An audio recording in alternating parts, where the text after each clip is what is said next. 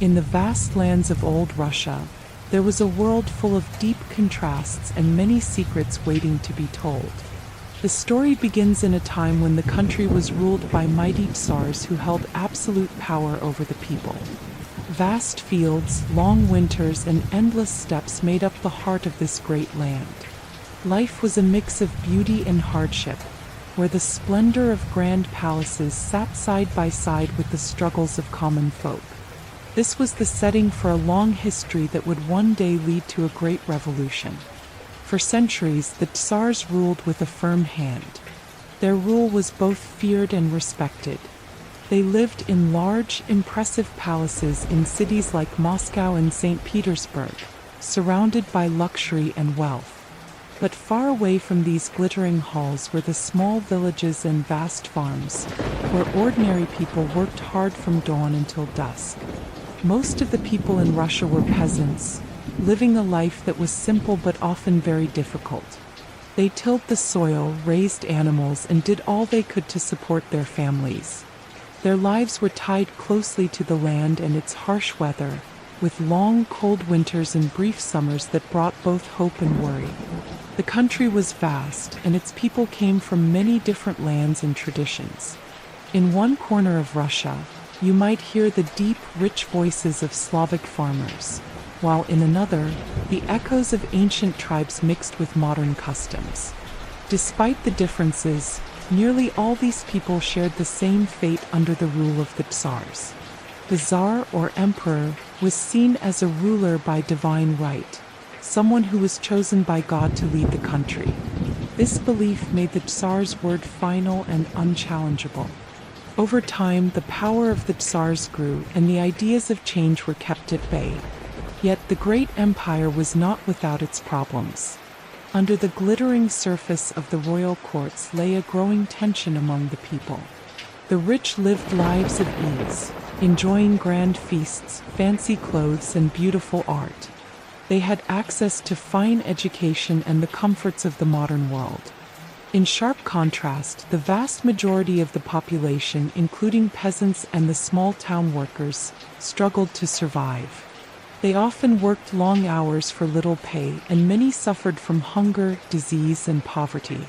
The gap between the haves and the have-nots widened with each passing year. In the crowded villages and busy towns, simple people began to talk about their lives and their hopes. They wondered why life was so hard for them while the rulers lived in comfort. Small gatherings took place in humble homes, where neighbors would discuss the unfair ways of the government. These conversations spread slowly, like a soft whisper on the wind, and soon ideas of change started to form. The voices of the common people grew louder, and though they spoke in simple words, their message was clear. Something had to change. At the same time, new ideas began to travel into Russia from other parts of the world. Books and letters arrived from faraway lands, carrying thoughts of freedom, equality, and the rights of every human being. These ideas were new to many Russians and quickly found their way into the hearts of those who had long suffered under harsh rule. Some brave intellectuals started to write and speak about a better future. They said that every person, no matter how humble, deserved a fair chance at life. These ideas spread slowly, like a gentle current in a mighty river, challenging the old ways. In the cities, the scene was very different from the quiet villages. The rise of factories and new industries brought people together in busy urban centers. The air in these cities was filled with the sounds of work and the smells of new inventions, but it also carried the scent of hard labor and struggle. Factory workers toiled for long hours in dangerous conditions, and their voices too began to rise in the crowded streets. They talked about their dreams for a better life, and many began to demand change from the very leaders who ruled from distant palaces.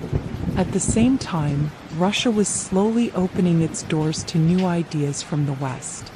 Travelers and merchants brought news of democratic ideas and revolutions that had taken root in other lands. These stories, though sometimes hard to believe, sparked hope among those who saw their lives as bound by endless hardship.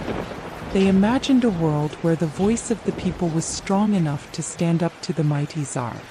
The simple words of these ideas were carried on the wind, and soon even those who had never left their small villages started to dream of freedom and fairness.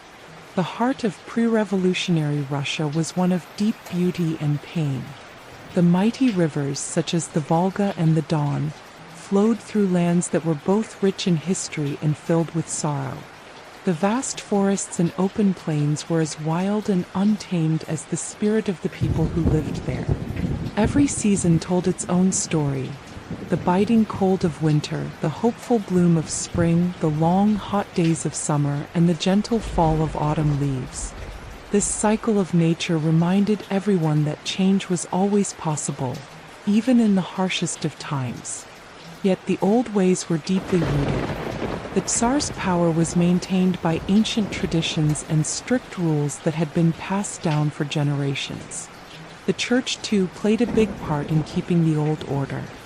It taught that the king was a chosen one and that the people should accept their fate without question.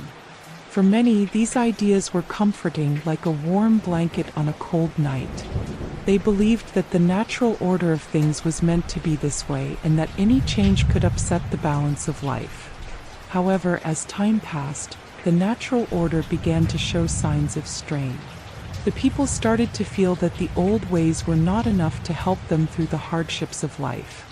There were small signs that the great empire was slowly breaking under the weight of its own traditions. Farmers found that the old methods of tilling the land were no longer sufficient to feed their families. In the cities, new technologies brought change, but the benefits were not shared by all. The rich grew richer, and the poor many times sank deeper into despair.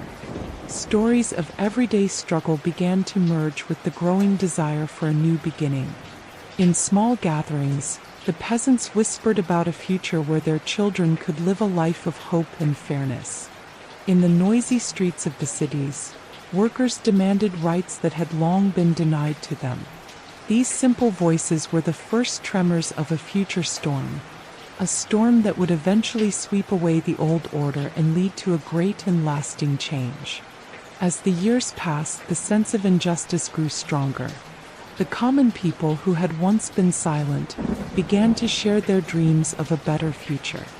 Their stories, told over simple meals and in the quiet of night, carried the seeds of a great revolution. They knew that change would not come overnight, but the desire for a fair and just society was like a small flame that had the power to grow into a mighty fire. This is the story of pre-revolutionary Russia, a land of immense beauty and deep suffering. It was a time when the gap between the rich and the poor grew wider, and when the simple voices of the people began to whisper of change. The stage was set for events that would one day shake the very foundations of the empire. In the vast, snowy landscapes and bustling cities, the people of Russia carried with them a hope that the future might bring a fairer, kinder world. Thus the stage was set. In the days that came before the great storm of revolution, the people of Russia could only dream of a time when their voices would be heard. The seeds of change had been sown in the hearts of the peasants and workers. These seeds would, in time, grow into the mighty tree of revolution, ready to break the chains of the old regime. And so, with the long winters behind them and the promise of spring ahead, the people of Russia awaited the dawn of a new era. A time when justice and equality might finally take root in their beloved homeland. In the great, sweeping history of Russia, the rule of the Tsars was the heartbeat of the nation. The Tsar was more than just a king. He was seen as the hand of God on earth, chosen to lead a vast and diverse people. The Tsar ruled with absolute power, a system known as autocracy. In this part of our story, we dive into the world of the Tsarist regime, a world where power was held in a single, unchallenged hand, where ancient traditions and strict rules shaped the lives of millions. The story begins in grand palaces and opulent courts. In cities like Moscow and St. Petersburg, magnificent buildings stood as symbols of the Tsar's power. These palaces were decorated with rich fabrics, glittering jewels, and elaborate paintings that told the story of Russia's long history. The Tsar's court was a place of ceremony and strict rules. Every word spoken, every movement made, was guided by ancient rituals and centuries-old customs. The Tsar was surrounded by nobles and advisors who served him faithfully. They lived lives of luxury, enjoying the benefits of wealth and power. But far away from the glittering courts, in small villages and on vast farms, life was very different. The common people worked long hours on the land, struggling against harsh weather and hard living. For them, the Tsar was a distant figure, a symbol of a system that seemed as unchanging as the frozen winters. The autocratic rule meant that decisions were made from the top, and the voices of the common people were rarely heard. The Tsar's word was law, and there was little room for debate or change. Autocracy in Russia was built on the belief that the Tsar's authority came directly from God. This idea, known as the divine right of kings, meant that the Tsar's decisions were not to be questioned. To the people, the Tsar was both a leader and a protector. Yet this same belief also meant that any criticism of the Tsar or his government was seen as a challenge to the natural order. The system worked well for those in power, ensuring that the Tsar's will was carried out without interference. However, it also created a gap between the rulers and the ruled, a gap that grew wider with each passing year. In the quiet corridors of the royal palace, advisors would gather to discuss matters of state. They planned military campaigns, collected taxes, and enforced laws that kept the country in order. The Tsar had a network of officials who traveled to the far reaches of the empire, from the bustling cities to the remote villages. They were charged with making sure that the Tsar's orders were followed, no matter how harsh they might seem. This network was like the veins of a great body, carrying the lifeblood of the regime to every corner of the nation. The autocratic system also meant that the Tsar controlled the army. The military was not only a tool for defending the nation but also a means to keep the people in line. Soldiers were loyal to the Tsar above all else. They marched in grand parades and stood guard at the palaces, a constant reminder of the Tsar's power. In times of unrest, the military was used to crush any dissent, ensuring that the rule of autocracy remained unbroken. The presence of the army was felt in every town and village, a silent but powerful force that kept the people from rising up. Religion played a vital role in supporting the autocratic regime. The Russian Orthodox Church was a close ally of the Tsar. The church taught that the Tsar was chosen by God and that his rule was sacred. In grand cathedrals with soaring domes and stained glass windows, priests preached that the Tsar's authority was a gift from the heavens. This religious blessing helped to calm the hearts of many, making it easier to accept a system that was often harsh and unyielding. The church also offered comfort in troubled times, with its rituals and ceremonies providing a sense of order and stability. Yet, beneath the surface of this grand system there were signs of discontent. The autocratic rule had its strengths, but it also bred a deep sense of inequality. The nobles and those close to the Tsar enjoyed a life of ease and luxury, while the common people bore the burden of heavy taxes and hard labor. The gap between the rich and the poor grew wider each year, and many began to wonder if such a system could ever bring true happiness or progress. In small gatherings in remote villages, people would speak in hushed tones about the unfairness of a life ruled by one man's decree. Even in the cities where life was busy and ideas flowed freely, the weight of autocracy was felt. Intellectuals and writers began to question the wisdom of a system that left little room for freedom or change. They wrote poems and pamphlets that criticized the rigid ways of the Tsarist rule. Their words were simple and direct, meant to be understood by all. They spoke of a future where people could have a say in how they were governed, a future where power was shared more equally. But these ideas were often met with suspicion and harsh punishment. The Tsar's secret police were always watching, ready to silence any voice that dared to speak too freely. As the years passed, the autocratic rule of the Tsar became more entrenched, yet the seeds of change were quietly taking root. The strict control of the Tsar's government made life predictable, but it also stifled creativity and innovation. People began to feel that the system was holding them back from reaching their full potential. In the countryside, farmers used old methods passed down through generations, methods that could not keep up with the changing world. In the towns, workers in the new factories found that their lives were ruled by long hours and dangerous conditions. All the while, the Tsar and his advisors remained focused on maintaining the old order. The story of autocracy in Russia is also a tale of strong personalities. Tsars came and went, each leaving their own mark on the nation. Some were known for their wisdom and generosity, while others were remembered for their cruelty and indifference. The stories of these rulers were passed down through generations, and they became a part of the fabric of Russian culture. People would speak of Tsar Peter the Great, who tried to modernize the country, or of Tsar Nicholas, whose long reign saw both glory and hardship. Each Tsar faced his own challenges, yet the system of absolute power remained a constant, unyielding force in the nation's history. In the hearts of the people, however, a quiet hope began to emerge.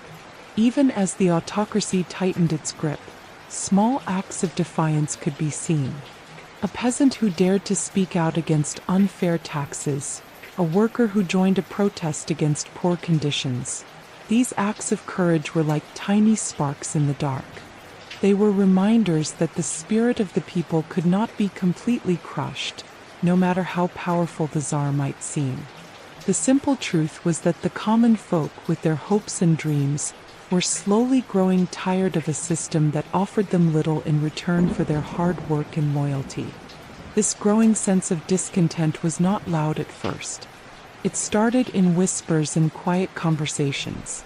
Over time, these whispers grew louder, carried by the wind across the vast lands of Russia.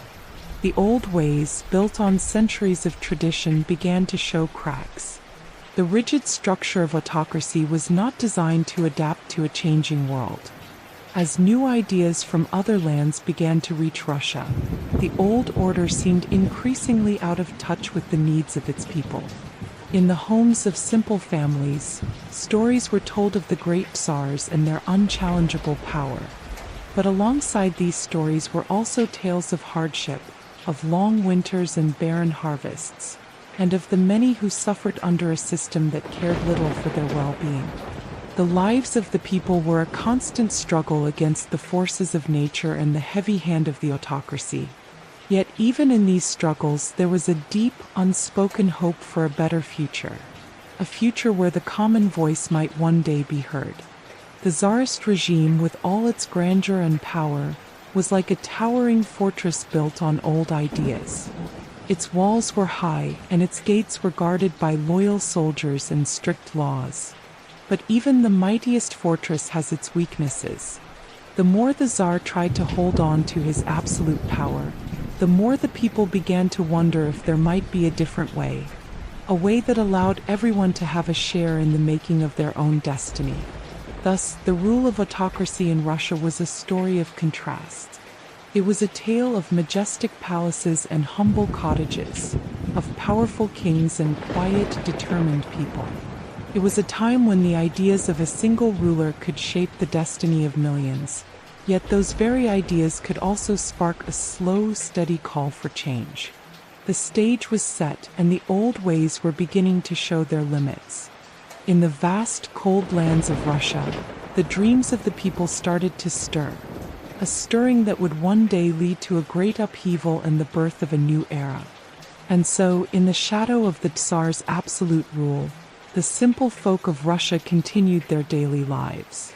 They worked the land, raised their families, and held on to a quiet hope that one day, the chains of autocracy might be broken. In every village and city, the silent call for justice and fairness echoed softly, a promise of a future where power would no longer rest in the hands of one man alone. This is the tale of the Tsarist regime and the autocracy that defined Russia for centuries. A system as beautiful and as harsh as the land itself. It was a time of great power and deep sorrow, a time when the spirit of the people began to awaken to the possibility of change. The legacy of autocracy would shape Russia for many years to come, and its story would be one of the many threads in the rich tapestry of a nation's long history. In the vast, wintry lands of Russia, life was split into two very different worlds. On one side were the rich, powerful nobles and the Tsar's close circle.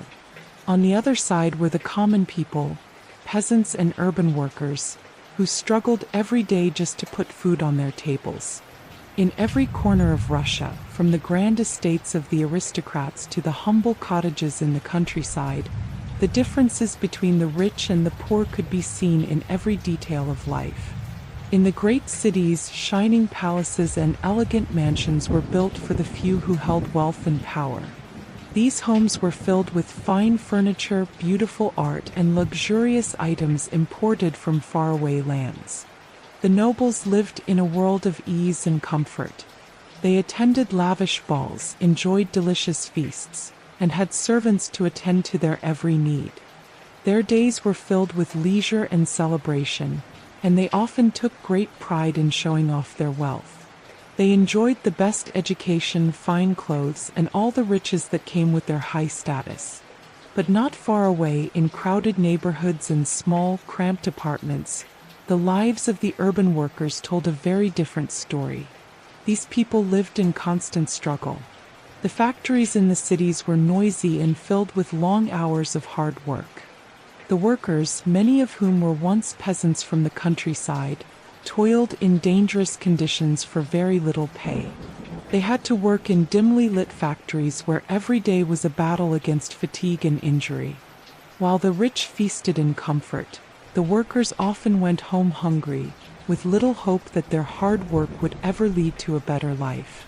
In the countryside, the difference was just as stark. The land was mostly worked by peasants who lived in small villages scattered across the vast plains. Their lives were a never-ending cycle of planting, harvesting, and enduring harsh weather.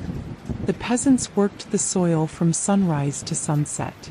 They lived in simple wooden houses that offered little protection from the biting cold of winter. Many families barely had enough to eat, and illness was common among the poor.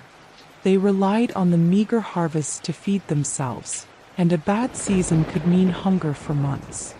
Their work was hard and their rewards were few. The heart of the problem lay in the way wealth and power were shared, or not shared. The nobles and the Tsar's court owned vast lands, and from these lands they reaped enormous profits. The peasants who tilled the soil and raised the crops had to give up most of their produce to the landlords as rent. This rent was not just a small payment, but often a heavy burden that left the peasants with barely enough to survive. Over time, the gap between the haves and the have-nots grew wider and wider. The rich enjoyed the fruits of the land, while the poor were left with the scraps. The difference in living conditions was also seen in how people dressed and spoke. In the cities, the nobles wore fine silk and embroidered garments. Their manners were refined and their words were chosen with care.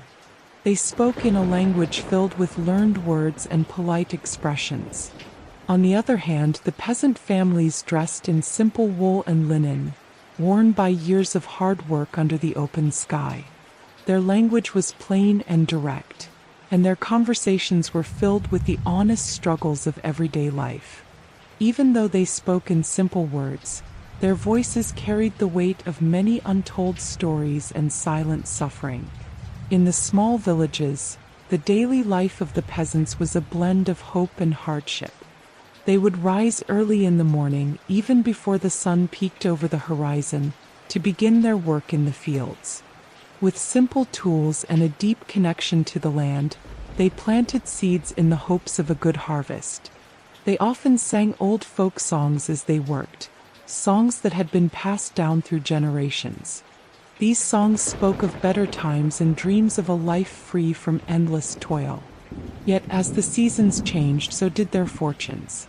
A poor harvest meant long, harsh winters with little food, and the memory of past famines hung heavy in the air. The social inequalities were not just about money and work. They also went deeper into the structure of the society. The power was held by a small group of nobles who lived far removed from the everyday struggles of the common people. These nobles made decisions that affected everyone, but their minds were often filled with the concerns of luxury and honor rather than the needs of the hard-working masses. In town halls and in the grand halls of the palace, discussions were held over matters that might bring profit and more land, while the cries of the hungry and the tired went largely unheard. At the same time, even in the cities where new ideas were beginning to spread, the benefits of modern life were not shared equally. The rapid growth of factories and the arrival of new technologies brought some hope for progress, but it also brought new problems.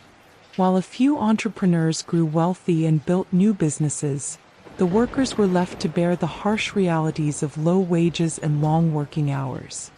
Many urban workers were forced to leave their small villages and migrate to the cities in search of a better life, only to find that the city offered little more than hard labor and crowded living conditions. Amid these deep social and economic inequalities, whispers of change began to circulate. In the quiet moments between long workdays, the poor shared their dreams and hopes. They talked about a time when everyone could share in the wealth of the land, when the burdens of heavy taxes and unfair rents would be lifted. In small gatherings, often held in dimly lit homes or under the wide open skies, the seeds of discontent were sown. These discussions were simple, filled with honest words and heartfelt wishes for a future that promised fairness and justice. It was not just the peasants who felt the sting of inequality. Even among some of the urban workers, there was a growing awareness of the unfairness in society. In the factories, where the air was thick with dust and the noise of machines, small groups of workers began to speak out. They shared stories of long days, painful injuries, and the relentless pressure of deadlines that paid them so little. Their words were not filled with grand ideas at first, but with a simple call for a fair share of the wealth they helped create. They dreamed of a day when their hard work would be rewarded with enough to feed their families and provide a life of dignity. The contrast between the two worlds of Russia was clear as day. On one side, the rich and powerful lived in a world of comfort, where every need was met with ease. On the other, the poor struggled daily under the weight of poverty and unyielding demands. This inequality was not just a matter of money, it was a matter of life and death, of hope and despair. The divide grew with every passing year, setting the stage for a future that would be marked by a cry for change. Everywhere you looked, the scars of inequality were visible. In the fields, the worn faces of peasants told a story of endless labor and unfulfilled promises. In the busy streets of the cities, the tired eyes of factory workers spoke of long days and nights without rest. The rich, comfortable in their grand homes, often remained oblivious to the struggles that lay just outside their walls. The distance between these two worlds was not just measured in wealth but in the spirit of life itself. The harsh realities of daily life for the poor were compounded by the heavy burden of taxes and the demands of landlords. For the peasants, paying rent was like giving away a large part of their life's work. No matter how hard they worked, there was always something taken from them. A share of the harvest, a portion of the earnings, leaving them with very little to support their families. In many cases, these heavy demands meant that the hope of a better future seemed almost impossible. The peasants often found themselves trapped in a cycle of debt and hardship, with very few chances to improve their lot in life. As these social and economic inequalities grew, so did the anger and frustration among the people. In quiet conversations and secret meetings, the poor began to ask, why should a few live in luxury while so many suffer? Their questions were simple yet powerful, and they echoed in the hearts of many who longed for a fairer world. This anger was not born overnight but grew slowly, fueled by years of enduring hardship and watching the rich grow richer with each passing season. In time, these shared experiences of struggle and injustice planted the seeds for a great change.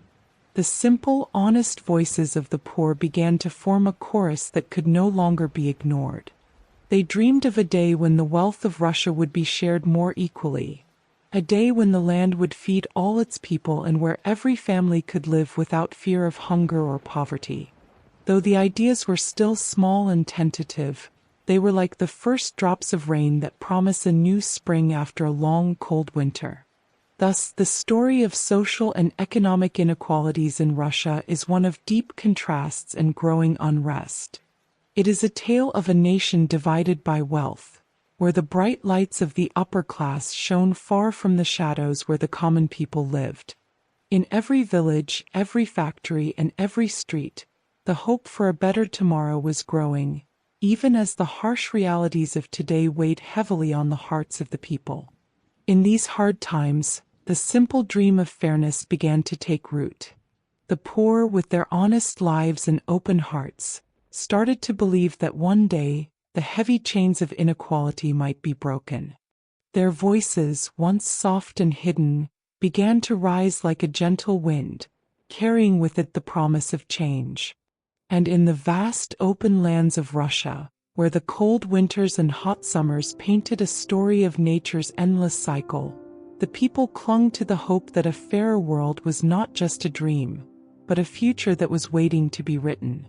This is the story of social and economic inequalities in Russia, a story of pain and hope, of hardship and the yearning for justice. It is a tale that sets the stage for the great changes that were to come. For even in the darkest times, when the rich seemed untouchable and the poor barely survived, the dream of a better, fairer life burned quietly in the hearts of the many. And that quiet flame would, in time, grow into a fire that could not be ignored, a fire that would eventually change the very course of history. In the vast and ancient land of Russia, as the harsh winter gave way to the slow warmth of spring, a new kind of awakening began to stir in the hearts and minds of its people. It was a time when old ideas met new ones, a gentle yet powerful clash of traditions and fresh thoughts. The winds of change carried voices that questioned long-held beliefs and opened paths to a future filled with hope and promise. In the quiet corners of crowded cities and in the humble homes of the countryside, people began to listen to ideas that had once seemed impossible. Books, letters, and newspapers from far-off lands found their way into Russian hands. They brought with them the thoughts of great European thinkers, tales of liberty and justice, and stories of revolutions that had changed other countries. These new ideas were simple yet profound. They spoke of a world where every person had a right to be heard, where freedom was a treasure and where knowledge could light the way to a better tomorrow. In the heart of the cities, intellectual circles started to form in small cafes, modest salons, and even in quiet libraries. There, men and women from different walks of life gathered to share ideas. They talked about art, science, and the rights of the individual. They read aloud the words of philosophers and poets, and each discussion was like a spark that set a small fire in their hearts. For the first time, many began to see that the world did not have to remain as it was. They imagined a society where the power of a few did not rule over the many and where every voice had value. The words of these thinkers were not written in complex language. They were clear and direct, so that even those who had never had a formal education could understand them. Simple language carried big ideas. In modest rooms lit by flickering candles, people listened with wide eyes as a young teacher read from a book that spoke of freedom and equality. The ideas were like seeds waiting for the right soil in which to grow. And as these seeds found their place in the hearts of many, a great intellectual awakening began to bloom. This awakening was not just found in the cities. In the rural villages, where life was ruled by the rhythms of nature and the hard work of the fields, the ideas began to spread too. A traveling merchant might bring a new pamphlet from the West, filled with stories of democratic movements and new ways of thinking about society. A simple peasant, reading these words by the light of a small oil lamp, could imagine a life where fairness replaced the heavy burdens of old customs. In each small home, the desire for a better life grew stronger, nurtured by the gentle but persistent call for change. Art and literature also played an important role in this awakening. Poets and writers, with their simple yet powerful words, captured the dreams and struggles of the common people. They wrote about the beauty of the land and the pain of endless hardship. Their verses were like mirrors, reflecting the life of the nation in clear, honest lines. These writings gave voice to emotions that many had kept hidden. In the soft glow of a lamplight, families gathered to listen to recitations of poetry that spoke of hope, of love, and of the deep desire for a fairer world. The stage for this cultural revival was not built overnight. It had been years in the making as travelers, merchants, and students carried ideas from the great centers of Europe back to Russia. The French Enlightenment, with its call for reason and equality, mingled with the old traditions of Russian thought. Over time, a unique blend of ideas emerged. One that respected the rich history of Russia yet dared to dream of a future where every person could stand tall. This blending of old and new was like the meeting of two rivers, their waters mixing to create something fresh and full of life. One of the most significant aspects of this awakening was the rise of the intelligentsia, a new class of people who dedicated themselves to learning and thinking. They were teachers, writers, and artists who believed that knowledge could be the key to changing the world. Their gatherings were simple affairs with no lavish decor or grand speeches. Instead, they focused on honest conversation, discussing ideas that would one day shape the future of their country. Their voices were gentle but determined, as they read works by great authors and debated the best ways to bring progress and fairness to their society. In these discussions, the traditional power of the Tsar and the strict rules of the old regime began to be questioned openly. Many started to see that the long-held beliefs of divine right and unchallengeable authority might be changed. This was not done with anger or violence at first, but with the steady, patient hope that new ideas could light the dark corners of old ways. Even those who had long accepted the natural order began to wonder if there might be another way, a path where wisdom and compassion could lead the nation forward. Education became a powerful tool during this time. More and more children and adults learned to read and write, and with this new knowledge came the ability to share ideas. In small schools built with simple materials, teachers worked hard to pass on not only the lessons of the past but also the ideas of the present. They taught that every person could think for themselves, that questions were a sign of strength, and that learning could bring freedom. As more people learned to read, the simple words of a revolutionary pamphlet could reach the farthest corners of the land. The Russian language, with its deep and expressive power, became a vehicle for these new ideas. Writers used simple words to express complex feelings. They wrote about the injustice of poverty, the hope of a new dawn, and the possibility of a world where all were treated equally. Their stories were filled with characters who struggled against hardship and stood up for what was right. In these tales, the suffering of the past was acknowledged, but so too was the hope of a future where every voice mattered. At the same time, the arts flourished in new ways. Music, theater, and painting took on fresh meanings. A simple folk song might be sung with a new twist, expressing the desire for freedom and the beauty of everyday life. Theaters began to put on plays that spoke of love, loss, and the dreams of ordinary people. Each performance was a gentle reminder that life could be more than what it was. A world of hardship could also be a world of hope and beauty. As the cultural and intellectual awakening gathered strength, it began to influence the very way people thought about themselves and their place in the world. The old barriers that had once divided the noble from the commoner, the educated from the uneducated, started to crumble.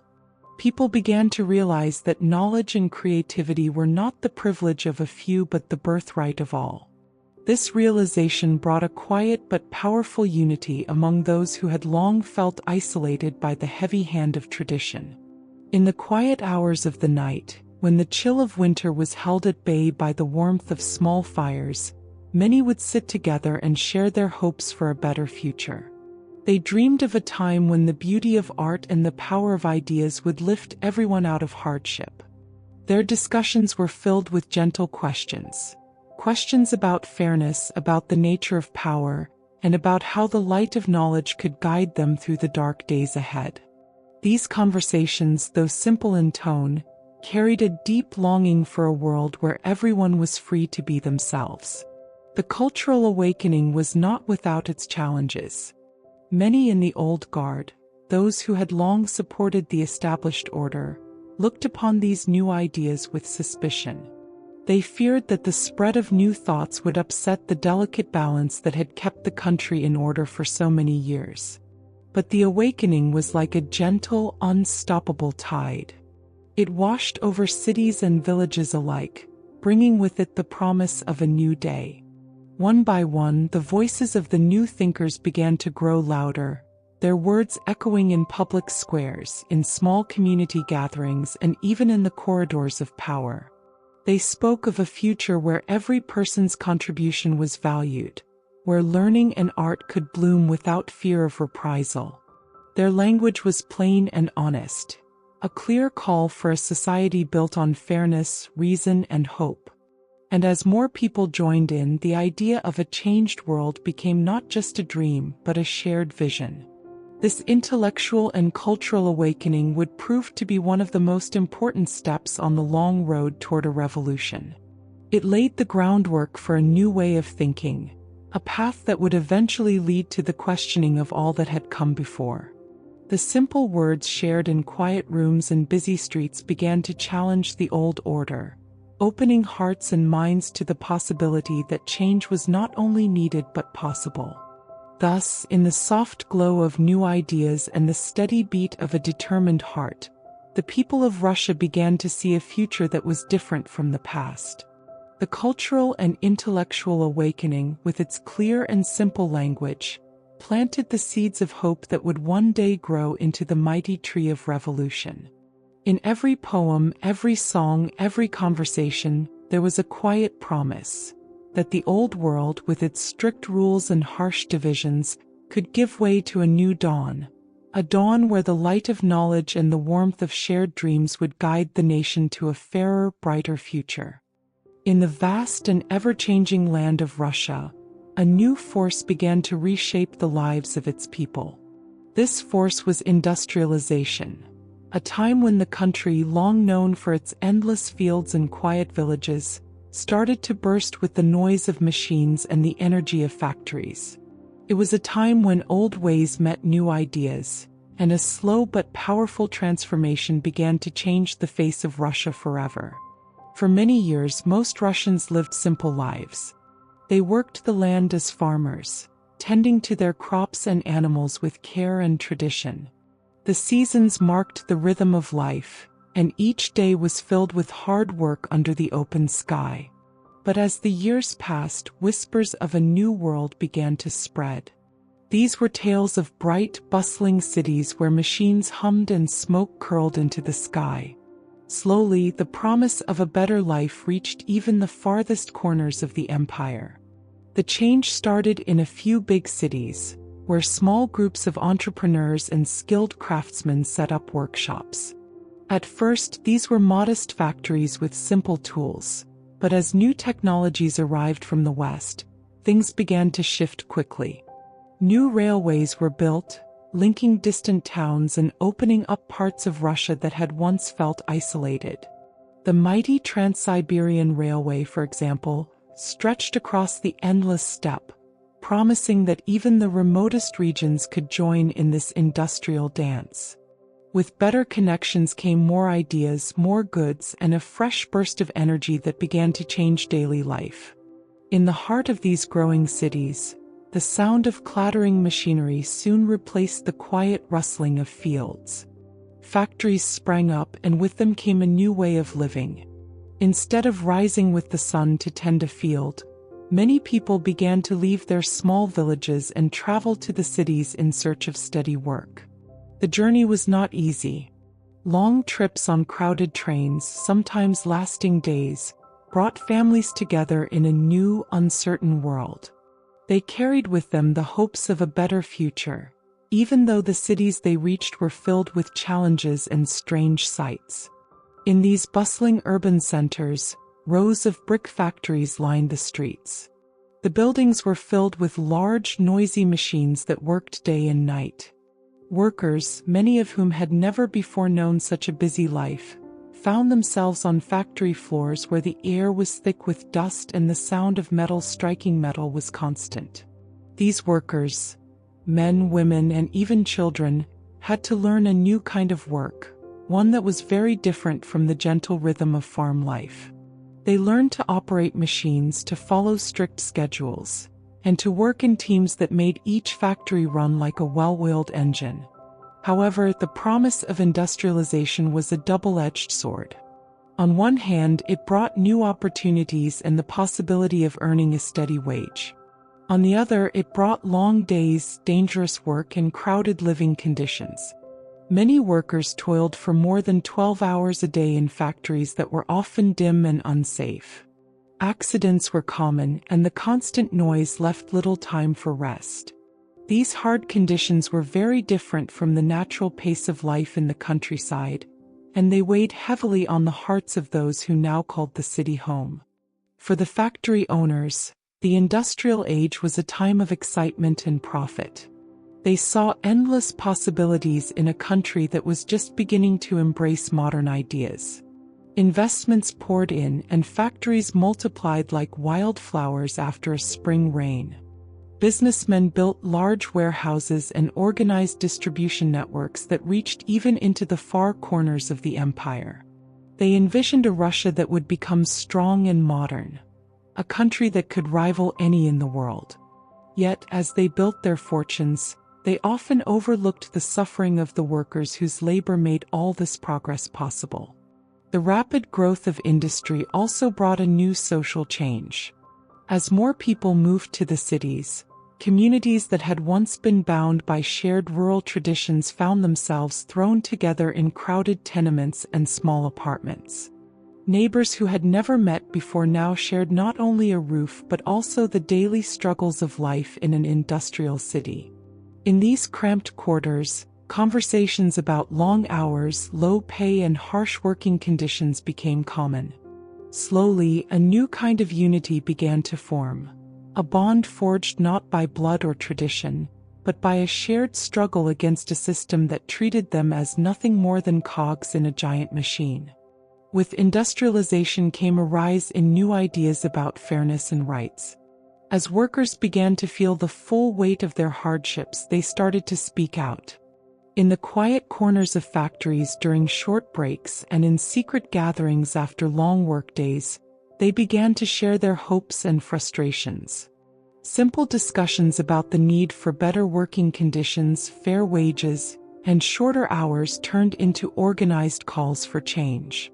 For many, these discussions were the first steps toward a larger movement that questioned the old ways and dreamed of a more balanced society.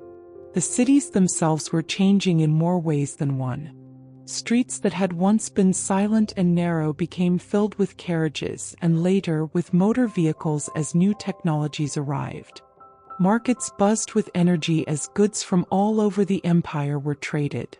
The scent of fresh bread, the chatter of merchants, and the hum of new ideas filled the air. Public squares became meeting places where ideas could spread like wildfire. And even the simplest street corner could become a stage for a voice that longed for fairness. As factories grew, so did the number of problems that came with rapid change. Pollution became a new enemy, with smoke and soot clouding the skies above the cities. The sound of machinery was constant, leaving little room for the gentle sounds of nature that many had known in the countryside. The pace of life quickened, and the simple pleasures of rural living, quiet walks under starry skies and the gentle whisper of a summer breeze, seemed to fade away. Yet even amid these challenges, many saw industrialization as a necessary step toward a brighter future. The new way of life also changed the roles of family and community.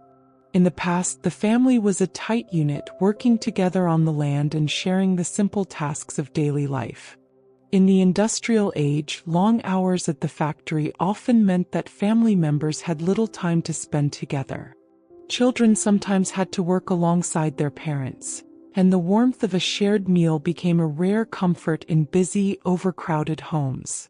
Still, even in these trying times, families clung to traditions and found small ways to bring light into their lives. A shared story, a simple song, or a quiet moment of laughter that reminded them of the life they once knew. Education also began to play a larger role as the needs of an industrial society grew. In the cities, more schools were built, and children who had once helped in the fields now learned to read and write. The promise of a better future was tied to the ability to learn new skills and to adapt to a changing world. Teachers worked in modest classrooms, passing on not just reading and arithmetic, but also the ideas of progress and innovation. For many children, these schools were a window to a world that was slowly emerging, a world where knowledge could help lift the burden of hard labor. The impact of industrialization was not only seen in the new buildings and busy factories but also in the hearts of the people. While the noise of machines sometimes drowned out the soft sounds of nature, it also brought with it a spirit of progress. Many began to see that the old ways of living might be changed, that there could be a time when work was not only hard but fair. The hope for better days became a quiet yet powerful force in the lives of those who worked from dawn until dusk in the factories. As the years went by, the changes brought by industrialization began to touch every part of society. The wealth created in the new factories helped build grand railways, schools, and even hospitals. In some cities, modern ideas mixed with old traditions to create a new cultural blend, a mix of art, science, and the simple beauty of everyday life. There were moments of celebration amid the struggles, as communities came together to mark small victories and to dream of a future where every person could enjoy the fruits of progress. Yet, for all its promise, industrialization also brought deep challenges that would shape the future of Russia. The harsh conditions of factory work, the growing gap between the rich and the poor, and the rapid changes in life sparked a new kind of awareness among the people. They began to see that the wealth created by industry should be shared by all, not kept in the hands of a few. In quiet conversations in crowded tenements, workers and their families began to question the fairness of a system that left so many behind. These questions were simple but powerful, and they planted the seeds for a movement that would eventually shake the very foundations of the old order. In the soft glow of street lamps on a chilly evening, one could hear the murmur of hopeful voices discussing a future where every person was valued. They dreamed of factories where workers were treated with respect, of fair wages that allowed families to live without fear, and of a society where progress meant improving life for everyone. Though the journey was long and filled with obstacles, the spirit of industrialization lit a spark in the hearts of many, a spark that promised change, growth, and the hope of a new way of living. Thus, the impact of industrialization in Russia was both a time of great progress and deep hardship. It changed the face of the land, transformed small villages into busy cities, and brought the noise of machines into lives that had once been quiet and slow. It broke old bonds and forged new ones, and in the process, it revealed both the strength and the struggles of the human spirit. In every factory, every train station, and every crowded street, the promise of a better future shone through the hardships. A promise that the hard work of today could build a brighter, fairer tomorrow. In the midst of a country filled with hardship and long-held traditions, a new idea began to spread quietly among the people of Russia.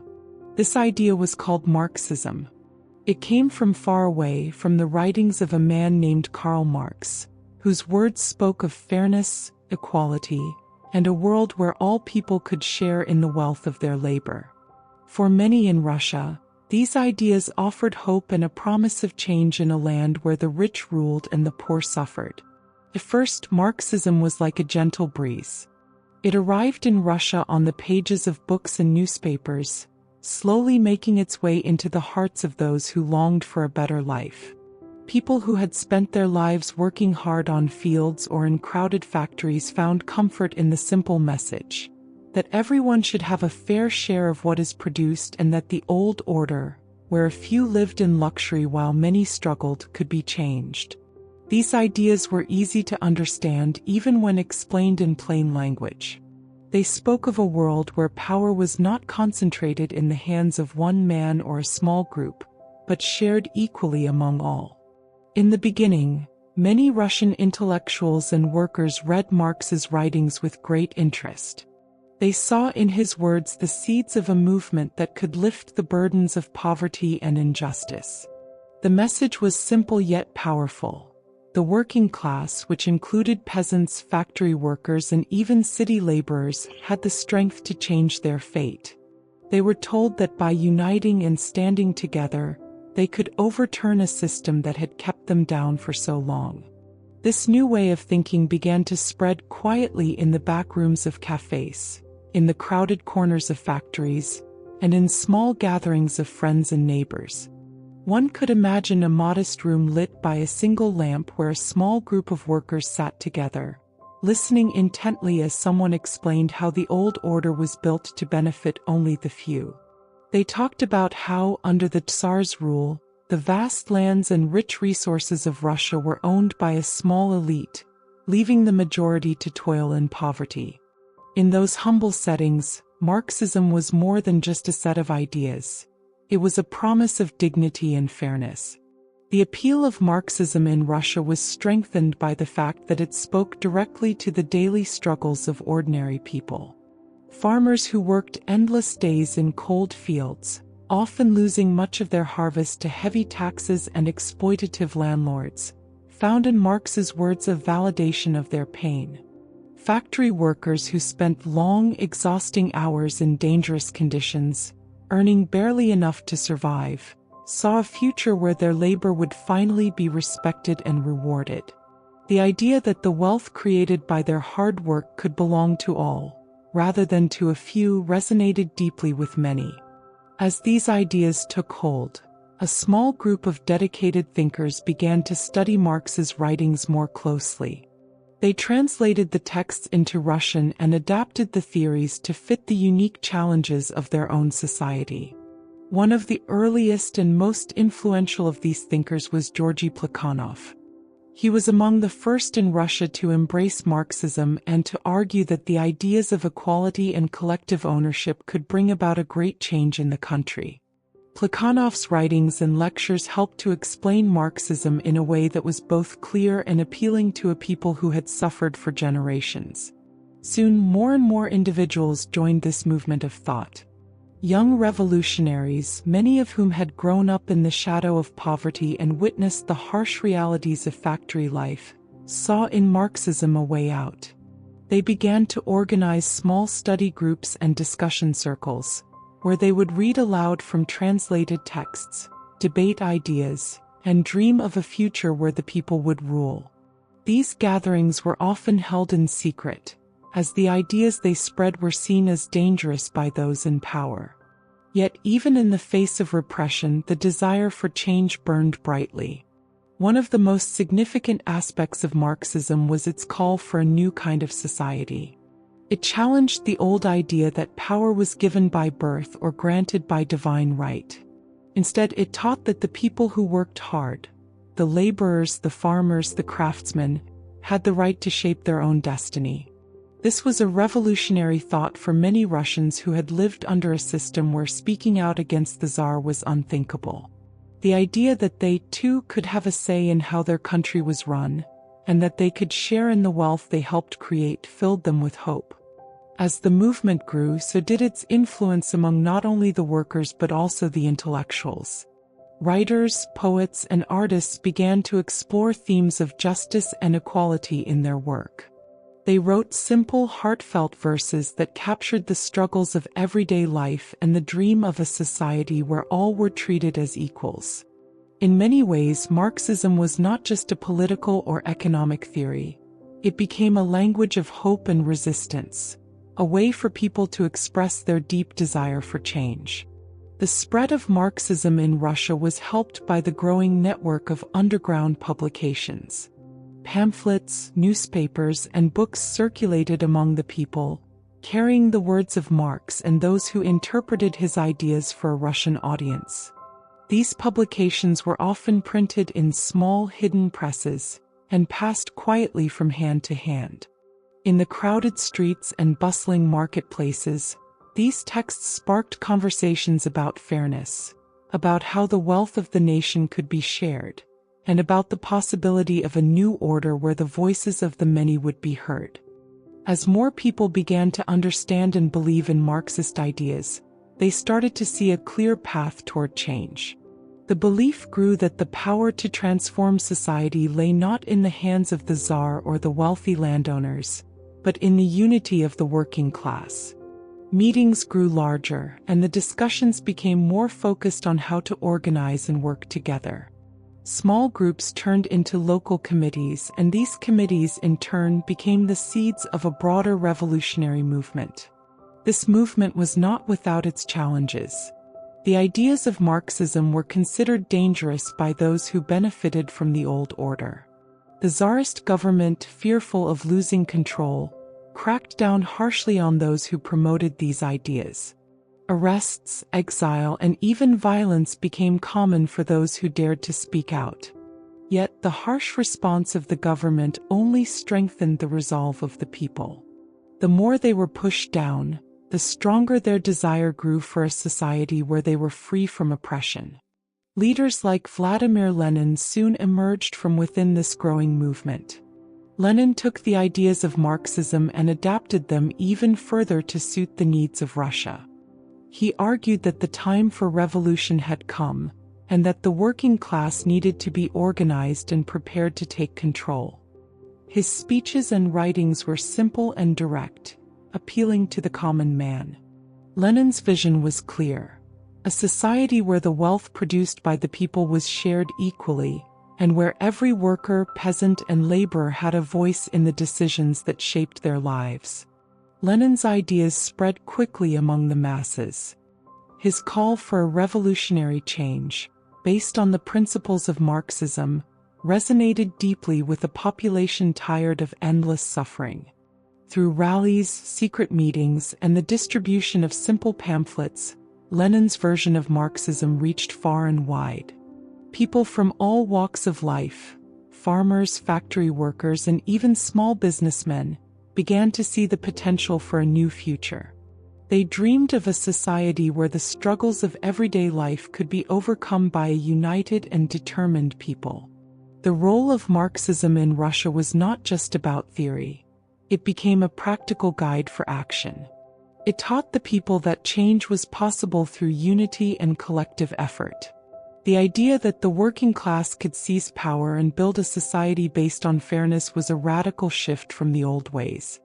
For many, it was the light at the end of a long, dark tunnel, a promise that the suffering of the past did not have to define their future.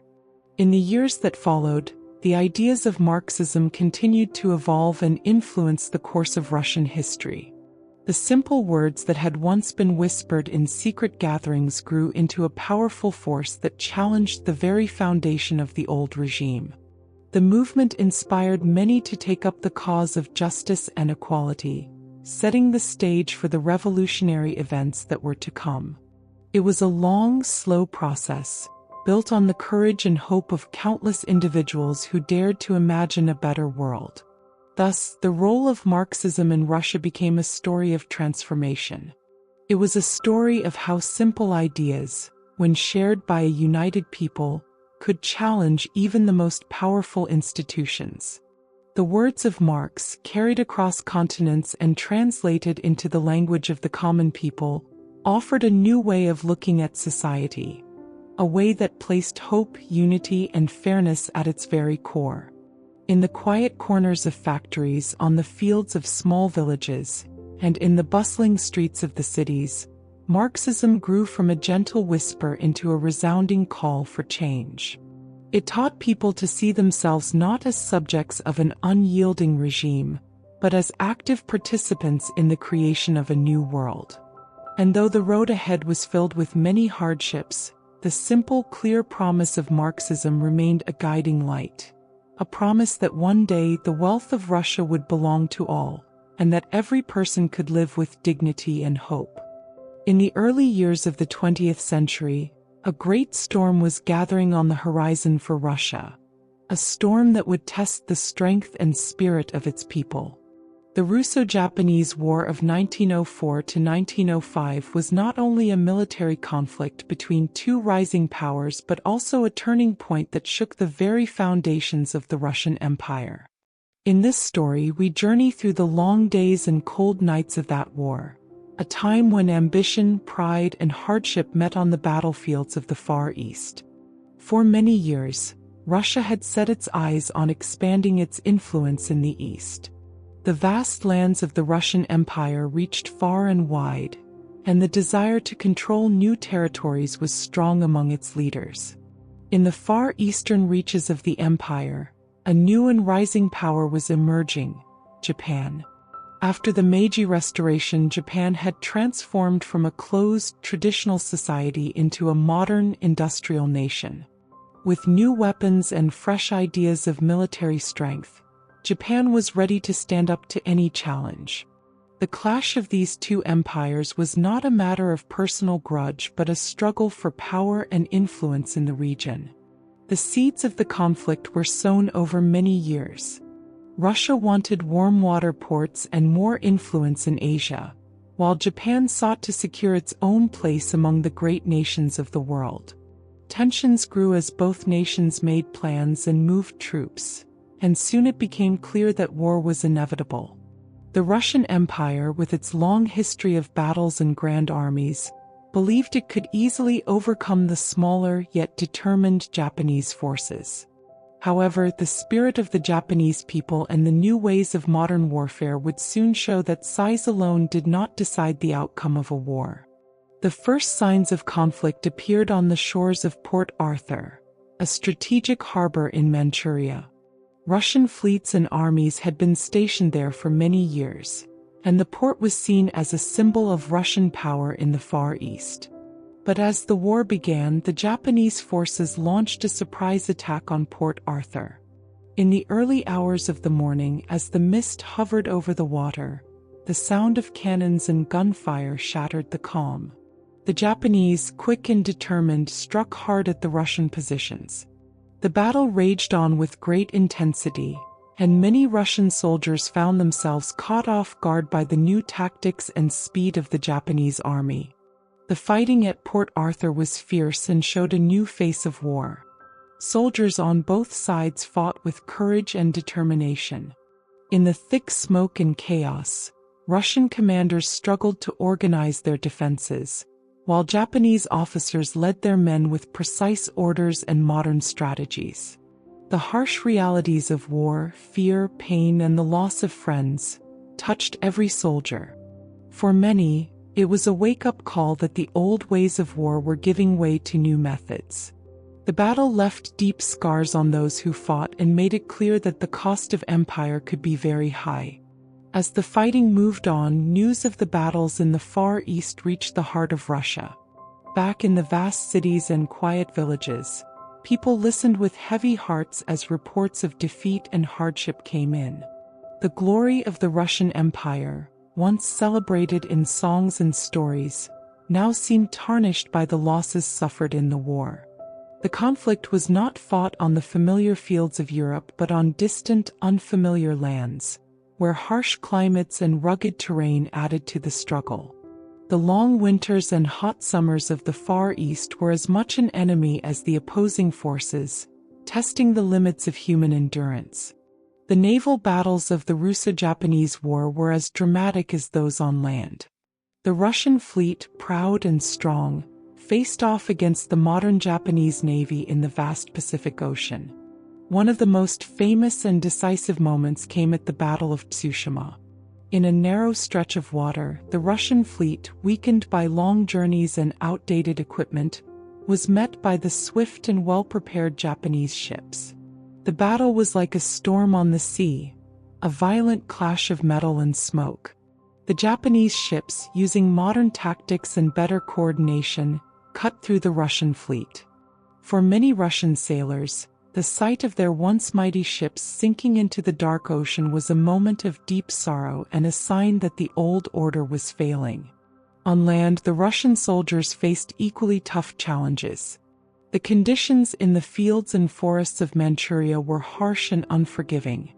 The troops had to deal with extreme weather, difficult terrain, and a constant threat from an enemy that was both agile and well-armed. Many Russian soldiers who had grown up with the traditions of the old military ways found themselves out of step with the new style of warfare. The battle lines moved back and forth, and the front was often unclear.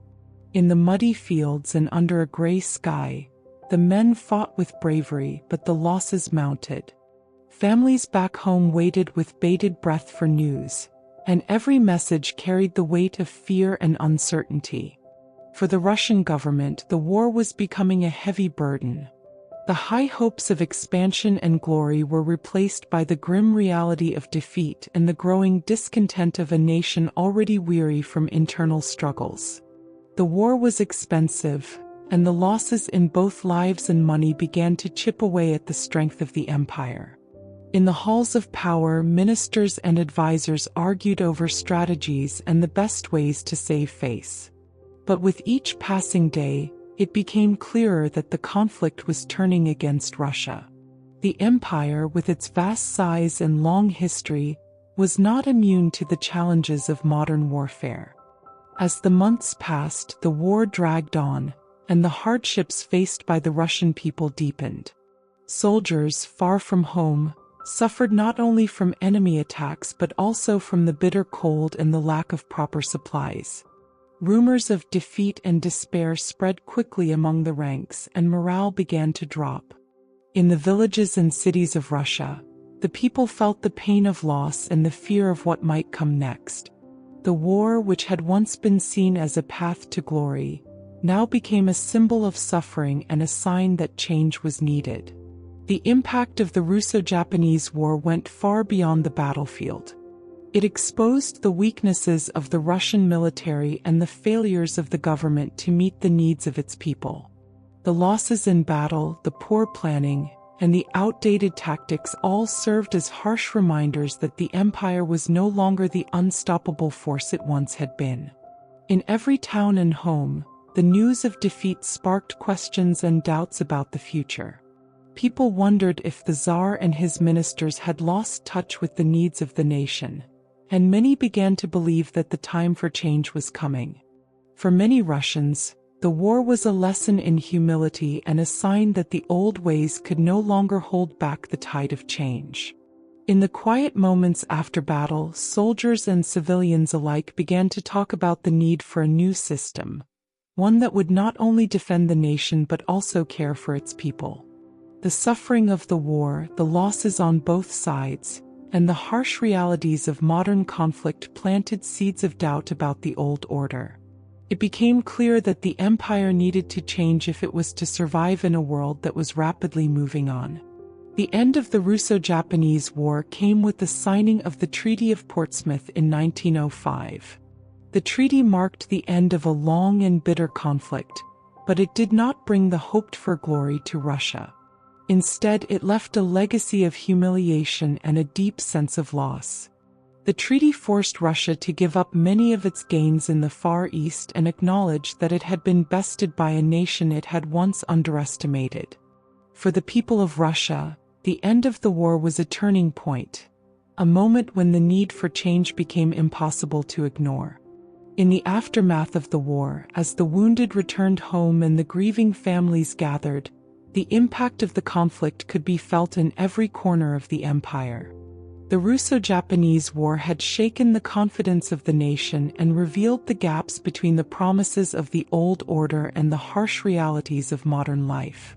The pride of the Russian military was wounded, and the people began to see that the way forward lay in a new approach, one that would listen to the voices of those who had suffered and bring about real change.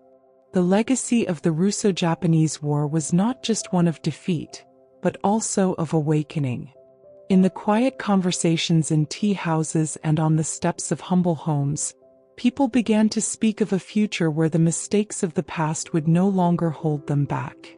The war had exposed the deep-seated problems within the empire, the old methods of leadership, the failures of the military, and the growing gap between the rulers and the ruled. These problems, once hidden behind grand displays of power, were now clear for all to see. The struggle of the Russian soldiers, the sorrow of the families, and the harsh lessons of the battlefield all contributed to a growing call for reform. In the minds of many, the Russo-Japanese War became a symbol of the need to rethink the way the nation was run. It was a sign that the traditional ways of the past could not meet the demands of a modern world. A world where new ideas and new systems were needed to ensure that every person could live with dignity and hope. Thus, the Russo-Japanese War stands as a dark chapter in the long history of the Russian Empire, a time of conflict and hardship that opened the eyes of a nation. In the muddy fields of Manchuria, on the decks of ships in the vast ocean, and in the quiet homes of the Russian people, the echoes of battle and loss mixed with a growing desire for change. It was a time when the old ways were challenged by new realities, and when the dreams of a better future began to take shape, even amid the ruins of defeat.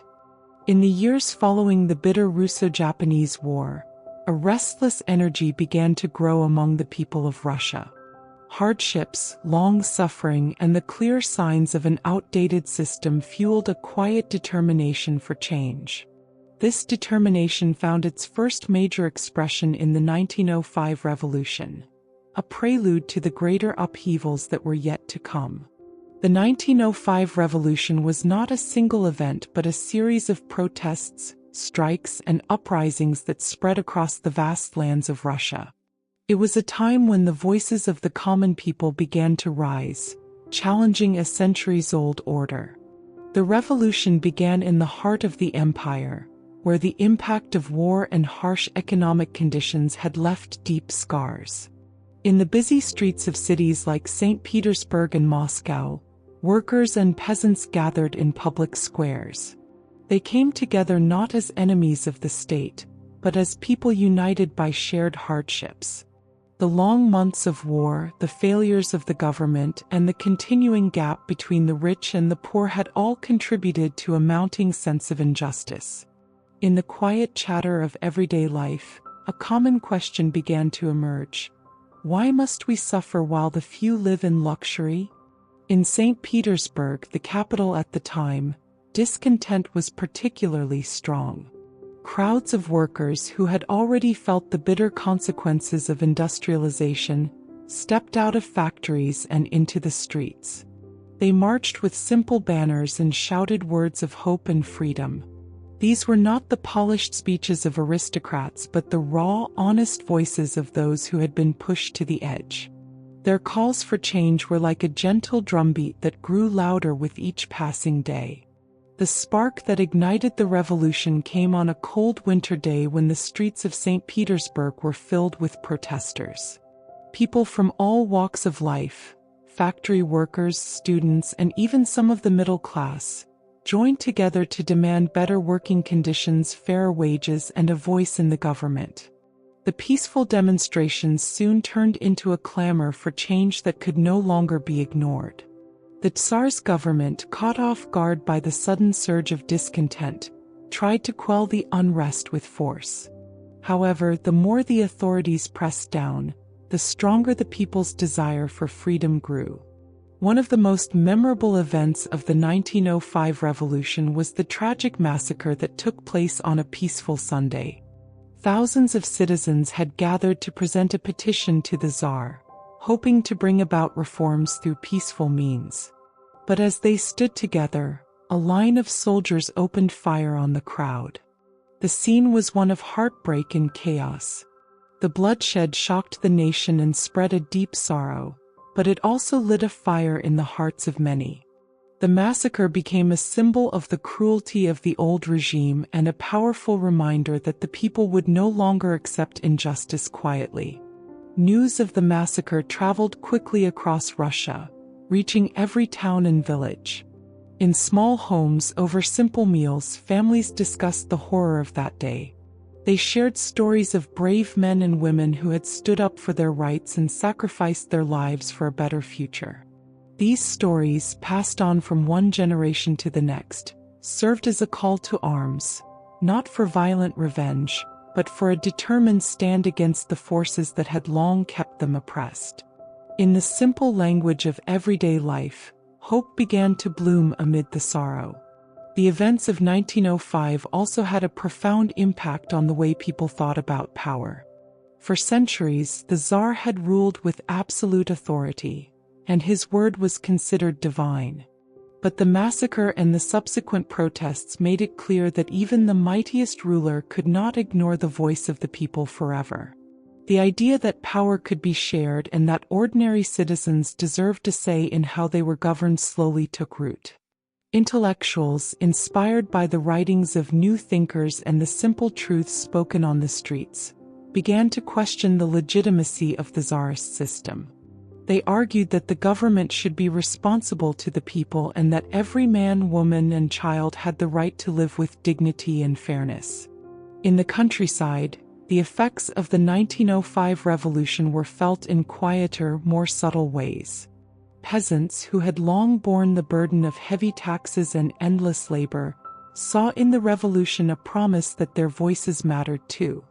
In the small villages, elders recounted tales of past hardships and expressed a hope that the future might bring relief. Farmers began to organize local meetings to discuss their rights and to share ideas about how to better manage their lands and their lives. Though these gatherings were simple and the language plain, they carried a deep understanding that change was needed. The hope of the revolution touched every part of the land, from the grand cities to the humble homes of the countryside. The 1905 revolution was also marked by the formation of the first workers' councils, known as Soviets. These councils were formed by workers and soldiers who met in factories and on the streets to discuss their grievances and plan for a better future. The Soviets were a new idea in Russia, a way for the common people to organize themselves without waiting for orders from above. In these meetings, simple words carried powerful ideas: unity, fairness, and self-governance. The Soviets represented a break from the old ways of command and control, offering a glimpse of a future where power was held by the people themselves. At the heart of the revolution was the realization that change had to come from within the society. The people of Russia, from the lowest laborers to the brightest intellectuals, understood that the old regime had long forgotten them. Their voices, once soft and hidden, now rose in a unified chorus demanding that the government listen. This chorus was not born of hatred but of a deep, honest desire for a life where each person was treated with respect and given the chance to flourish. The revolution of 1905 was a quiet awakening, a moment when the people first realized that they could shape their own destiny. For the Tsar and his government, the events of 1905 were a wake-up call. The once unassailable power of the autocracy was now in question. The Tsar was forced to make concessions in an attempt to calm the growing unrest. Promises of reforms were made, and an Imperial Duma, a kind of assembly or parliament, was established. However, these measures, though well-intended, were too little and too late. The concessions did not address the deep-rooted problems of inequality and the lack of true representation. They were seen as temporary fixes rather than the sweeping change the people had hoped for. As the revolution waned, the nation was left with a mix of emotions. There was sorrow for the lives lost, frustration at the slow pace of change, and a lingering hope that the seeds planted in 1905 would one day grow into a lasting transformation. The events of that year had shown the Russian people that they were capable of standing up against injustice. They had tasted the possibility of a world where every voice was heard, and even in defeat they carried the hope of a better future. In the months and years that followed, the 1905 revolution continued to influence the hearts and minds of the people. It became a symbol of the struggle for freedom, a reminder that change was possible even when it came at great cost. The simple language of the revolution, spoken in the streets and written in modest pamphlets, echoed in the daily lives of millions. It was a promise that the oppression of the old regime was not the end of the story, but rather the beginning of a new chapter in Russia's long history. The legacy of the 1905 revolution was complex. On one hand, it brought about important reforms that allowed the people to have a voice, however limited, in their government. On the other, it also revealed the deep divisions and challenges that lay ahead. The brief period of hope and unity was soon overshadowed by the realization that the struggle for true change was far from over. Yet the lessons of 1905 were not forgotten. They became part of the fabric of the nation, a reminder that the power of the people could one day overcome even the mightiest of empires. Thus, the 1905 revolution stands as a prelude to the greater transformations that were to come. It was a time when the people of Russia, tired of silent suffering and endless hardship, began to dream of a future where justice and equality reigned. The voices that cried out on the streets of St. Petersburg, the gatherings in small village homes, and the formation of the first Soviets all paved the way for a long, arduous journey toward a new order. A journey that would eventually lead to a complete upheaval of the old ways. In the simple words of the people and in the modest gatherings where ideas were exchanged, the revolution of 1905 sowed the seeds of hope. It was a spark that, although dimmed for a time by the forces of tradition, would eventually ignite into a great conflagration, a revolution that would forever change the course of Russian history. The quiet resolve of ordinary citizens, their steadfast belief in fairness, and their willingness to stand together in the face of oppression became the foundation on which the future would be built. In the years following the turbulent events of 1905, as the winds of change began to blow more fiercely across Russia, one name emerged as a beacon of hope for the many who longed for a new way of life: Vladimir Lenin. His return from exile was not just a personal homecoming, but a turning point in the history of Russia. The people, weary from years of suffering under an old, oppressive regime, listened intently to his words and watched as he helped shape a movement that promised to change everything. Lenin had spent many years away from his homeland, traveling in secrecy and studying the ideas of revolution. During this time, he read deeply into the works of Karl Marx and other thinkers, understanding that the key to a fairer society lay in the unity of the working people. His journey through distant lands and harsh conditions only strengthened his belief that the old ways of ruling could no longer stand. For Lenin, every day in exile was a lesson in both the strength and the potential of the human spirit. When news of his impending return began to spread, a sense of excitement and cautious hope filled the streets of Russia. People gathered in small groups at marketplaces, near train stations, and in quiet cafes, talking about the man who promised a new beginning. They recalled his clear, simple words about the need for unity, fairness, and the sharing of power with the very people who had long been forgotten. In every whispered conversation, there was a spark of belief that Lenin could bring real change. The journey back to Russia was not easy. Lenin had to travel in secret, avoiding the watchful eyes of the government. He moved from town to town, sometimes under cover of darkness, always careful not to attract too much attention. But even as he made his way through the vast lands of his country, the support of the people seemed to follow him like a soft, guiding light. There was a sense that his return was a sign that the hard days of oppression might finally be coming to an end. When Lenin finally stepped onto Russian soil, the atmosphere was charged with emotion. In a modest train station far from the glittering palaces of the old regime, a small group of supporters greeted him with simple signs and heartfelt cheers. There was no grand ceremony, only the honest smiles of those who believed that change was finally at hand. Lenin's eyes, bright with determination, met those of the crowd, and in that moment an unspoken promise was made.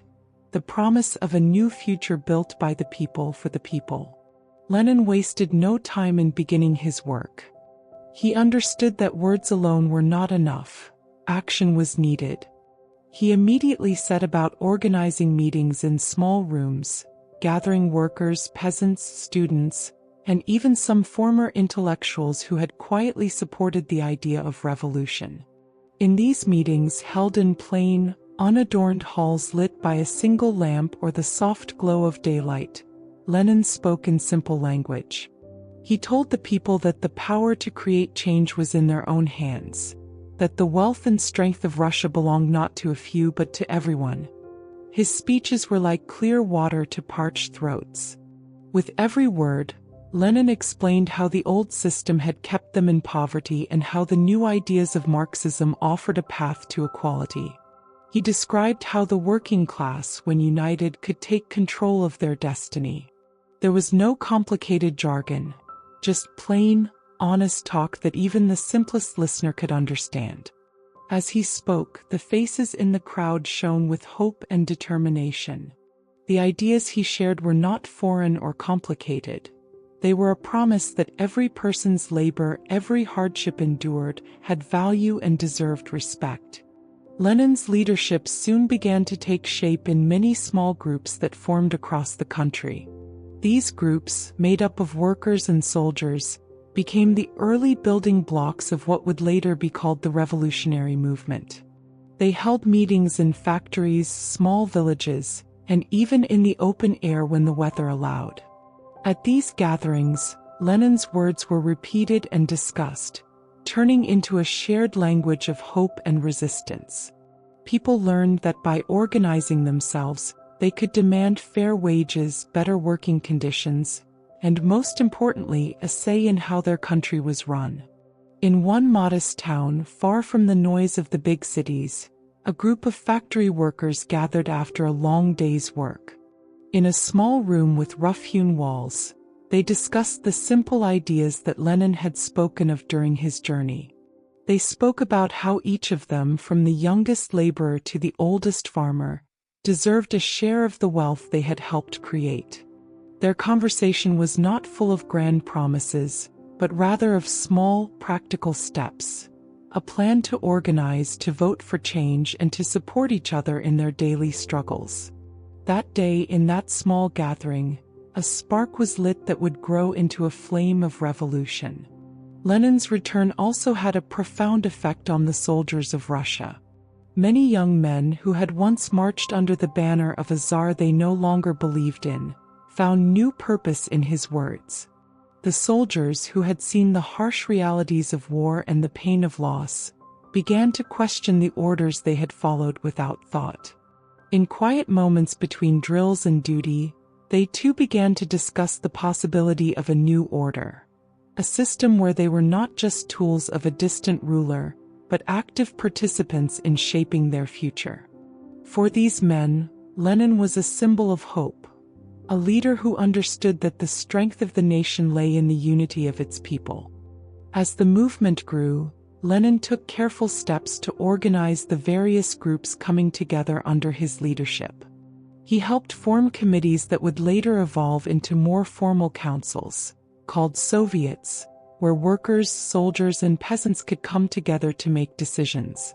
These early Soviets were humble at first, meeting in simple rooms and using everyday language to discuss ideas that were meant to change the country forever. In these gatherings, the focus was always on practical matters: how to improve working conditions, how to share resources fairly, and how to make sure that every voice was heard. It was a new way of thinking that challenged the old centralized power of the Tsar and his government.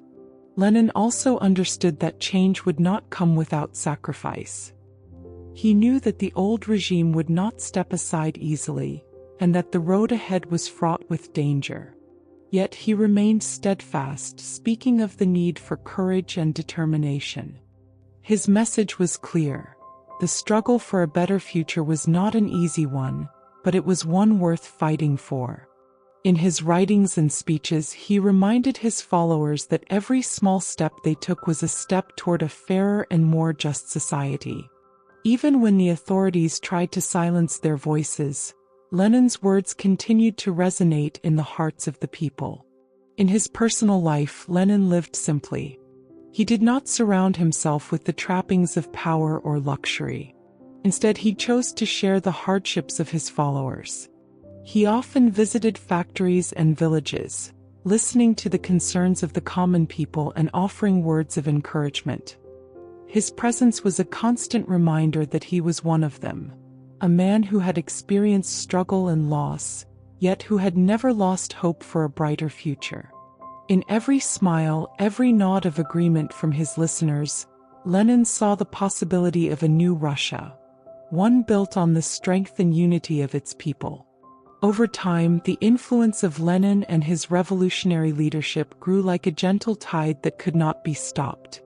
His clear, simple language and his unwavering determination inspired many to join the cause. Meetings became larger and more organized. In every corner of the vast empire, from the busy streets of Moscow to the remote villages in the countryside, people began to see that change was not just a dream. It was becoming a reality. The old order, with its distant tsars and unyielding traditions, was slowly giving way to a new idea, that the power to shape the future belonged to everyone. Lenin's return and his leadership marked the beginning of a long journey. The ideas he spread were the seeds from which a new society would grow. They promised a future where every person, regardless of their background or station in life, could have a voice. In the quiet, determined conversations in small rooms and the bustling rallies in public squares, the vision of a fairer Russia took root. It was a vision built on the simple belief that unity, hard work, and shared responsibility could overcome even the deepest of inequalities. The days that followed were filled with both hope and challenge. The government of the old order tried to hold on to its power, using force and repression to silence the rising tide of revolution. Yet, every attempt to stop the people only made their resolve stronger.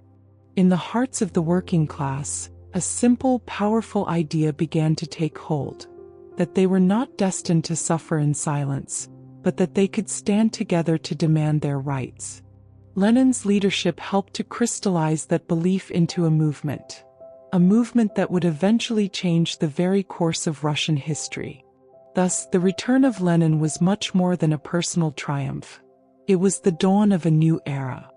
His clear words, humble actions, and relentless dedication to the cause of the people lit a spark that spread through the vast lands of Russia.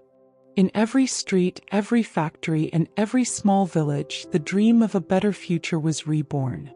The seeds of revolution that had been planted in the minds of ordinary people were now beginning to grow into something powerful and unstoppable. In the wake of his triumphant return to Russia, amid the quiet hope and restless energy of a nation on the verge of change, Vladimir Lenin introduced a bold set of ideas that would forever alter the course of history. These ideas were known as the April Theses. They were a radical blueprint for revolution. A clear, simple plan that challenged the old ways and called for a complete transformation of society.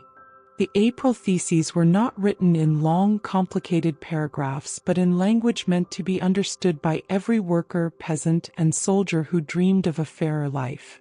When Lenin arrived in Petrograd in early April, the city was alive with the murmur of change. People who had already tasted the possibility of a new order, whether in secret meetings or through the words passed from hand to hand in small pamphlets, gathered in eager expectation. In modest halls, in the back rooms of factories, and even in the quiet corners of crowded streets, the news of Lenin's return spread like wildfire. His supporters saw him as a leader who could finally turn the tide against a system that had long left them oppressed and forgotten. It was in this charged atmosphere that Lenin spoke out. With a directness that was both stirring and simple, he declared that the time had come for a radical break from the past. In a series of public meetings and printed leaflets, Lenin laid out the April Theses, a set of directives that urged the Bolsheviks and the people at large to abandon the old forms of political life and to embrace a completely new way of governing society. His words were clear. The provisional government, which had been put in place after the fall of the Tsar, could not save Russia. Instead, true power belonged with the Soviets, the councils of workers, peasants, and soldiers. Lenin's message was simple yet revolutionary. He argued that the struggles and sacrifices of the people should no longer be used to prop up an outdated regime. The wealth generated by the labor of millions, he said, should belong to them, not to a few privileged individuals far away in opulent palaces. Every worker, every peasant, every ordinary citizen had a right to a share in the future of their country. In plain, unadorned language, he called for the transfer of power from the existing government to the Soviets, a radical idea that challenged the very notion of traditional leadership. For many who listened, Lenin's words were like a spark in the darkness. They had long suffered under an unfair system, a system where rich nobles and distant rulers lived in luxury while the common people worked long, hard hours for barely enough to survive. Now, for the first time, they were told that they were the true builders of the nation. Lenin explained that the old order was based on outdated ideas and that the only way to create a just society was to give the people control over their own lives. His voice was steady and firm as he outlined the blueprint for a new Russia. A Russia where equality and justice were not merely dreams but achievable goals. The April Theses called for immediate and decisive action. Lenin urged the Bolsheviks to reject any compromises with the provisional government, which he saw as an obstacle to true change. Instead of trying to work within the existing system, he argued, it was time to break free and create a new structure where the working class would lead. This idea, so radical and straightforward, resonated deeply with those who had long felt the weight of oppression. It was as if a door long closed and sealed with the heavy locks of tradition had been thrown open, offering a glimpse of a future where every voice mattered. In small groups that met in factories and humble homes, people discussed Lenin's words with both excitement and a cautious awareness of the challenges ahead. They talked in simple terms about what it would mean to transfer power to the Soviets. In these discussions, the idea of self-governance took shape. The Soviets, composed of workers, soldiers, and peasants, were envisioned as the true representatives of the people. Instead of waiting for orders from a distant government, the people themselves would make decisions about how to organize their lives, manage their work, and share the wealth they produced. It was a dream of democracy that was direct and personal, a dream where every individual had a part to play. Lenin's April Theses also challenged the old loyalties that many had grown up with. For centuries, Russians had been taught to revere the Tsar as a divinely chosen leader. This idea was deeply ingrained, taught from childhood, and woven into the very fabric of society. But Lenin's message was clear. Those old ideas were no longer useful. The time had come to look forward, not back. He called on his followers to break with the past and embrace a future built on the power of the people. In doing so, he dismissed the notion that authority was a gift from God, a notion that had long justified the suffering of millions. The simplicity of Lenin's language made the April Theses accessible to all. Whether in a crowded factory or a quiet village, his words could be understood by anyone willing to listen. There were no lofty metaphors or complex arguments. Instead, there was a clear call to action. Every sentence was filled with the promise of change. A promise that the hard work and sacrifice of the people would finally lead to a better life. The ideas spread quickly, carried by those who believed in a new order and by pamphlets printed in small hidden presses. These printed words became like seeds, sown in the minds of the people, ready to grow into the towering tree of revolution. For many, the April Theses ignited a personal awakening. A young factory worker, exhausted by long hours in dim, noisy conditions, could see in Lenin's words a way to reclaim his dignity. A peasant who had labored in the fields under the weight of unfair taxes felt a new sense of hope that his family might one day share in the wealth of the land they had tilled for generations. Even soldiers who had marched in the name of a regime they no longer believed in began to wonder if they might instead be the guardians of a just society, one in which their sacrifices would lead to a better future for all. Yet the path laid out by the April Theses was not without challenges. The call for radical change meant that many of the old powers would not give up their control easily. The provisional government, already weakened by the strains of war and the discontent of the people, faced growing opposition from those who now believed that only a complete overthrow of the old order could bring justice. In the halls of government, debates raged as leaders tried to decide whether to hold on to power or to make concessions. But Lenin's blueprint was uncompromising. He insisted that the only way forward was through a clear break with the past, a break that would allow the true voice of the people to emerge. In the days that followed, as the ideas of the April Theses took root, the atmosphere across Russia became charged with a sense of possibility. In the quiet after-dusk hours, groups of workers and peasants would gather in small circles, discussing how to put these new ideas into practice. They talked of forming more Soviets and of organizing strikes and protests that could force the hand of the old government. The language they used was simple and direct, echoing the clear words of Lenin, a language that spoke of fairness, unity, and the power of collective action. Even as the revolutionary movement began to spread, there was an understanding that the road ahead would be long and difficult. Changing centuries-old traditions and dismantling a deeply entrenched system would not happen overnight. But in the hearts of those who believed in the April Theses, there was a steadfast determination. They knew that every small step, every gathering, and every protest was part of a larger journey toward a new, just society. In the eyes of the people, Lenin's April Theses were more than just a political document. They were a vision of what Russia could become. A vision where the voices of every worker, peasant, and soldier would count. Where the wealth of the nation was not hoarded by a few but shared by all. Where the old barriers of power were swept away by the simple, honest call for equality. This vision was written in the plain language of everyday life, in words that were meant to be remembered and acted upon. In the quiet moments of reflection, as families sat around humble tables and shared their hopes for the future, the impact of the April Theses could be felt. They were a promise that the hardships of the past did not have to define the future, that through unity and determination, the people could build a new world. The ideas of the April Theses spread slowly but steadily, like a gentle current that over time would turn into a mighty river carrying change to every corner of the vast Russian land.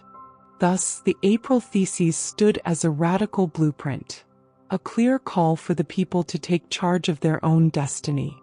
They challenged the old order and laid the groundwork for a revolution that would eventually sweep away the old regimes and usher in a new era. In the simple, determined language of Lenin's words, every citizen found a piece of hope. A hope that the future could be different, that a fair and just society was within reach.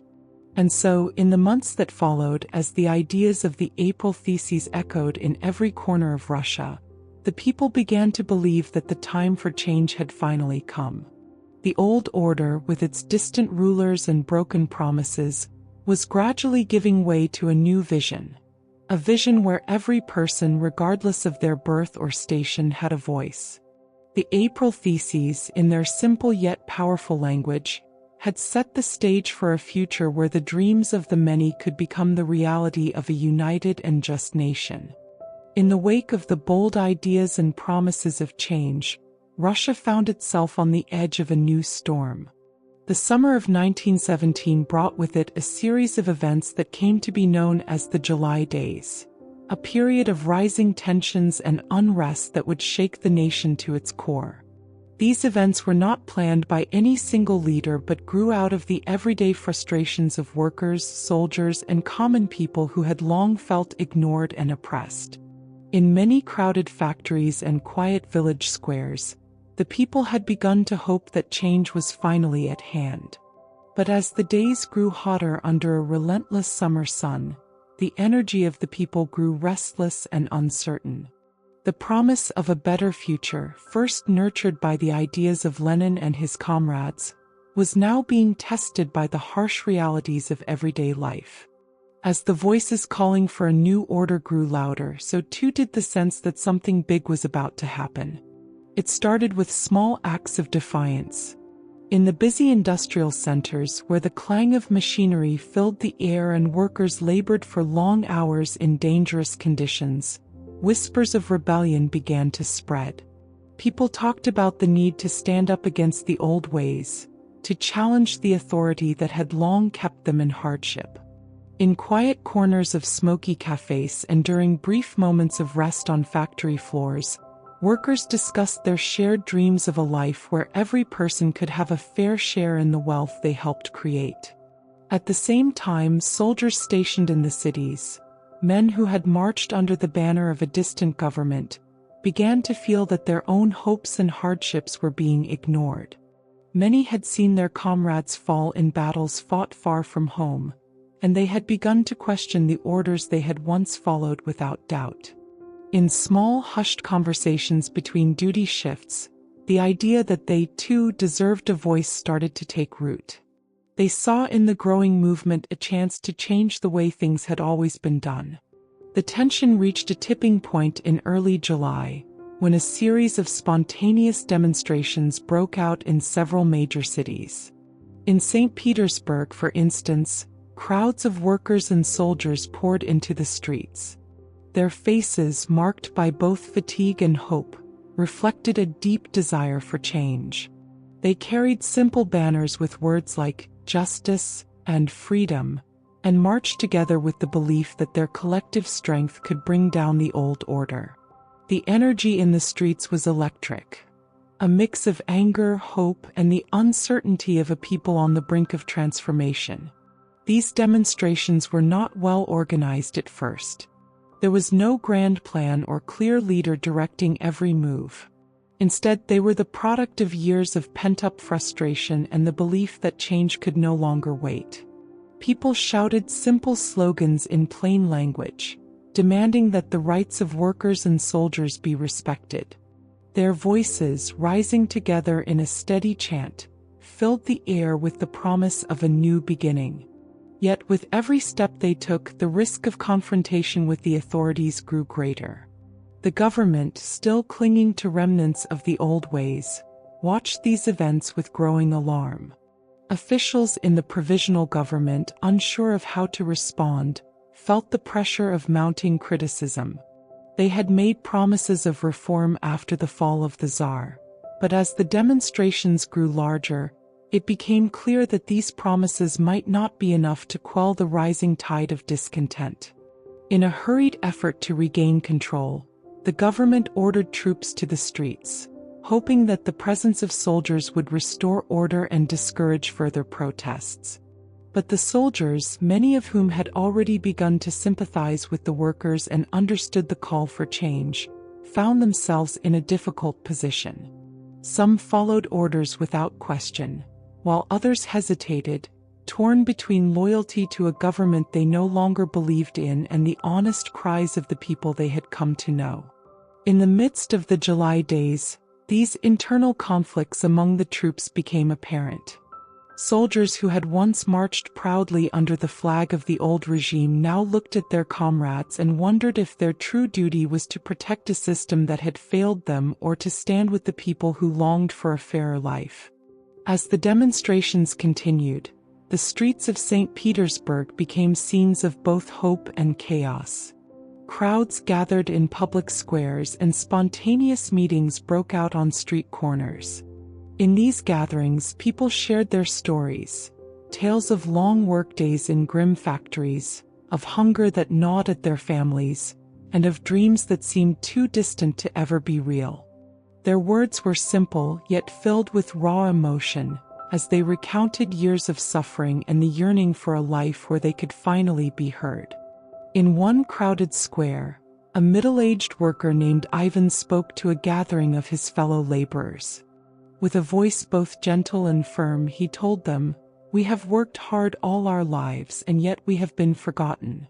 Now we stand here not to destroy but to build something better, a future where every one of us has a share in the life we create." His words, spoken in the clear, unadorned language of everyday people, struck a chord with many. In that moment, Ivan's simple plea for fairness became a rallying cry, a small beacon of hope that illuminated the path forward, even as tensions grew higher. The rising tensions of the July days were not confined only to the streets of the cities. In smaller towns and rural areas, whispers of the same unrest began to circulate. Even in places where life had always followed the slow, steady rhythm of nature, people began to feel that the old ways were no longer enough to sustain them. They talked in their homes about the need to join together, to support one another in times of change. In the countryside, where the struggles were different but no less real, the call for unity resonated just as deeply. Amid this widespread unrest, political factions within the revolutionary movement began to form and assert themselves. Different groups, each with their own ideas about how the country should be run, started to emerge. Some argued for a peaceful transition of power through negotiations, while others believed that only a decisive, even forceful break with the past could lead to real change. These debates, held in the open or in secret meetings, sometimes caused sharp divisions. Yet even as disagreements arose, there was a common understanding among most that the current government had lost its legitimacy, and that the people deserved a new order. The authorities attempted to regain control by imposing strict measures. Curfews were set, demonstrations were met with force, and the streets became battlegrounds for ideas and power. In several instances, clashes between protesters and soldiers led to bloodshed, a tragic reminder of the high cost of change. The government's heavy-handed response only fanned the flames of discontent. For many, the violence was proof that the old system was desperate to hold on to power at any cost. In the eyes of the people, these acts of repression were not just attacks on their right to protest, but on their very hope for a better future. During these turbulent days, the role of the Bolsheviks and other revolutionary groups became even more important. Leaders who had long preached the need for a new order now found themselves at the center of the unfolding drama. They spoke in simple, direct terms about the necessity of seizing power from the failing government. In hushed tones and in loud rallies alike, these leaders argued that the events of the July days were a clear sign that the people were ready for a radical change. A change that would come not from the top down but from the grassroots of society.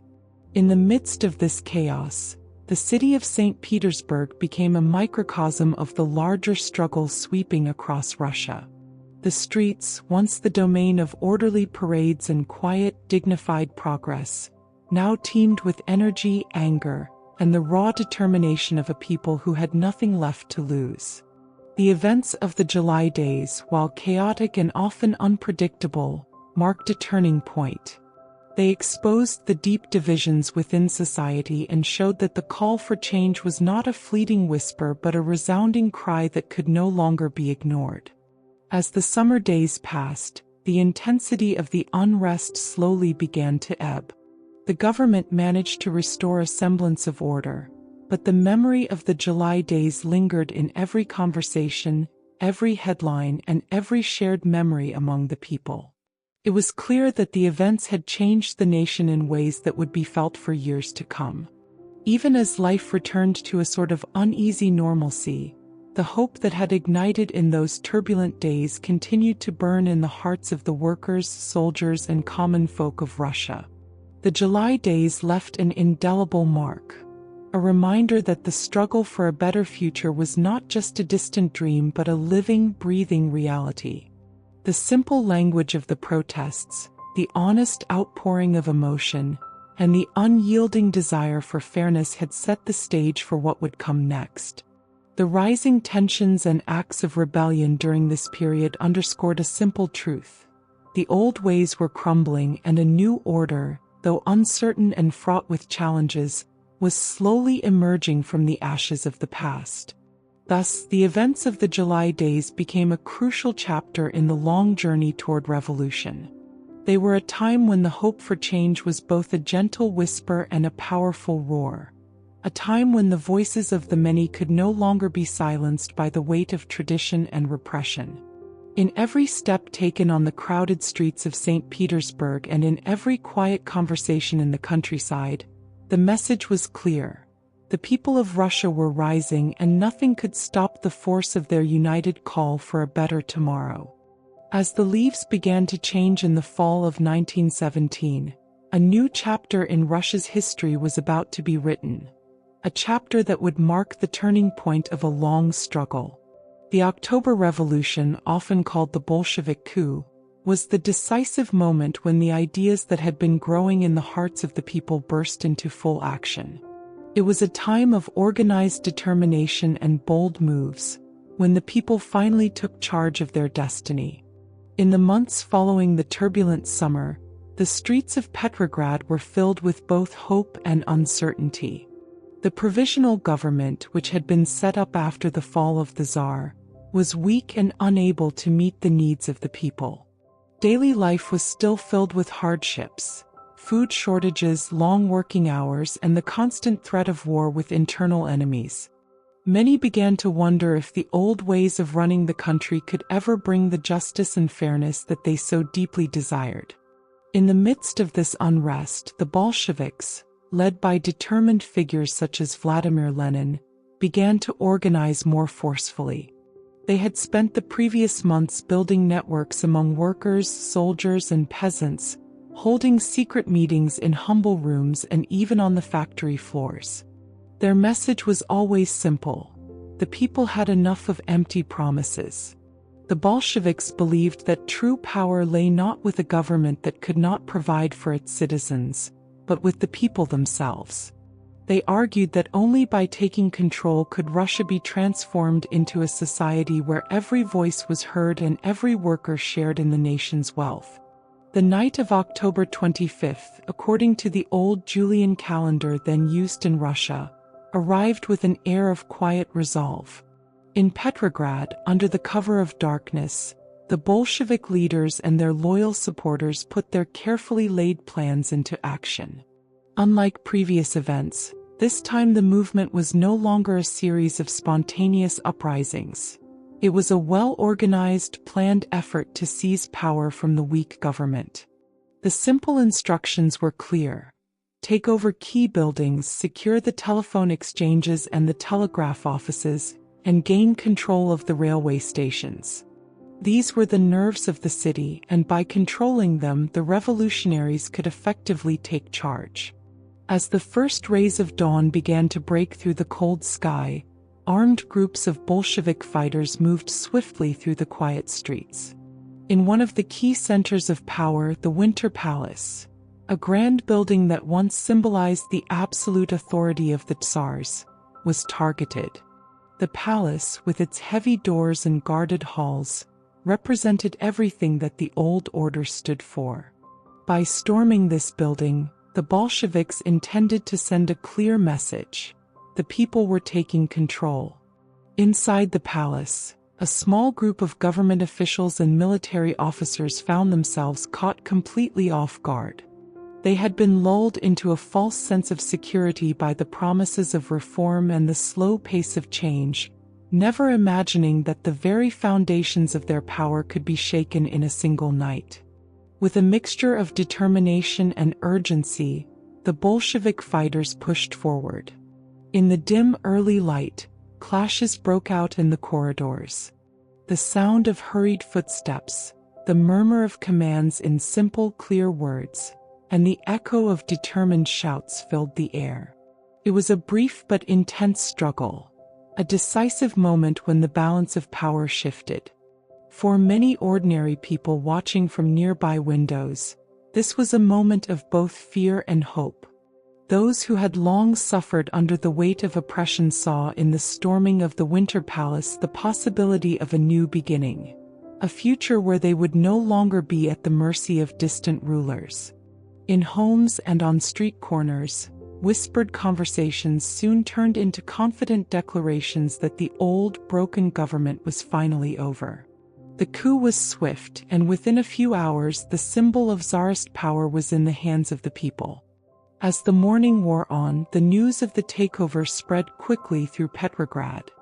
In the busy streets, workers and soldiers alike began to gather in small groups, discussing what the event meant for their future.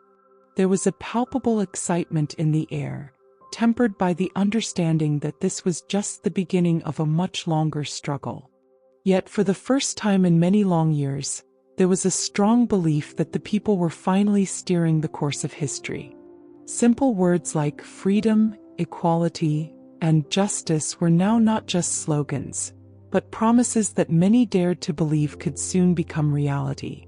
The Bolsheviks wasted no time in consolidating their power. With control over the key communication centers and transport hubs, they began to send out orders in plain language to ensure that the rest of the country knew that a new era had begun. In workplaces, factories, and even small shops, the old order was being replaced by new committees and councils, Soviets, where every worker, soldier, and peasant had a say. The people were encouraged to participate in decision-making, and the notion that the government should serve the people was brought to life through everyday actions and simple meetings. In the midst of all this rapid change, there were moments of quiet reflection. Many who had lived through years of hardship now found themselves feeling a mixture of relief and anxiety. For some, the realization that they were finally free from the oppressive rule of the past was overwhelming. In the modest homes of Petrograd, families gathered together to share their dreams of a brighter future. A future where the mistakes of the past would not be repeated, and where every person's voice would matter. Their conversations were in plain language, filled with hope and the simple belief that together they could build a better world. However, even as the coup succeeded in capturing key centers of power, not everyone in the city was immediately convinced of the change. There were pockets of resistance, groups who still believed in the old order or feared that the sudden upheaval might lead to chaos and suffering. The streets of Petrograd became a mix of jubilation and cautious watchfulness. The new government, still in its early hours, faced the enormous task of ensuring that the promise of the revolution would lead to real improvements in people's lives rather than mere disorder. Leaders of the Bolshevik movement took these concerns to heart. They organized further meetings, using simple words to explain their plans for organizing the entire country. They spoke about the need for peace, for order, and for the gradual construction of a society where the benefits of hard work were shared by all. The message was always the same. The revolution was not just about taking power, but about building a better future. They assured the people that even though the old government had been overthrown, there would be time to rebuild, to address the hardships that had long plagued the land. As days turned into weeks, the effects of the October Revolution began to be seen across Petrograd and beyond.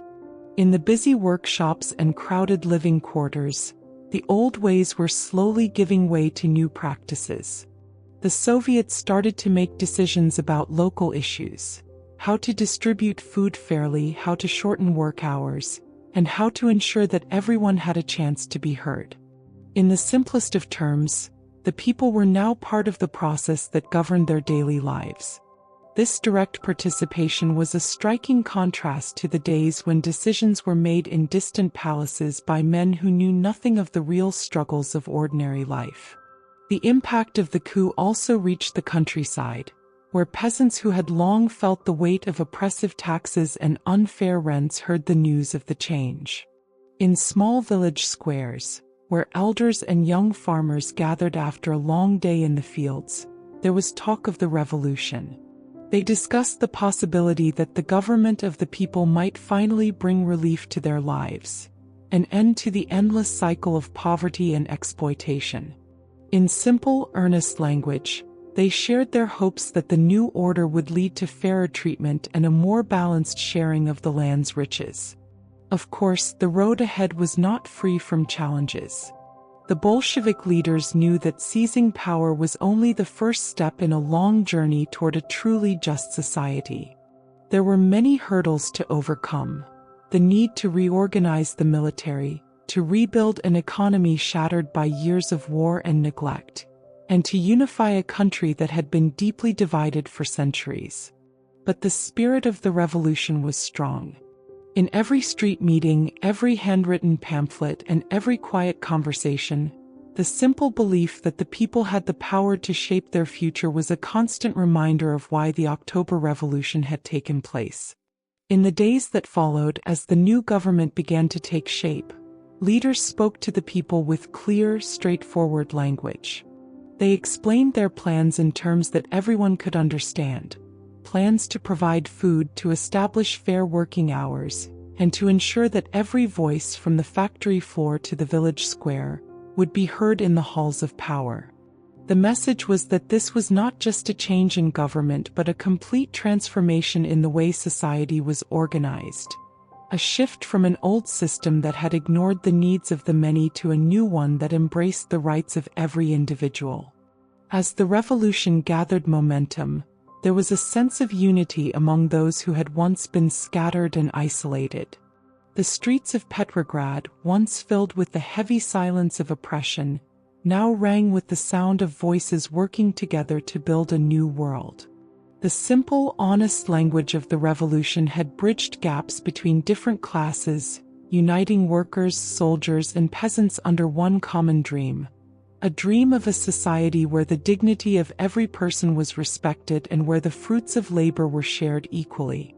Thus, the October Revolution became a defining moment in Russian history. A time when the people, armed with hope and united in purpose, finally took control of their own destiny. The simple act of storming the Winter Palace was more than just a coup. It was the culmination of years of struggle, sacrifice, and the belief that a better, fairer world was possible. It was a moment when the voice of the many overcame the silence imposed by centuries of autocratic rule, and it marked the beginning of a new era, one that would forever change the landscape of Russia. In the wake of the October Revolution, Russia found itself on the brink of a new and bitter struggle. The promise of a brighter future clashed with the reality of deep divisions. The country, once united under a long-old regime, now split into two camps: those who supported the new Bolshevik government, known as the Reds, and those who opposed it, called the Whites. What followed was a long, painful civil war that pitted neighbor against neighbor, brother against brother, in a fight for the soul of Russia. The seeds of the Civil War had been sown in the days of the Revolution. While the October Revolution had brought hope to many, not everyone believed that the new government would bring fairness or peace. The Whites were a diverse group: former officers, landowners, and even some political groups, who wanted to restore the old order or create a new system free from Bolshevik control. Their ideas were different, but they shared a common goal: to stop what they saw as a dangerous experiment that threatened Russia's traditions and way of life. At first, the division was not clear-cut. Many people found themselves caught in the middle. In towns and villages, families were split by opinions. Some believed in the promise of the Soviets, workers' councils where every voice would be heard. Others clung to the memory of stability provided by the old system and feared the uncertainty of rapid change. As time passed, these differences hardened into a full-blown conflict. The fighting began in many parts of the vast Russian land. In the cities where the revolutionary spirit had once burned bright, the streets soon became battlefields. Armed groups loyal to the Bolsheviks, determined to protect the gains of the revolution, clashed with bands of white supporters who sought to reclaim what they thought was lost. In one part of Petrograd, there were fierce street battles as men and women took up arms, using whatever they could find: old rifles, handmade weapons, even farm tools. The sound of gunfire mingled with shouts and cries, and in those chaotic moments, the idealism of the revolution met the harsh reality of war. For the Red Forces, the struggle was more than just a fight for power. It was a fight for the rights of workers, peasants, and all ordinary people who had long been pushed aside. The Reds believed that only by defeating their opponents could they build a society where everyone shared in the country's wealth. In the factories and farms controlled by the Bolsheviks, committees known as Soviets worked hard to organize not only defense but also everyday life. They set up systems to distribute food, care for the wounded, and keep order in a time when the old government had all but vanished. In contrast, the Whites fought for a return to the way things were before the revolution. They were not a single unified group but a mix of different interests. Some wanted to bring back the monarchy, while others hoped for a liberal, democratic government free from what they saw as Bolshevik tyranny. They fought with determination and often with the support of foreign powers who worried about the spread of communist ideas. Their armies moved from town to town, trying to rally those who still believed in the old ways, promising a return to stability and order. Their language was simple and nostalgic, evoking memories of a time when the country was ruled by strong, established traditions. The battle lines between the Reds and the Whites were drawn across vast stretches of the country, from the snowy fields of Siberia to the warm, open steppes of the south. In each region, the nature of the fighting was different. In some places, guerrilla tactics were used, with small bands of fighters ambushing enemy patrols in the quiet countryside. In other regions, large, organized armies clashed in pitched battles that left the land scarred and the people frightened. The winter months brought harsh weather that added to the misery on both sides. Soldiers on both fronts suffered from frostbite, hunger, and the constant pain of loss. In one small village, an elderly peasant named Mikhail watched in sorrow as young men left home to join the fighting. He remembered times when neighbors worked side by side in the fields, sharing simple meals and quiet laughter. Now, those same faces were hardened by war, their eyes filled with fear and determination. Mikhail's heart ached as he saw his community divided. In the evenings, families gathered around a small stove, speaking in hushed voices about the conflict. They whispered hopes that the war would soon end and that the people would find a way to live in peace once more. Among the soldiers, the hardships of the civil war were evident in every tired face. Many had not chosen this path willingly. They were caught up in a tide of events that had swept them away. For some, the decision to fight for the Reds came from a deep sense of injustice. They had seen their friends and family suffer under the old order and believed that the revolution offered a chance for true change. For others, joining the white forces was a way to preserve what they held dear: the familiar customs and traditions that had defined their lives for generations. Yet, regardless of which side they chose, each soldier carried the burden of a nation torn apart. The battle for control was not only fought on the front lines but also in the hearts and minds of the people. In cities where both sides had supporters, everyday life became a delicate dance of survival. Shops that once sold bread and everyday goods now served as meeting places where quiet discussions about loyalty and hope took place. In these places, the simple words of both revolutionaries and loyalists echoed through narrow alleys. People debated whether the promise of a shared future was worth the pain of conflict, or whether the old ways, though flawed, offered a safer path through uncertain times. Leaders on both sides tried to win the hearts of the people. For the Reds, charismatic figures reminded everyone that the revolution was for the common man, the factory worker, the humble peasant, the tired soldier. They spoke of fairness, of a future where every person's labor was valued and where no one was left behind. Their speeches were clear and filled with simple truths, offering hope that the sacrifices made in the struggle would one day lead to a better life. They urged the people to unite, to set aside old differences and fight together for the rights of all. The Whites, too, sought to inspire those around them. Their leaders promised a return to order, a return to a time when decisions were made by those who had long governed the land. They promised that if they could defeat the Bolsheviks, life would once again be filled with the familiar rhythms of tradition and stability. Their words were often steeped in the language of honor and patriotism, calling on the memory of past glories to remind people of a better time. But as the conflict wore on, many began to see that the cost of such a return might be too high. As the Civil War raged, the toll it took on the land and its people was immense. Cities that had once bustled with life now lay in ruins, with buildings damaged and streets littered with debris. The countryside, too, was scarred by the tracks of marching armies and the remnants of battles. The natural beauty of Russia, a land of vast forests, winding rivers, and endless plains, stood in stark contrast to the destruction wrought by the fighting.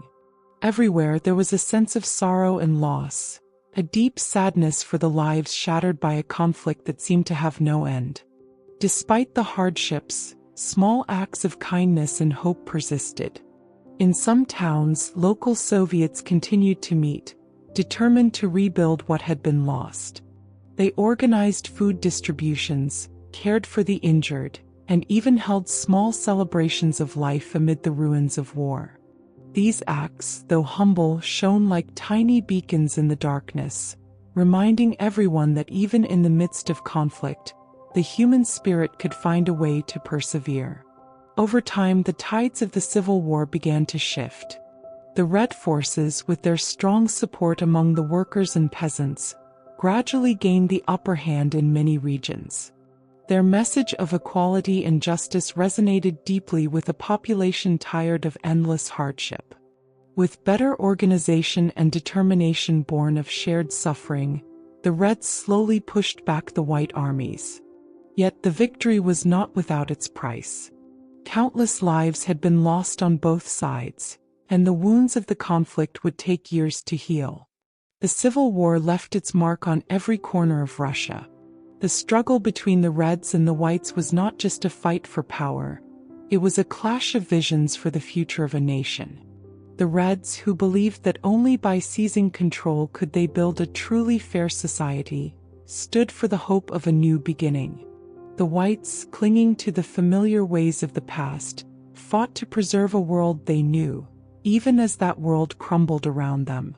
In the end, it was the passion and resilience of the common people that would shape the future. As the war drew on, the remnants of the old order finally began to fade away. The Red forces, having won many of the crucial battles, moved steadily to consolidate their power. They reorganized government, established new systems for distributing resources, and sought to bring peace to a land torn apart by conflict. In villages and cities alike, there was cautious optimism that the brutal fighting might soon give way to a period of rebuilding and renewal. Yet the memories of the Civil War, of the brother fighting against brother, of dreams lost and lives shattered, would linger long in the hearts of those who had lived through those dark days. Thus, the Civil War between the Reds and the Whites became one of the most tragic and transformative chapters in Russia's history. It was a time of deep sorrow and bitter struggle, but also a time when the desire for a better life pushed ordinary people to rise up and shape their own destiny. In the simple words of the soldiers, the farmers, and the workers who fought and suffered, the hope for a new future endured. a hope that even after the pain of conflict, a just and united society could one day be built from the ashes of the old. In the turbulent aftermath of the revolution and during the bitter civil war, Russia became a stage for forces far beyond its borders. As the struggle between the Reds and the Whites intensified, foreign nations began to take notice, each with their own interests and fears. The world, watching a great power in crisis, could not remain silent. Foreign intervention and international implications soon became a key part of Russia's unfolding story. A story that stretched from crowded city streets to distant capitals and battlefields. The early signs of foreign involvement came when powerful countries began to worry that the ideas of the Bolsheviks could spread beyond Russia. Nations that had long maintained friendly ties with the old regime now saw an opportunity, or a threat, depending on their own interests. Many in Europe as well as in America feared that the revolutionary ideas, simple words of equality and justice, might inspire similar uprisings in their own lands. Thus, while the people in Russia were fighting for a new order, powerful governments were already setting their plans in motion. For the Whites, foreign support was a welcome lifeline. They were a diverse group made up of those who wished to restore the old ways or create a different kind of government altogether. Many of these groups saw help coming from outside as a chance to reclaim power. In secret meetings and quiet discussions, leaders of the White movement reached out to European countries and even to the United States, hoping that foreign armies, supplies, and money might help tip the balance in their favor. These nations, fearing the spread of communism, found in the Whites a partner to contain what they saw as a dangerous idea. In one port city along the Black Sea, whispers of aid arrived in the form of shipments of arms and supplies. Men in uniform, not from the Russian ranks but from distant lands, landed on the shores with promises of support. These soldiers came from countries that believed that if the Bolsheviks succeeded in Russia, their own governments might soon face similar uprisings. Their arrival was met with mixed emotions. For the Whites, it was a sign that the world was on their side, a sign that the old ways might yet return. For many ordinary Russians, however, the sight of foreign troops stirred confusion and fear. They wondered what it meant for their future. Would Russia become a playground for foreign powers? Would their own voices be lost amid the ambitions of nations far away? The involvement of foreign forces added a new layer of complexity to an already bitter conflict. In the cities, the sound of marching boots and foreign languages intermingled with the familiar cries of Russian protesters. Newspapers printed in both Russian and foreign tongues reported on the arrival of these troops, and the simple words of both hope and caution echoed in the streets. There were those who welcomed the foreign soldiers, believing that they might help bring order to a country torn apart by war. But many others saw their presence as an unwelcome intrusion, a reminder that the fate of their homeland was being decided not only by their own struggles but also by the ambitions of distant leaders. Foreign intervention did not stop at the battlefield. Diplomats and politicians from various countries began to debate and negotiate, sending letters and envoys to Russia. They met in grand halls in capitals such as London, Paris, and Berlin, discussing strategies to contain the spread of Bolshevism. These meetings were filled with talks of alliances, treaties, and the careful balance of power. The language used by these leaders was often formal and complex, far removed from the simple, heartfelt words of the people fighting on Russian soil. Yet, the decisions made in those far-off rooms would have a profound impact on the everyday lives of the Russian people. One of the most important aspects of foreign intervention was the support given to the Whites. Many European powers, fearing that the new Bolshevik government would inspire revolution in their own countries, saw the Whites as a necessary counterforce. They provided loans, military advisors, and sometimes even direct military aid. Ships carrying weapons and supplies sailed across stormy seas, arriving at ports that had once welcomed visitors from friendly nations. These shipments were carefully guarded as they represented both a hope for some and a threat to others. For the Bolsheviks, foreign intervention was a bitter challenge. They had fought long and hard to seize power and to build a new society based on the simple ideas of fairness and equality. Now they found themselves facing not only internal enemies but also armies from other lands, sent to support those who wished to restore the old order. The Bolsheviks saw this as an attack on the very soul of the revolution, a reminder that the world was not yet ready for the changes that they envisioned. In their speeches, delivered in clear, determined language, Bolshevik leaders warned that the interference of foreign powers would only prolong the suffering of the Russian people.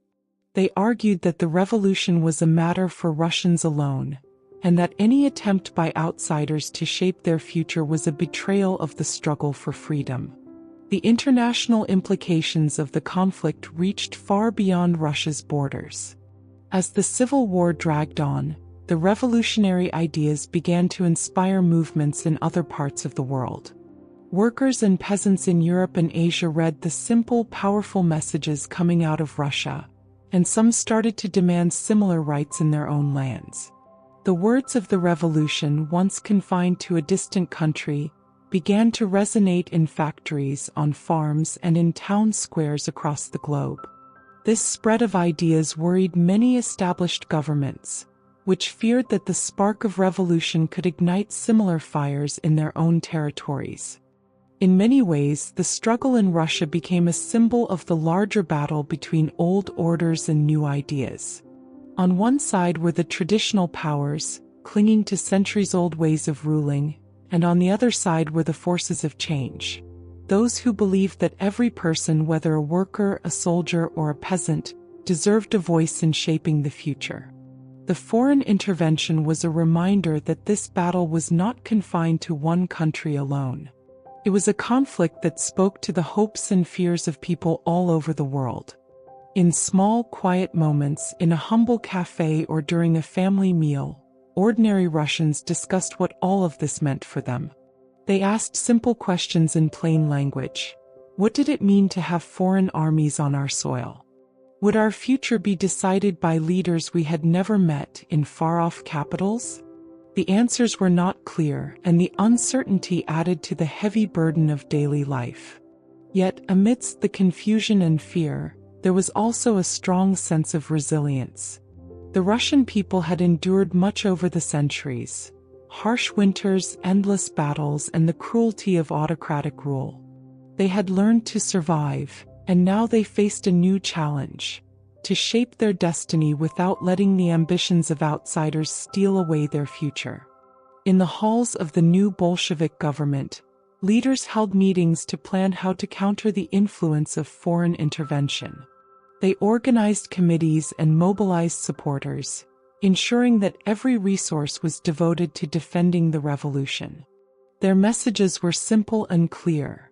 The revolution was for the people, and no foreign power could change that. In every pamphlet and every public address, they repeated the same promise: that the Russian people would be free to decide their own fate without interference from abroad. These words, spoken in a straightforward manner, were meant to reassure a nation that had already suffered too much. The international scene continued to evolve as the war dragged on. Countries that had once supported the whites began to question whether the cost of intervention was worth the promise of restoring the old order. As battles raged and casualties mounted, the diplomatic negotiations in European capitals grew more intense. Leaders argued over who should control the vast territories of Russia and what form its government should take. In these debates, the simple hopes of the Russian people were often lost in a maze of political maneuvering and strategic interests. Yet the message from the ground remained clear: a call for a future where every Russian could live with dignity, free from the heavy hand of foreign interference. The legacy of foreign intervention and its international implications was a complex one. For many, it deepened the wounds of a nation already torn apart by civil strife. The presence of foreign armies, the involvement of distant powers in the internal affairs of Russia, and the constant threat of external influence added layers of mistrust and bitterness that would take years to heal. But it also served as a powerful lesson. A lesson that the struggle for freedom and justice was not just a local matter, but one that resonated across borders. The simple, determined voices of Russian workers, soldiers, and peasants had reached far beyond their homeland, sparking debates and inspiring movements in other nations. In the end, the intervention of foreign powers, with all its promises and pitfalls, became an integral part of Russia's path to a new future. It highlighted the global nature of the struggle between old and new, between tradition and the yearning for change. For the people of Russia, the foreign intervention was both a challenge and a call to further prove that their revolution was a movement of the people for the people. Their resilience, expressed in everyday words and actions, became a testament to the strength of their belief that a just and united society could be built, even in the face of forces from beyond their borders. Thus, the chapter of foreign intervention and international implications stands as a reminder that the struggle for freedom in Russia was not fought in isolation. It was part of a larger worldwide contest, a contest that would shape the course of history far beyond the vast Russian lands. The simple voices of its people, echoing through the chaos of war and the corridors of power abroad, carried the enduring hope that one day, every nation could be free to write its own destiny. As the harsh fires of revolution began to die down, a new era slowly emerged from the ruins of conflict. The Bolsheviks, having seized power in the October Revolution and fought through the bitter civil war, now turned their focus to building a lasting government. This period marked the consolidation of Bolshevik power, a time when the dream of a people-led government began to take firm shape. It was a moment when the raw energy of revolution was transformed into the careful work of governing a vast country. In the busy streets of Petrograd, now called Leningrad by some in later years, the people slowly began to notice changes that promised a better future. The harsh rules of the old regime were being replaced by new systems that aimed to share power with the workers, soldiers, and peasants. In factories and villages alike, local Soviets, the councils formed during the revolutionary days, started to play a central role in making decisions. These small groups of ordinary people who had once only dreamed of being heard, now found themselves part of the process that guided the future of their country. The first step in consolidating power was to organize the government in a way that reflected the ideals of the revolution. The Bolsheviks, led by figures like Vladimir Lenin and his close comrades, established new institutions that were meant to serve the people. They introduced measures to ensure that the wealth of the nation, built by the hard work of millions, would be shared more fairly. In simple terms, the idea was that every person, whether a worker in a noisy factory or a peasant in a small village, deserved a share of what the country produced. In the early days, meetings of local Soviets were held in modest rooms, sometimes in small halls or even in the open air when the weather was kind. The discussions were straightforward. People talked in plain language about how to improve everyday life, how to make sure there was enough food for everyone, how to shorten the long working hours, and how to create a system where decisions were made by the people who suffered the hardships of daily life. These meetings were not filled with grand or complicated ideas. Instead, they were a series of simple, honest conversations about what was needed to build a fairer society. At the same time, the Bolshevik government began to reorganize the military and the administrative machinery of the state. Former soldiers who had once marched under the banner of a czar they no longer believed in, now found themselves defending a government that promised to represent their own hopes. The army was reformed into a more disciplined force, with a clear goal of protecting the new order. This task was not easy. The country was vast, and the remnants of the old power structures did not vanish overnight. But slowly, through persistent effort and the shared will of its people, the Bolshevik government began to establish control over regions that had once been filled with chaos. Lenin and his colleagues also took steps to rework the nation's economy. They understood that a strong country needed a strong, balanced economy, a system that did not allow a few to prosper at the expense of the many. In factories and farms, new policies were put in place to control production and ensure that resources were distributed fairly.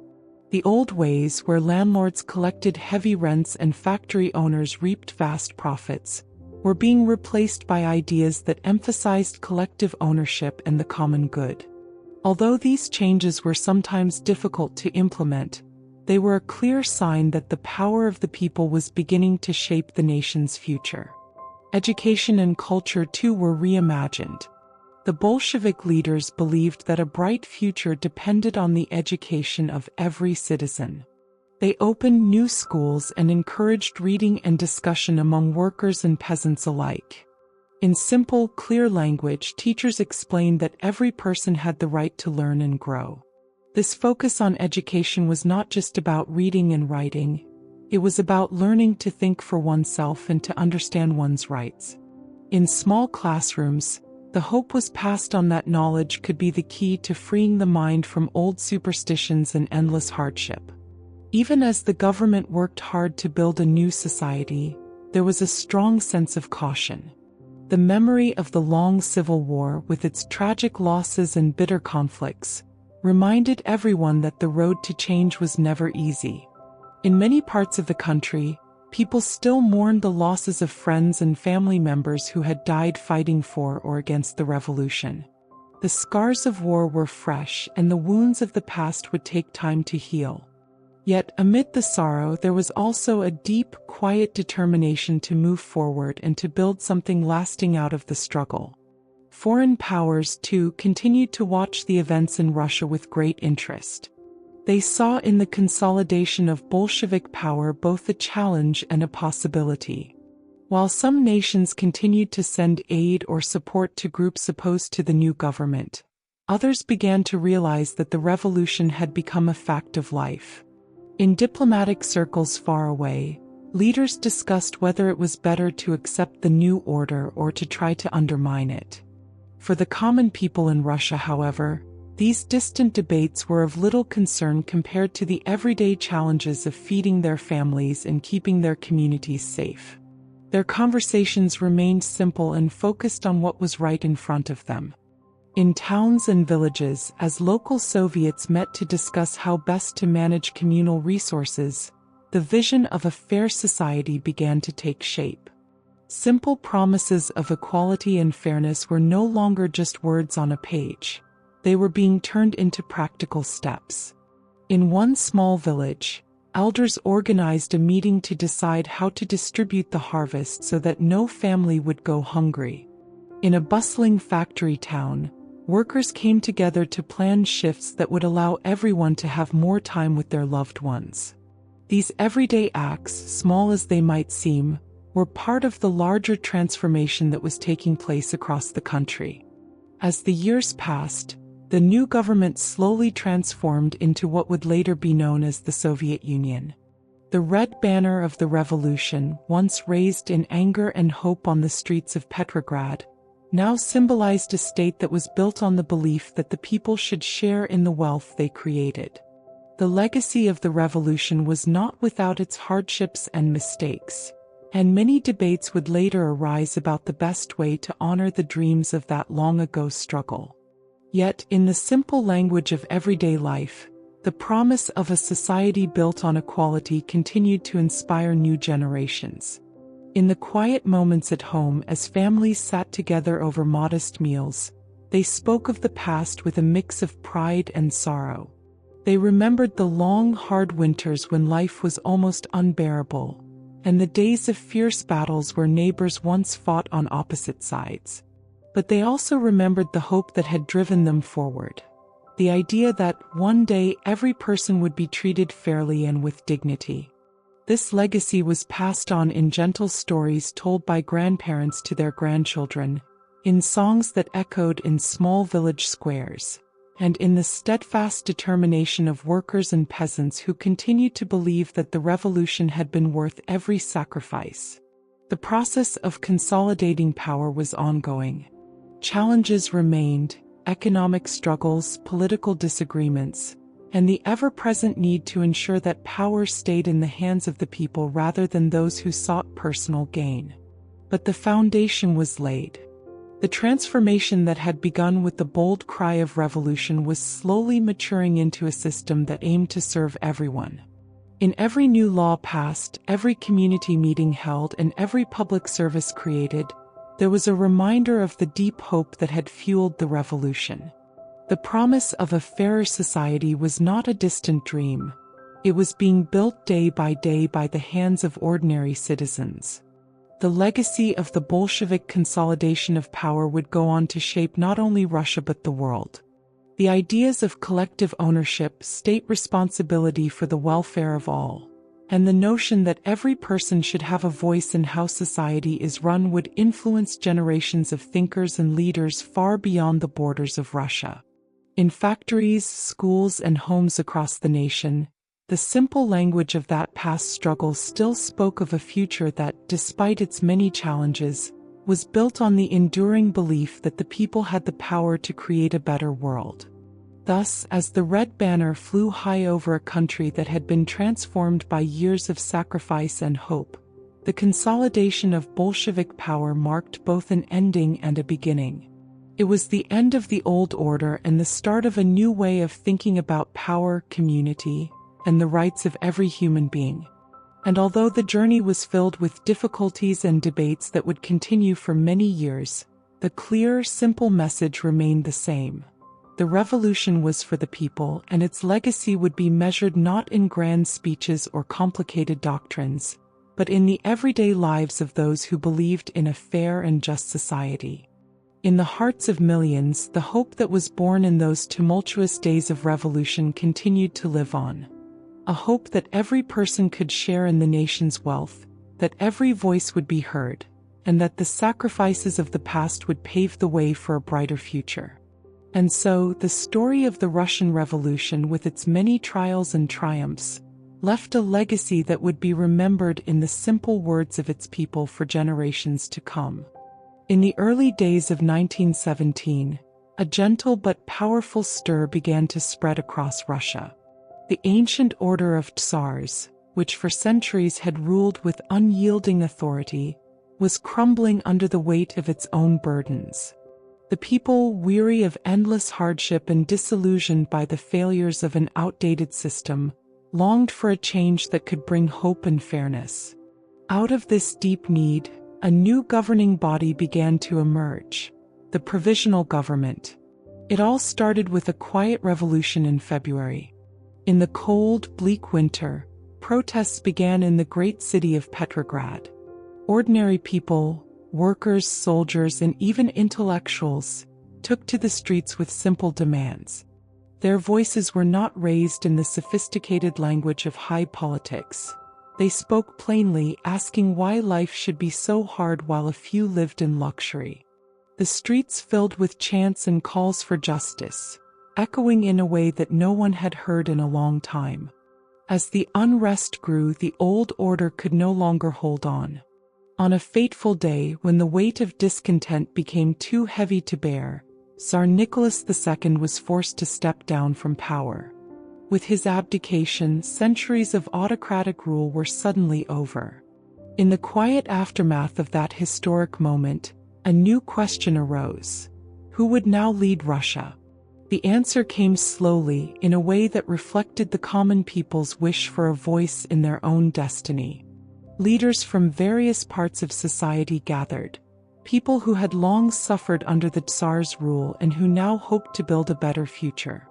In crowded meeting halls, modest offices, and even in small taverns where workers ended their long days, discussions began about forming a government that would truly represent the people. There was no grand ceremony or elaborate announcement. Instead, there was a simple, honest resolve that a new system must be put in place immediately to ease the suffering and to restore hope. Thus, the Provisional Government was born. It was meant to be a temporary body, a bridge between the old regime and the new era that many believed was just over the horizon. Its leaders were not chosen from a single class or background. Instead, the government included men and women from different walks of life. Liberals who believed in reform, moderate socialists who dreamed of justice, and even some former officials who recognized the need for change. They met in simple, open rooms, often under the same plain light that shone on the workers' factories and the peasant fields. Their words were not lofty, but they were sincere, promising that the suffering of the past would give way to a future where every person had a chance to live with dignity. From the very beginning, the provisional government faced enormous challenges. It had to deal with problems that had been ignored or hidden under the old regime for so long: hunger, poverty, and a country at war. World War I was still raging, and Russia's soldiers were suffering on the battlefields. Meanwhile, back home, the economy was in disarray. Food was scarce, and the factories that once hummed with productivity now struggled to keep up with demand. In every small village and crowded city block, the effects of neglect were painfully visible. The people needed help, and they needed it fast. In response, the provisional government set to work trying to restore order and hope.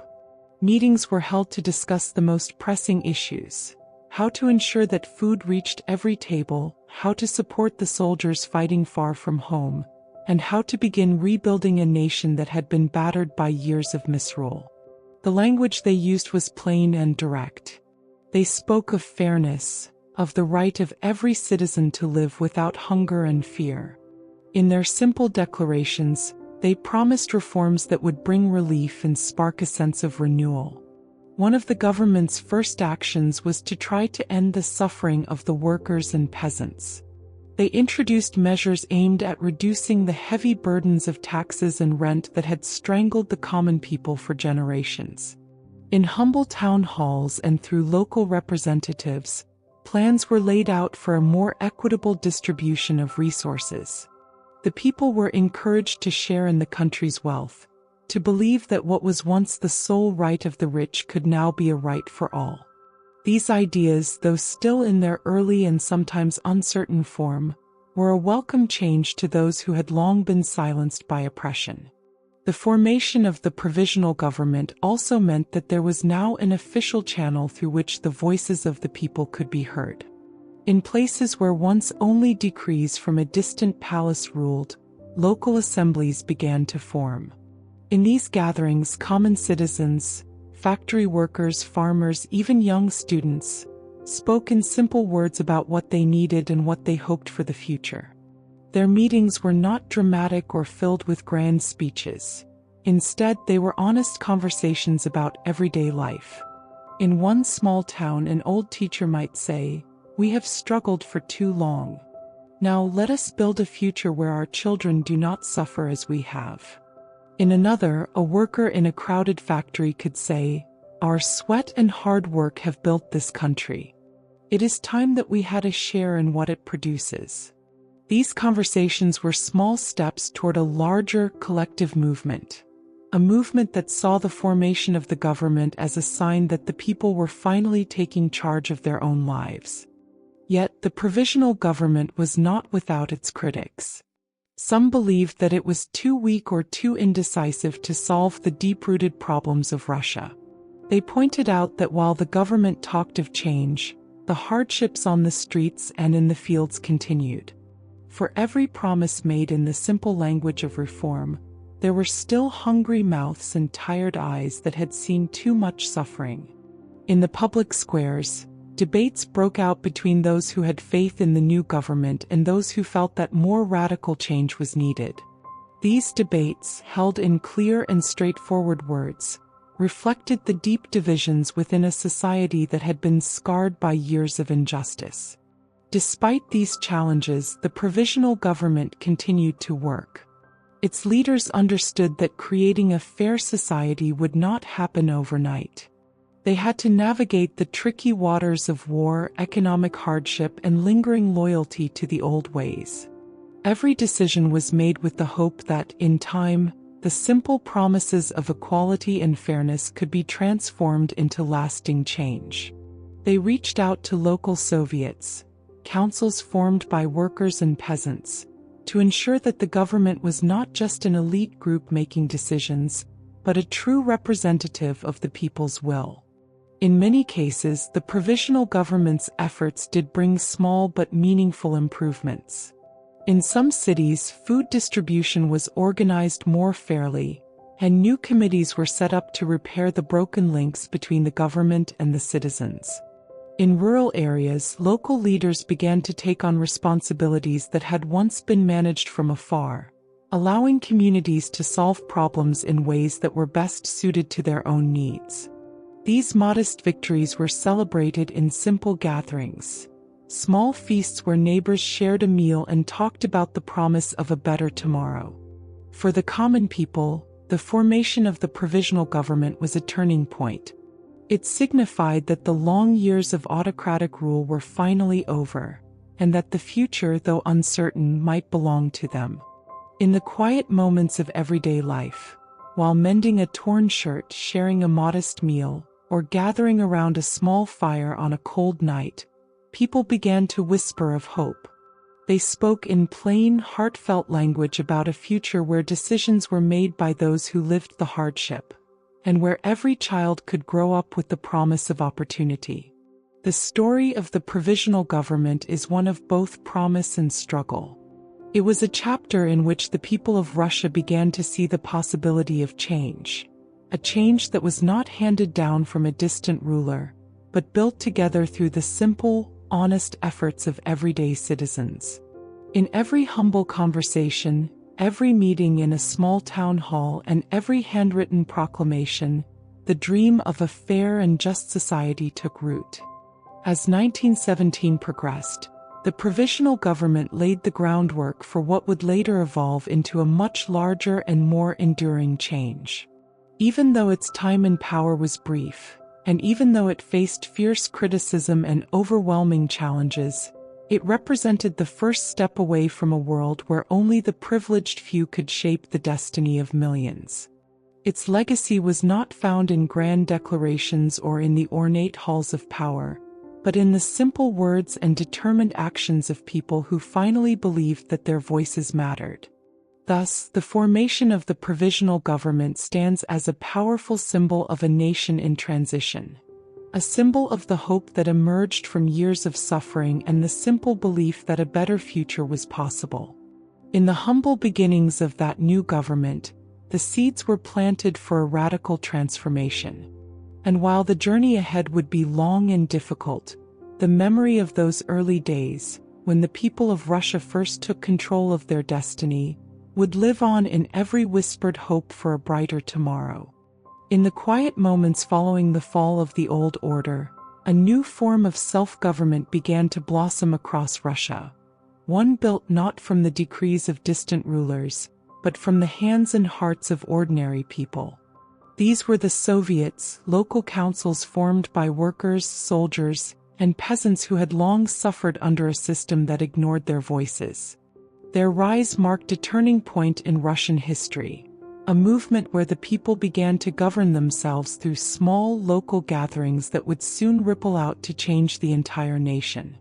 The word Soviet meant council, a simple idea that every person, whether working in a factory or tending the land, should have a say in the decisions that affected their lives. It began in the bustling cities, where the noise of industry and the hardships of daily labor made the old ways unbearable. In cramped factories with clattering machines, workers, exhausted by long hours and low wages, started to meet secretly during breaks. They gathered in small rooms, sometimes in the back of a factory or a quiet corner of a busy street, and discussed their shared problems. Their conversations were not filled with lofty theories but with the plain, honest words of people who had had enough. At first, these meetings were informal. A group of workers might simply talk about how hard it was to feed their families or how unsafe their working conditions had become. Over time, however, the gatherings grew more organized. They began to elect simple committees to represent their needs, to make decisions about how to share scarce resources, and to negotiate with factory owners or local authorities. In this way, the Soviets grew from humble beginnings, a handful of voices calling for fairness, into a strong movement that spread from the industrial centers of Petrograd and Moscow to small villages in the countryside.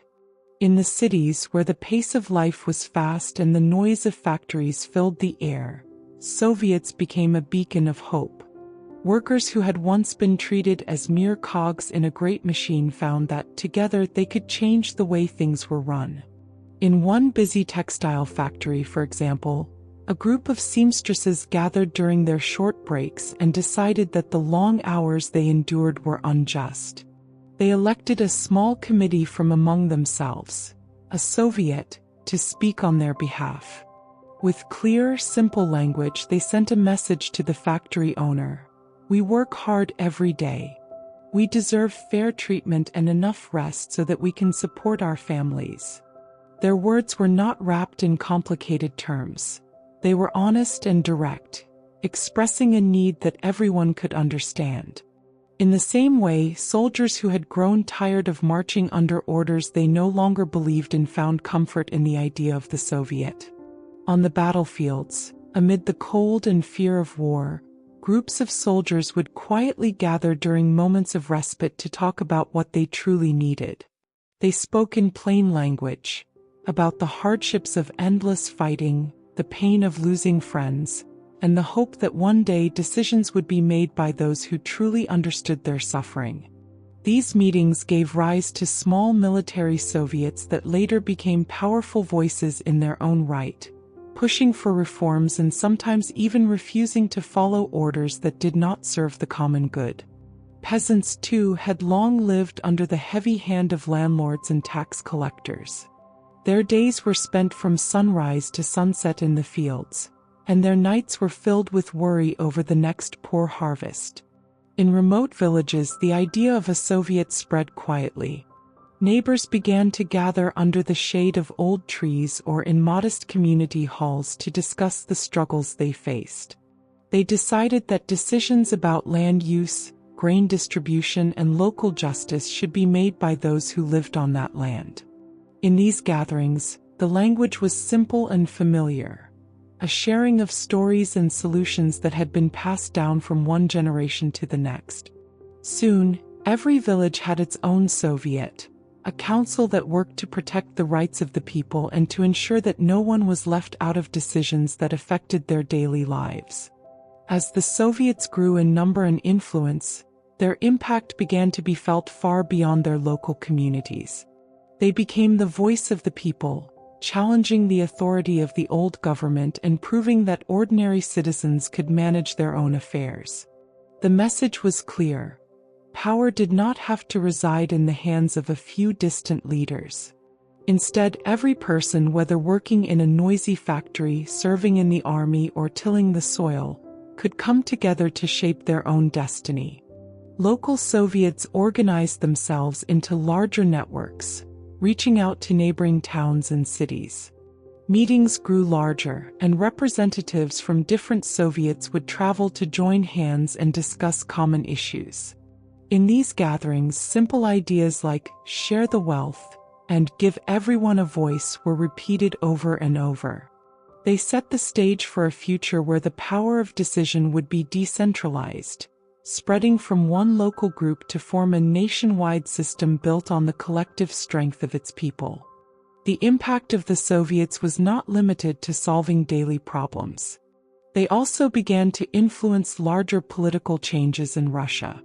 In the midst of the chaos that followed the fall of the Tsar and the formation of a weak provisional government, the Soviets offered an alternative vision, a vision of self-governance and direct democracy. Their success in organizing local communities gave ordinary people hope that a better, fairer society was possible. In many parts of the country, Soviets started to take over roles that the old government had failed to manage.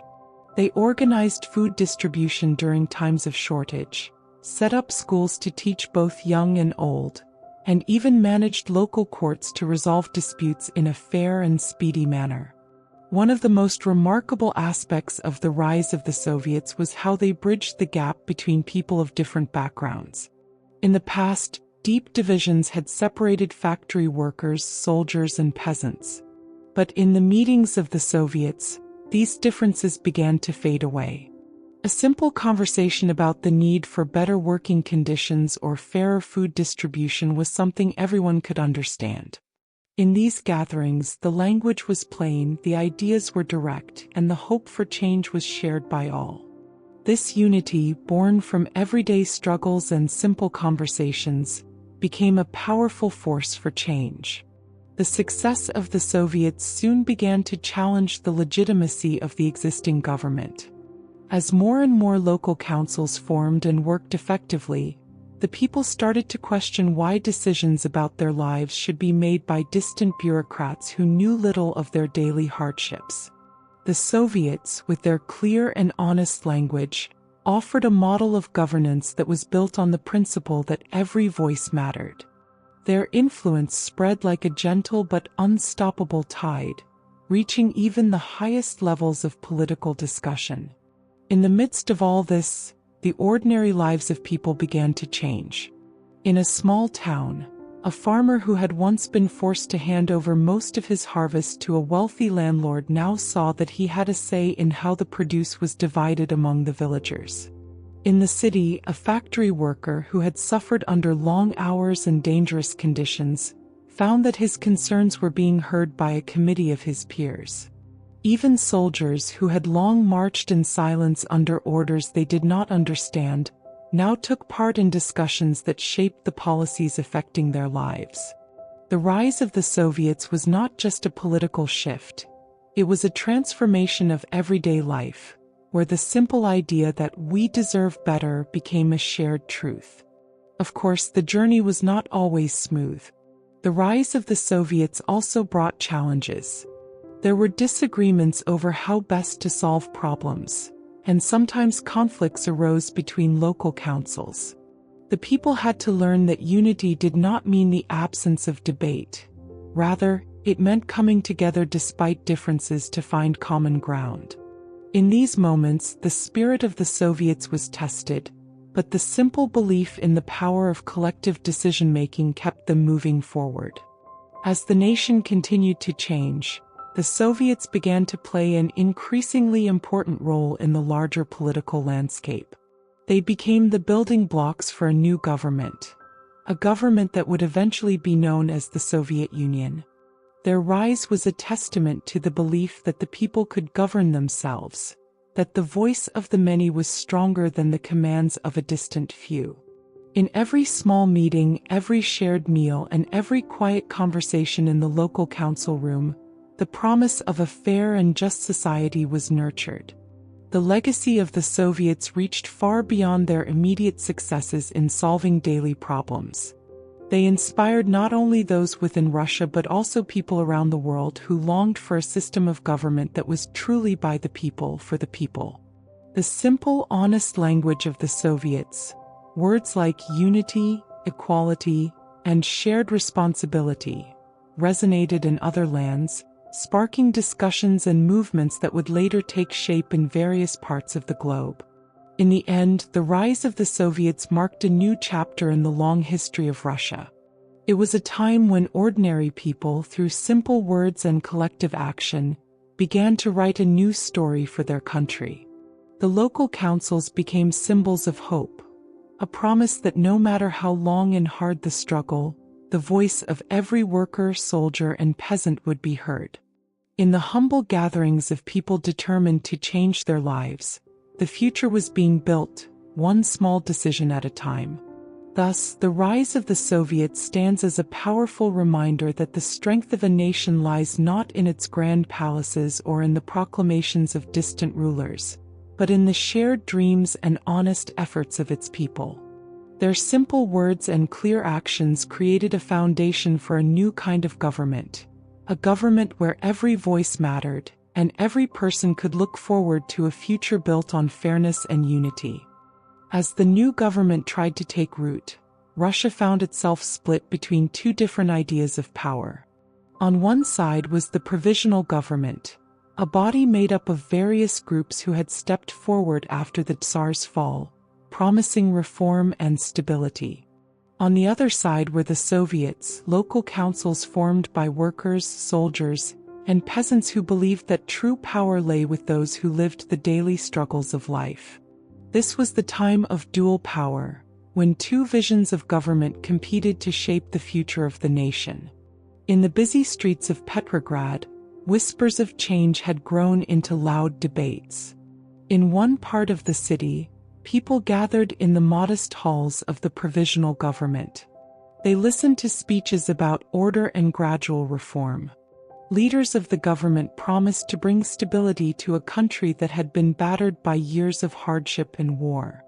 Their language was formal yet earnest, and they spoke of slowly building a new system, one that would take time, careful planning, and the cooperation of everyone. They reminded people of the need to maintain order and to work together for gradual improvements. Not far away, in factories, on street corners, and even in small village squares, meetings of the Soviets took place. Here the language was plain and direct. Workers and peasants, tired of waiting for change from above, said in simple words that power should be in the hands of those who suffered every day. They believed that decisions about food, work, and local justice should be made by the people who were affected by them, not by distant leaders. The Soviets, with their straightforward ideas and collective spirit, offered a direct alternative to the sometimes slow and cautious steps of the provisional government. The idea of dual power was born out of deep need. After centuries of autocratic rule, the people of Russia had finally tasted a sense of possibility. They had seen the old regime fall, and in its place, a new hope had emerged. But as the provisional government took shape, many came to see that it was not enough to simply remove the old rulers. There had to be a system where the people truly had control. The Soviets promised that control, calling for direct action in everyday matters. And so, two different visions began to compete for the hearts and minds of the nation. In large, crowded meeting halls, debates took place. Members of the provisional government argued that stability was the first step to rebuilding Russia. They stressed that the country was still in the midst of World War I and that a careful, organized approach was needed to restore order. Their speeches were filled with plans to improve the economy, to bring in fair laws, and to work with all parts of society to make gradual changes. They believed that by working within a formal structure, they could avoid chaos and bring about long-lasting reforms. Meanwhile, in more informal settings, factory break rooms, village meeting squares, and even in the trenches where soldiers rested, the Soviets were busy organizing. Their meetings were less formal but no less passionate.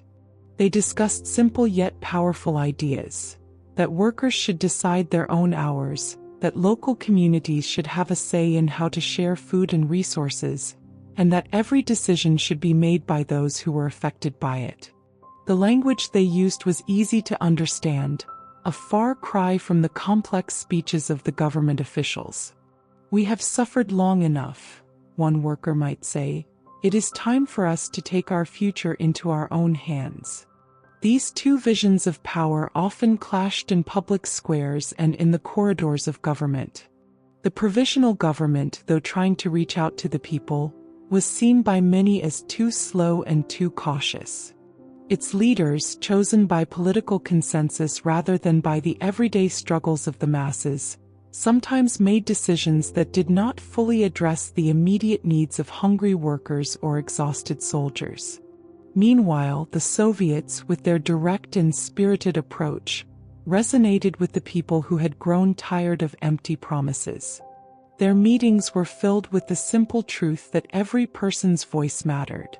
In one busy factory in Petrograd, for example, the workers had organized a Soviet meeting during a rare break in their long day. The meeting took place in a small, dimly lit room where the sound of the factory's machines could still be heard in the background. A foreman, known to everyone for his honest and straightforward manner, spoke in plain language. "We work hard every day and our families depend on us." Why should decisions about our lives be made in far-off halls when we know what we need? Let us decide for ourselves. His words stirred hope in the eyes of his colleagues, and soon, plans were drawn up to organize better work hours and to request fair distribution of the daily output. These simple actions, repeated in many factories, showed that the Soviets were not just a political idea. They were a living, breathing part of everyday life. At the same time, debates were also taking place in the halls of the provisional government. Officials argued over how best to address the immediate crises facing the country. They discussed ways to end the war, how to manage food shortages, and how to restore order to a nation that had long been divided. Their discussions were detailed, sometimes filled with technical terms and formal language that many ordinary citizens found hard to relate to. Yet these leaders believed that only through careful planning and organized reform could Russia hope to recover from its long years of turmoil. For many common people, this difference in style was striking. The plain and direct approach of the Soviets felt closer to home, like the honest talk of a trusted neighbor. The provisional government, for all its good intentions, sometimes seemed distant, unable to understand the immediate pain felt on the factory floors and in the fields. This gap between the two ways of thinking grew larger with each passing day, and soon the people of Russia found themselves caught between two competing visions of their future. The struggle between the provisional government and the Soviets was not simply a matter of politics. It was a struggle for the soul of the nation. It asked a fundamental question: who should have the power to decide the fate of Russia?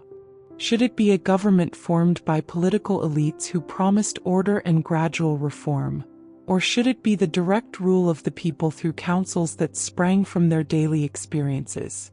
The simple answer for many was clear. Power must belong to the people who lived the hardships and bore the consequences of every decision. In small towns across the countryside, similar debates took place. In a village schoolhouse, the local Soviet met to discuss the distribution of grain after a poor harvest. The people spoke in the clear language of experience, of families that had been left hungry and of elders who remembered the harshness of previous winters. Their decisions were made collectively, each person's voice counted equally, and the outcomes were shared by all. These local successes were celebrated with a quiet pride that spread from one community to the next. They were living proof that when power is shared, hope can grow even in the most difficult times. Yet the dual power structure also brought challenges. The coexistence of two systems sometimes led to confusion and conflict. In some cities, the provisional government tried to issue orders that clashed with decisions made by local Soviets. In others, the Soviets, energized by the passion of the people, pushed for immediate changes that the central government was not ready to implement. These conflicts were not fought with violence in every case, but through debates held in town halls, on factory floors, and in the open air where the people gathered. In every argument, the simple words of fairness, justice, and shared responsibility were repeated, a reminder that, at its heart, the struggle was for the well-being of every Russian. Despite the difficulties, the period of dual power was a time of learning and growth. Both the provisional government and the Soviets brought valuable ideas to the table. The government showed that large-scale organization and planning were necessary to rebuild a nation, especially during a time of war and economic hardship. The Soviets demonstrated that the direct involvement of ordinary people could make decisions that were not only fair but also practical. Over time, the experiences of this period began to shape a new way of thinking, a way that sought to blend the strengths of both approaches. For many, the hope was that one day a system could be built that would combine the careful planning of the provisional government with the direct, heartfelt input of the Soviets. In the quiet moments of everyday life, a shared meal in a modest home, a conversation between neighbors on a chilly evening, the vision of a future where every voice mattered continued to grow. People talked in simple language about the need to take the best from both sides, to create a new form of government that truly represented the will of the people. In the end, the period of dual power became a powerful lesson in the importance of listening to the common voice. It showed that even in a time of great uncertainty and division, the simple words of fairness and unity could bring people together. The experience of living with two systems of power, the formal, cautious approach of the provisional government and the direct, passionate call of the Soviets, taught the nation that true strength lies in the willingness to share responsibility. The debates, conflicts, and even moments of disagreement became the stepping stones toward a more inclusive and democratic future. As the months passed, the people of Russia began to understand that their struggle was part of a larger journey, a journey to create a society where every person had a say in the decisions that shaped their lives. The dual power of the provisional government and the Soviets was not a permanent state but a transitional period, a time when the old order was giving way to a new way of thinking. And though the path was uncertain and the challenges many, the simple hope that every worker, soldier, and peasant could be heard remained a guiding light. Thus, the period of dual power stands as a testament to the power of simple ideas. Ideas of equality, shared responsibility, and direct democracy. It is a chapter in Russia's history that reminds us that when the voices of the many are allowed to speak, they can forge a future that is both fair and just.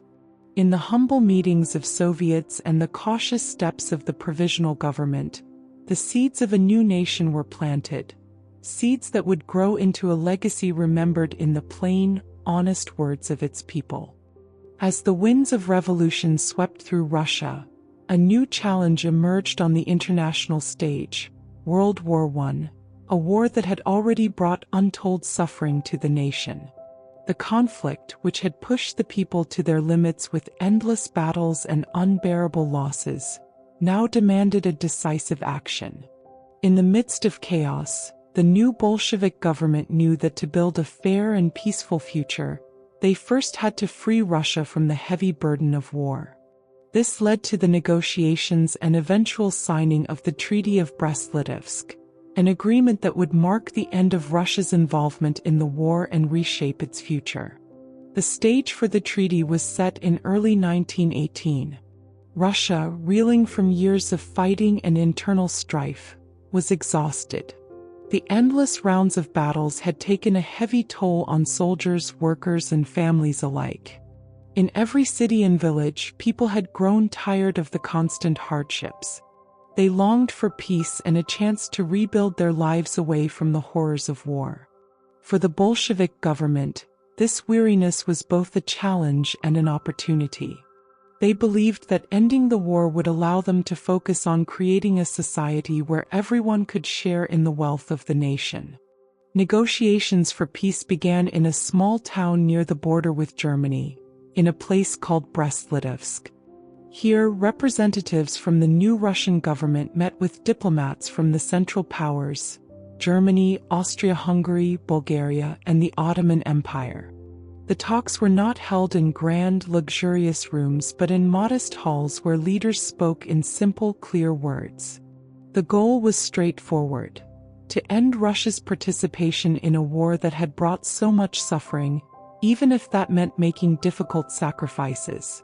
For many Russians, the idea of giving up territories and influence was painful.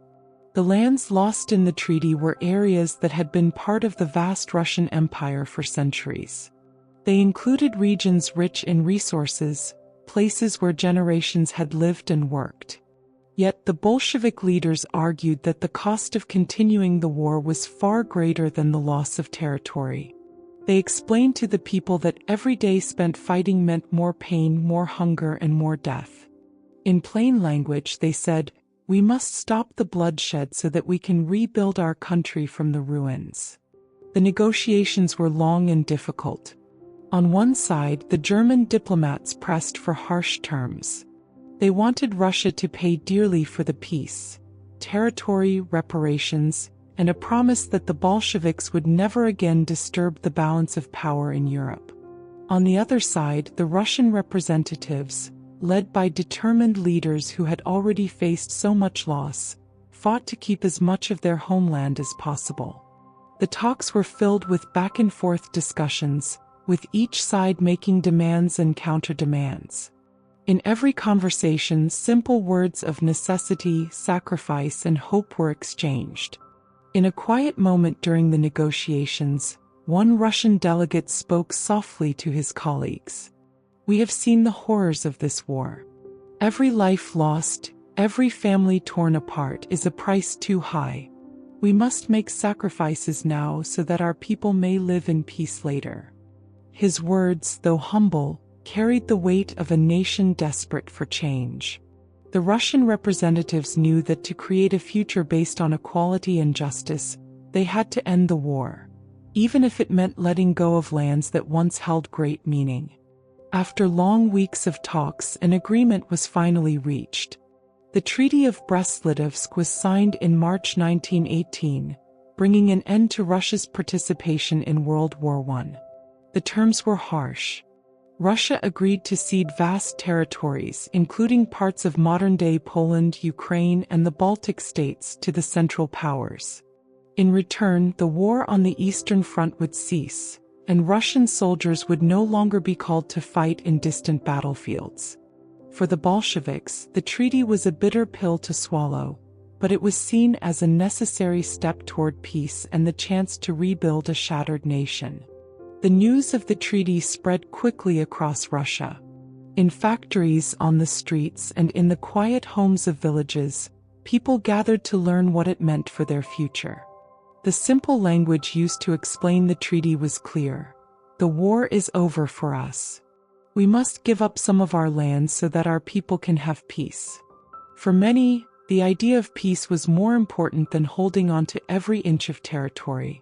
After years of endless conflict and heartbreak, the promise of a peaceful future shone like a beacon in the darkness. Yet the treaty was not without its critics. Many Russians felt deep sorrow over the loss of lands that had been part of their heritage for so long.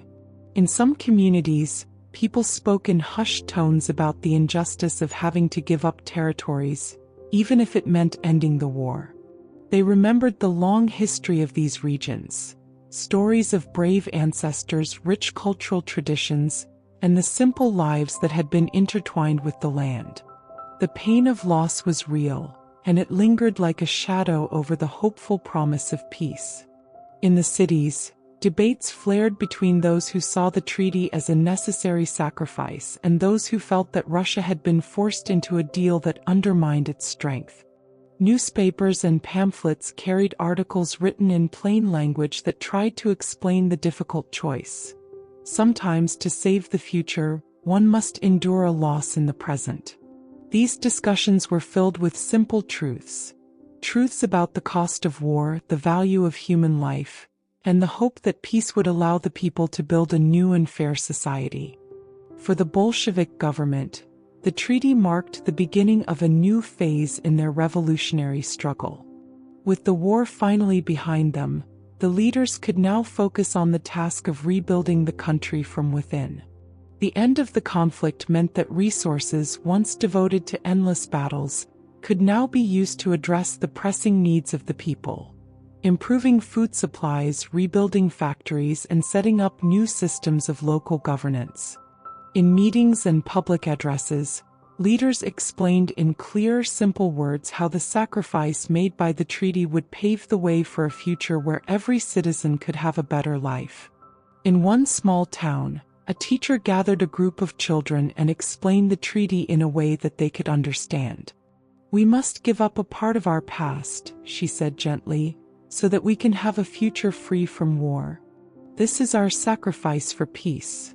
A sacrifice that will let us build a kinder, fairer world." The children listened intently, their eyes wide with a mix of sadness and hope. The teacher's words, simple and honest, planted the idea that sometimes the hardest choices must be made for the sake of a brighter tomorrow. Across the countryside, local leaders began to organize efforts to help those most affected by the loss of land. In villages where families had lived for generations, Meetings were held to discuss how to make the best of a difficult situation. People shared memories of the old days and talked about how they would work together to ensure that even without the lost territories, their lives could improve. In these gatherings, the language was plain and heartfelt.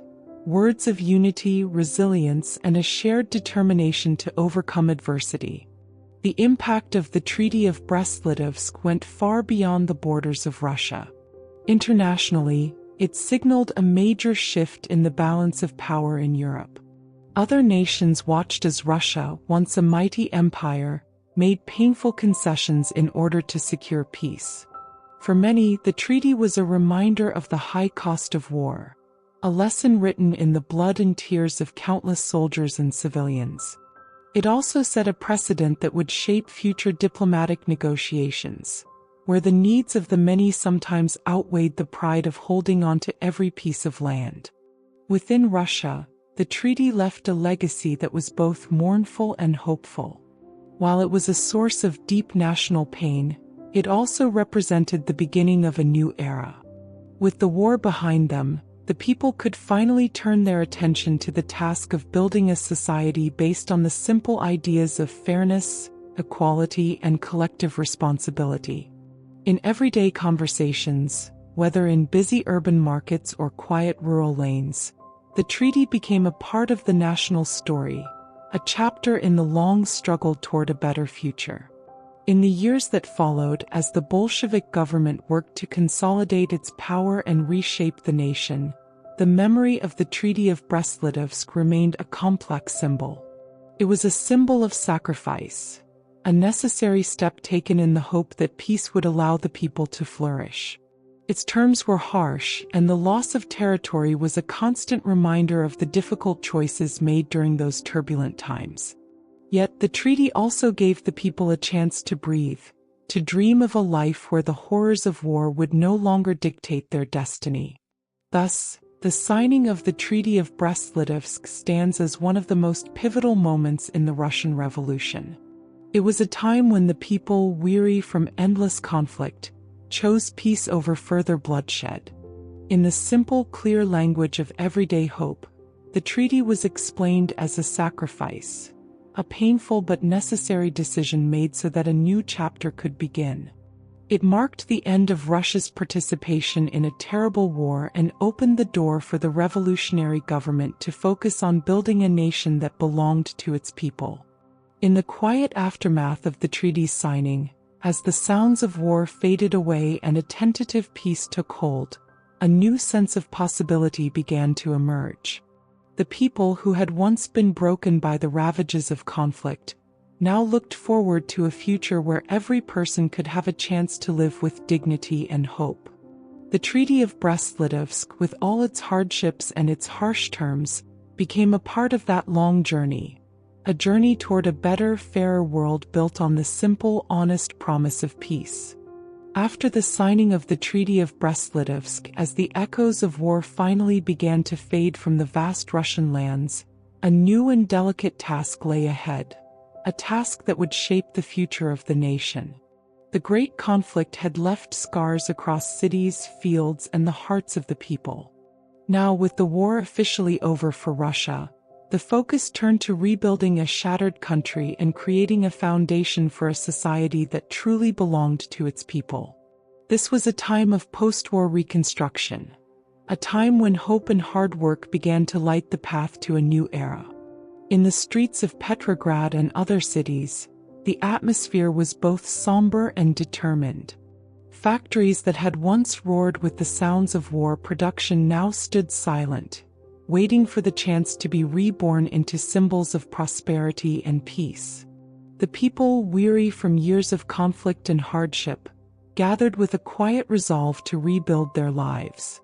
They had tasted both the bitterness of loss and the sweetness of newfound hope.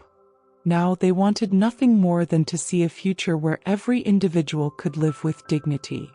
The Bolshevik government, freshly in power and full of revolutionary promise, faced the enormous challenge of transforming this hope into real progress. The first steps were small but vital. ensuring that food reached every table, that basic health care was available, and that the people no longer had to wait for news of their loved ones fighting on distant fronts.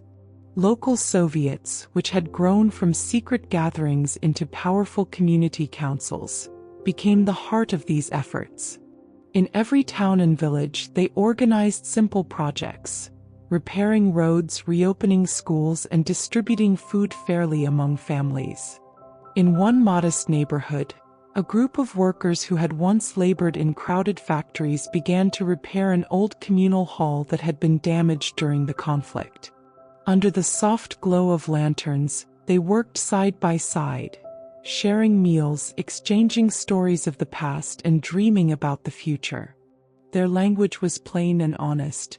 "We have suffered much, but now we must build anew."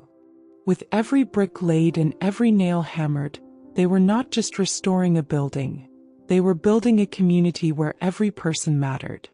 Across the countryside, the spirit of reconstruction was just as strong. In a small village that had seen its fields ravaged by war, peasants gathered to replant their crops. They worked together in the early morning light, their hands rough from years of labor, their faces set with determination. They recalled stories passed down through generations, tales of abundance and shared harvests that once defined their way of life. With a simple hope, they began to sow the seeds of a future where their children would know a time of plenty rather than hardship. "We plant today for the promise of tomorrow," an old farmer would say, his voice filled with a mix of sorrow and optimism. At the same time, the Bolshevik leadership knew that true reconstruction meant more than just physical rebuilding. The war had torn apart the old bonds of society, leaving a people hungry not only for food but also for justice and equality. In cities, schools were reopened and new classes were formed, not only to teach reading, writing, and arithmetic but also to instill a sense of shared responsibility. Teachers explained in clear, everyday words that the knowledge they gained would help every person take part in the work of building a better society. Lessons were simple. Every citizen had a role to play, and every voice could help guide the future of the nation. Economic recovery, however, was a challenge as great as the rebuilding of homes and hearts. The war had drained resources and left industries in disrepair. The government set up local committees to help manage production, ensure fair wages, and rebuild the factories that had once powered the country's growth. In one bustling factory where machines had been silent for too long, a small team of skilled workers and engineers gathered around a dusty blueprint.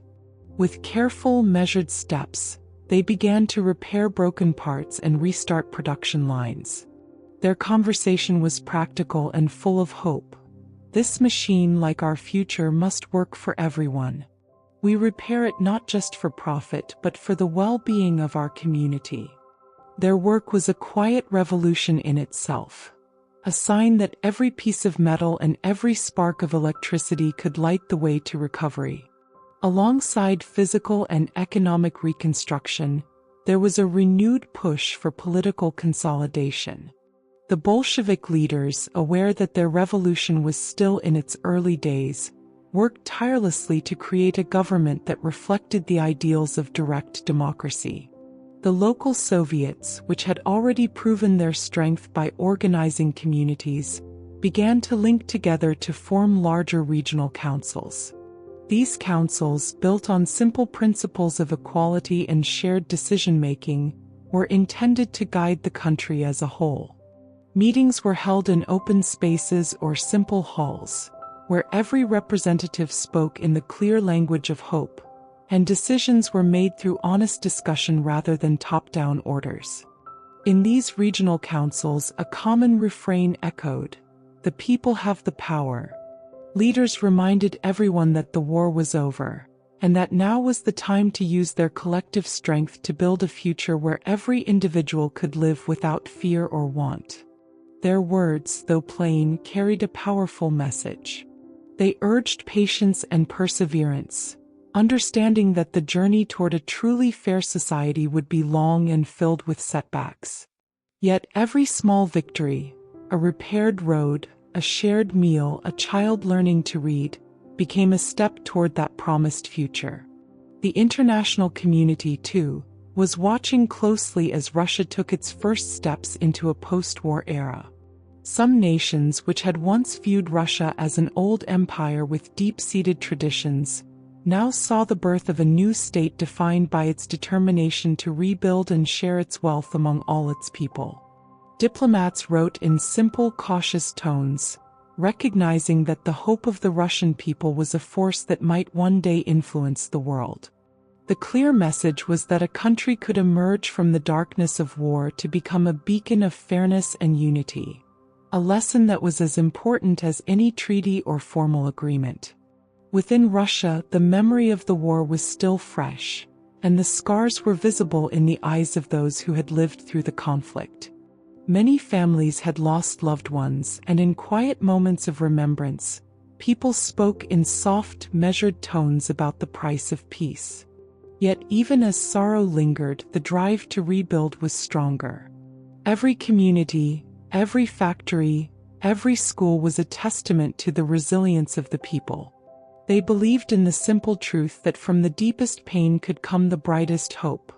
A hope that every person would have a part in shaping a future defined not by old tyrannies but by shared dreams and collective work. The task of reconstruction was monumental and challenges remained. Economic hardships, political disagreements, and the lingering effects of war all threatened to slow the pace of progress. But the spirit of the people was unyielding. In every small act of rebuilding, whether it was a neighbor lending a hand to fix a broken fence, a teacher patiently explaining a lesson, or a factory worker restarting an idle machine, there was a belief that the future could be better than the past. These acts, though simple, were the building blocks of a new society. As the months turned into years, the process of reconstruction began to show its first signs of success. Streets that had once been filled with debris were cleared, marketplaces reopened, and slowly the laughter of children returned to the neighborhoods. In every corner of the land, from the bustling urban centers to the quiet rural fields, the people were busy turning the page to a new chapter. The vision of a society built on equality, where every worker, soldier, and peasant had a say in the nation's future, was beginning to take shape. The journey of post-war reconstruction was not just a physical process. It was also a profound transformation of hearts and minds. The harsh lessons of war had taught the people that unity was their greatest strength. They had learned that every small effort contributed to a larger whole, and that the promise of a shared future was worth every sacrifice. The simple language of everyday life, plain words spoken in modest homes on busy streets and in small councils, became the cornerstone of a new order. It was a language that celebrated human dignity, the value of hard work, and the hope that together the people could overcome any obstacle. Thus, as Russia emerged from the shadow of World War I and the devastation of conflict, the road to Soviet consolidation was paved with the humble efforts of its people. Every repaired building, every reopened school, every shared meal was a step toward a future where the ideals of fairness, unity, and hope would not just be promises on paper, but a lived reality for all. In the quiet resolve of those who built their lives anew, the legacy of reconstruction shone brightly, a legacy that would inspire generations to come. In the wake of the hard work of rebuilding a war-torn nation, a new way of thinking began to spread throughout Russia. This was the time when the ideas of the revolution were taking root deep in the hearts of the people, a time when a new Soviet ideology started to rise. This ideology was not built from complicated theories or lofty academic language, but from simple, honest ideas about fairness, equality, and the collective strength of the people. It was a way of looking at life that promised a better future for every worker, peasant, and soldier. After years of suffering under the old Tsarist regime and the chaos of war, the people craved a change in both the way they lived and the way they thought. In the busy streets of rebuilt cities and in the quiet corners of small villages, the message was clear. A new order was emerging, one that belonged to the people. This was the rise of the new Soviet ideology, a belief system that sought to create a society where everyone had a voice and where wealth was shared fairly. The seeds of this new ideology had been planted during the revolution, when the people first experienced the power of collective action through the Soviets. In those early meetings, ordinary citizens gathered to discuss how to solve the everyday problems of hunger, long work hours, and poverty. Their simple words, "We deserve better," and "Our voice matters," resonated deeply. Over time, these ideas grew, merging with the teachings of Marx and the practical experiences of a country in transformation. Leaders spoke in clear, straightforward language, urging every person to see that their strength lay in unity and that a society built on shared responsibility was possible. In the classrooms and community halls that opened after the war, education became a tool for spreading these new ideas. Teachers explained, in plain language, that every person had a right to contribute to society and to share in its benefits. Children learned that success was not just measured by personal gain but by the progress of the community. Through stories, songs, and discussions, they were taught that the future was to be built by working together, a lesson that became the cornerstone of Soviet ideology.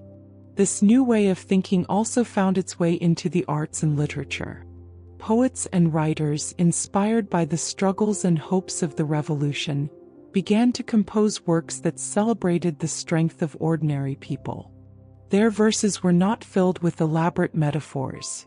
Instead, they told simple truths about the beauty of shared labor, the dignity of hard work, and the promise of a better tomorrow. Paintings, plays, and music echoed these themes, and soon the cultural scene was vibrant with works that reflected the dreams of a united society. In every canvas and every performance, the message was the same, that when people stand together, they can overcome even the darkest days. The new Soviet ideology was built on the idea that power belonged to the people. In government meetings, on factory floors, and even in everyday conversations in homes, the language was plain and honest. Leaders urged the public to reject the old ways of ruling by a distant elite and instead to embrace direct participation. "Our future is in our hands," they would say, using words that every worker could understand. The idea was simple. By organizing together and taking responsibility for local decisions, every community could shape its own destiny. In the cities, local committees continued to meet regularly. In these gatherings, people discussed how best to distribute food, how to improve working conditions, and how to build schools and hospitals that everyone could use. Their discussions were practical. A worker might say, "I have labored all my life. I want to see my children grow up without hunger," while a peasant might add, "Let us share the harvest so that no one is left behind." These clear, direct words were the building blocks of the new ideology. They showed that by trusting in their collective strength, ordinary people could overcome problems that had once seemed insurmountable.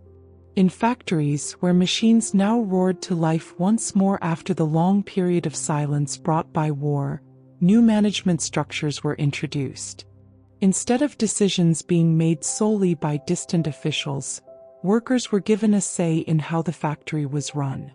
Committees were formed to ensure that every shift was fair and that safety was a top priority.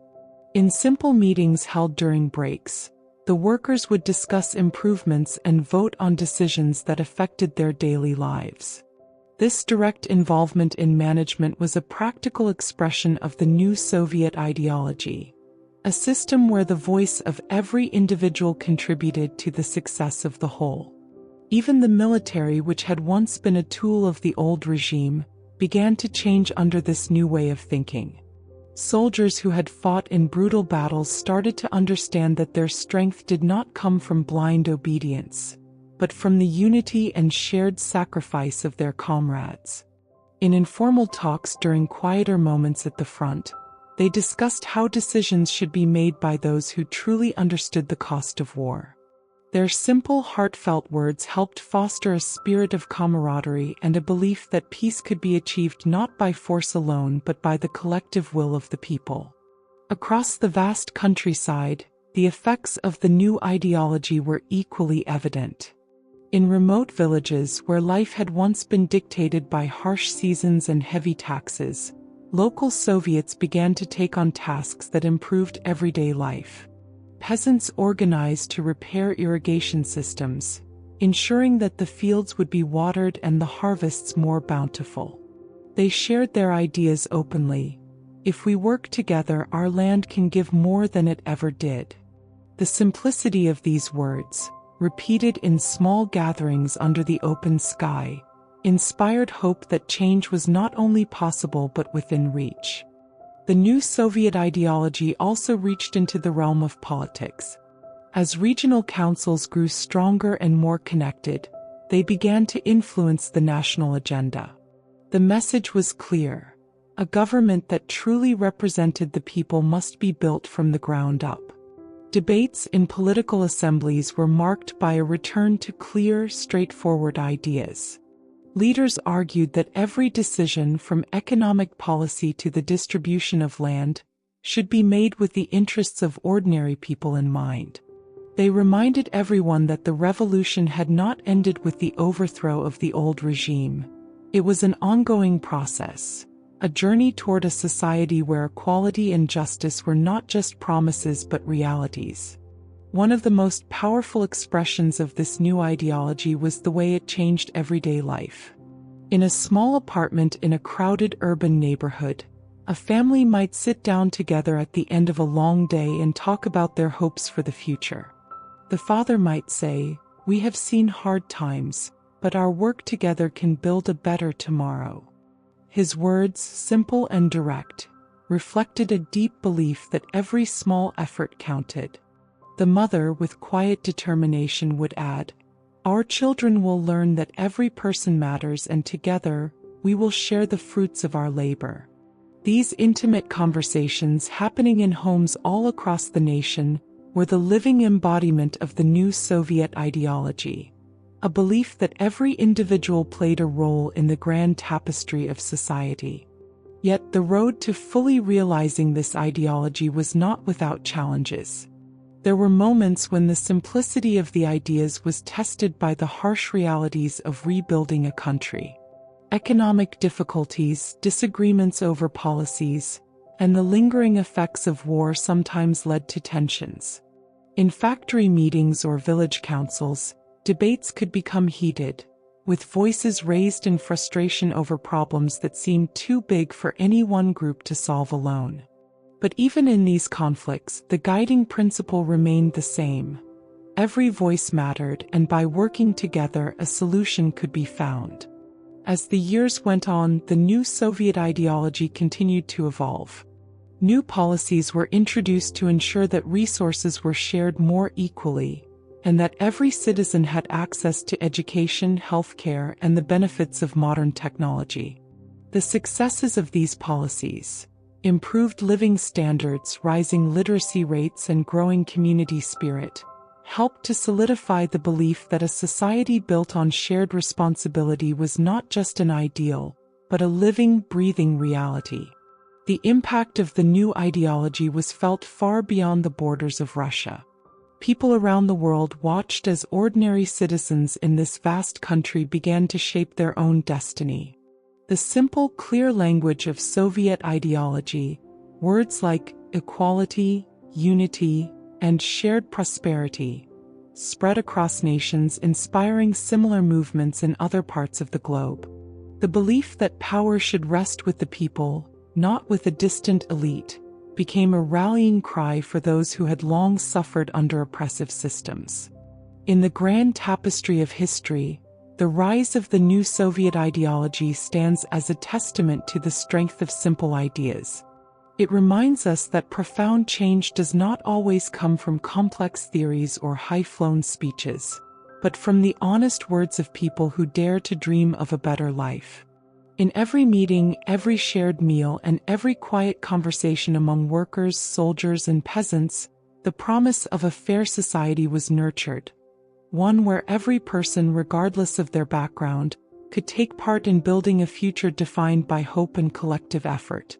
Thus, as Russia moved steadily toward a future shaped by the ideals of fairness and unity, the rise of the new Soviet ideology became both a guiding light and a living reality. It was a belief system that grew from the grassroots, a belief that the power of the people, spoken in simple and clear words, could transform a nation. And in the everyday struggles and quiet victories of ordinary citizens, that belief continued to inspire a new generation, ensuring that the promise of the revolution would live on in every heart for many years to come. As the new Soviet state began to take shape at home, its ideas and influence soon crossed Russia's borders. The Russian Revolution was not an isolated event. It sent ripples around the world. In every corner of the globe, people who longed for justice and equality listened to the simple words of hope and unity that had been spoken on the streets of Petrograd. This period marked the rise of Soviet internationalism, a belief that the struggle of the working people was not confined to one country, but was a challenge and a promise for all. In the years following the revolution, Soviet leaders realized that the ideas of a people-led government could inspire similar movements elsewhere. The new Soviet ideology, based on the simple principles of collective responsibility and shared wealth, resonated with workers, peasants, and even intellectuals around the world. In Europe, Latin America, Asia, and Africa, common people had long suffered under systems that favored a few. When news of the Russian Revolution spread, it was like a clear call in plain language. You too have the right to decide your future. In cities across Europe, factory workers and students began to organize meetings in modest cafes and small community halls. They discussed the lessons of the Russian experience using straightforward words.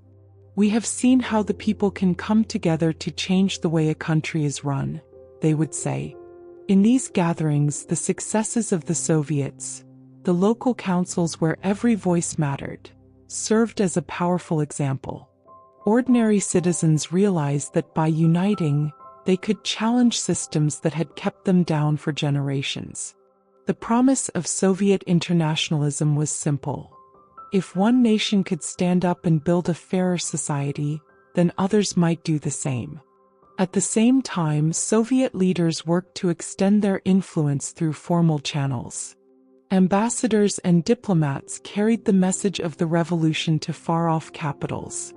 They met with like-minded leaders, always using plain, honest language to stress that the Soviet system was not about imposing an ideology by force, but about offering a model where the benefits of a country's labor were shared by all. In these meetings, discussions often focused on how nations could work together to reduce poverty, improve working conditions, and ensure that every citizen could have a part in decision-making. The simple idea was that power must rest with the people, not with a distant elite. The influence of Soviet internationalism was not only felt in political circles.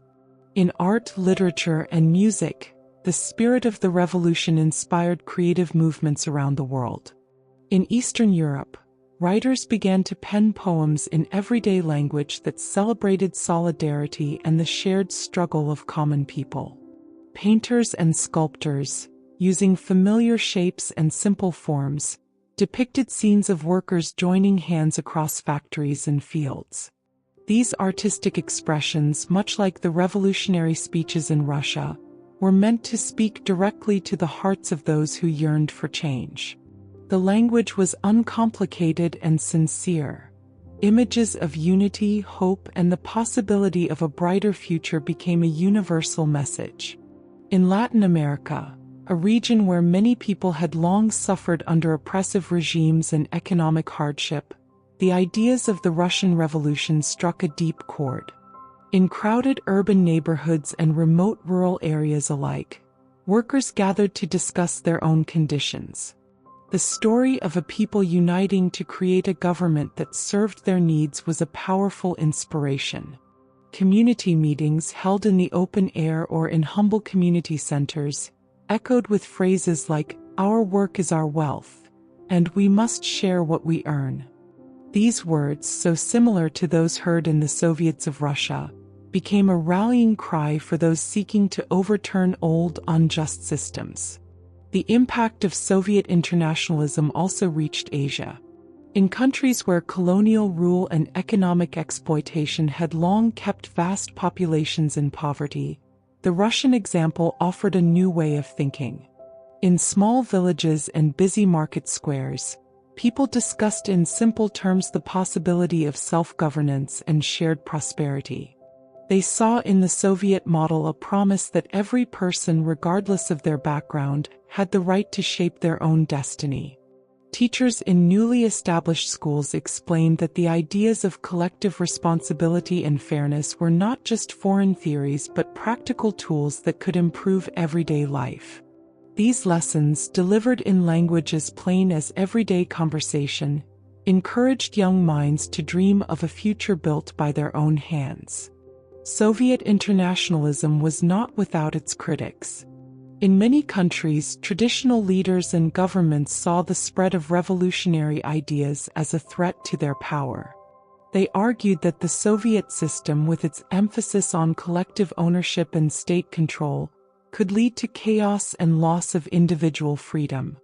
In debates held in parliament halls or on the steps of grand buildings, these voices used formal language and complex arguments to warn against adopting what they called radical change.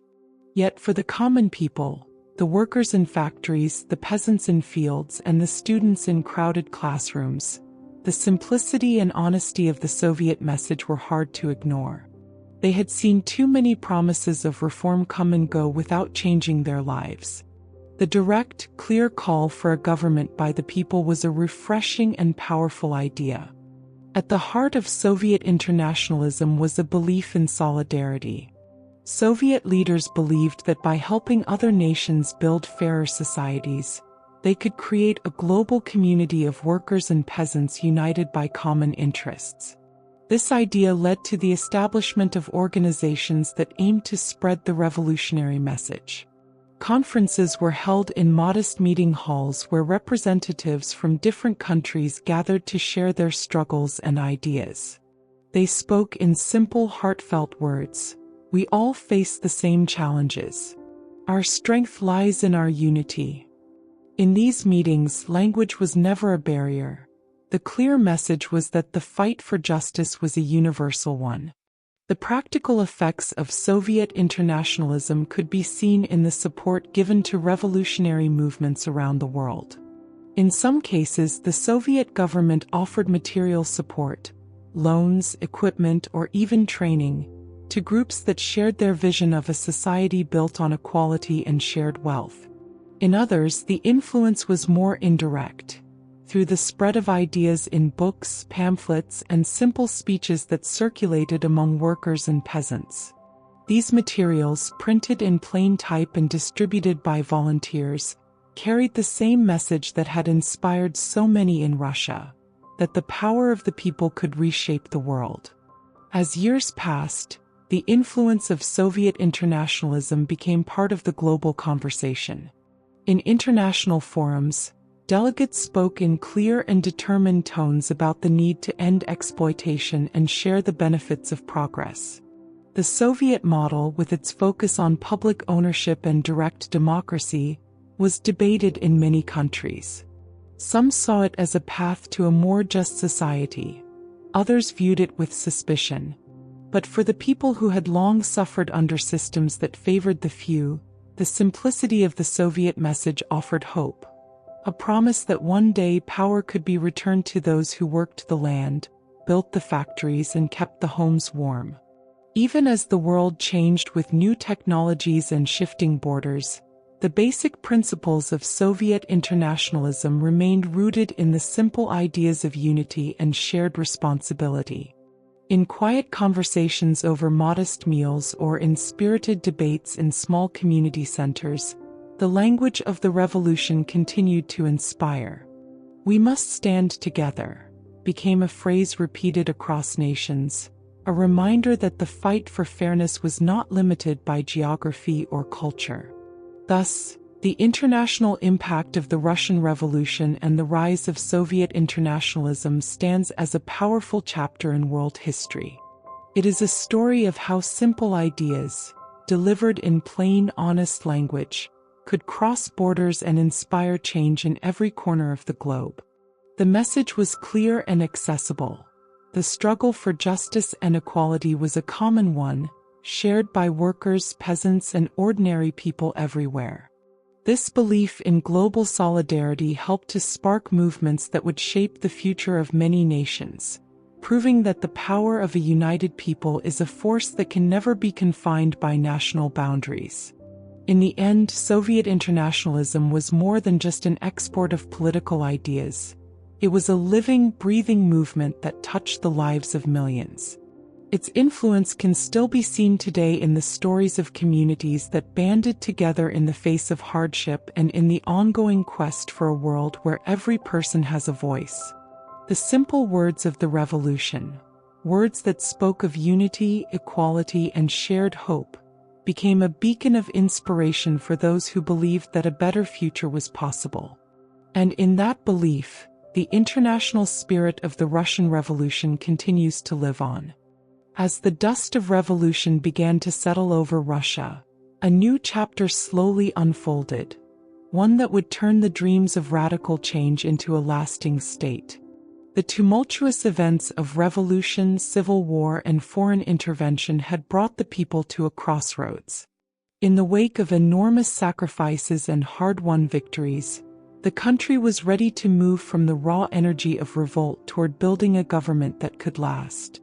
This was the transformation, from a revolution born of hope and struggle to the formation of a Soviet state that would shape the future of the nation. In the years following the fierce battles and long nights of civil strife, the people of Russia found themselves in a period of both relief and uncertainty. The violent clashes and emotional upheavals had given way to a quieter, determined effort to organize a society that truly reflected the needs of its people. In every town and city, the old symbols of autocracy were being replaced by new emblems of a government run by workers, peasants, and soldiers. The red banner, which had flown high over battlefields and stormed palaces, now became a sign of a united effort to create a state that promised equality and shared prosperity. Leaders of the revolution, including Vladimir Lenin and his closest comrades, began to concentrate on the practical task of governance. They faced enormous challenges. The country was still scarred by years of war and internal conflict, and the economy lay in tatters. Yet, with a clear vision and a belief that the people could rebuild their lives from the ground up, they set to work establishing new institutions and reworking old ones. Their language remained plain and direct. Every decision and policy was explained in simple terms, so that even the poorest worker or the humblest peasant could understand how it would benefit their everyday life. One of the first steps was to create a centralized government structure that could bring order to the chaos. In modest meeting halls and local offices, representatives from the Soviets and other revolutionary committees gathered to draft plans for a national government. They envisioned a system where power was not held by a few distant bureaucrats, but by councils elected directly by the people. These councils were to be the building blocks of the new state, a state that would be run by the people for the people.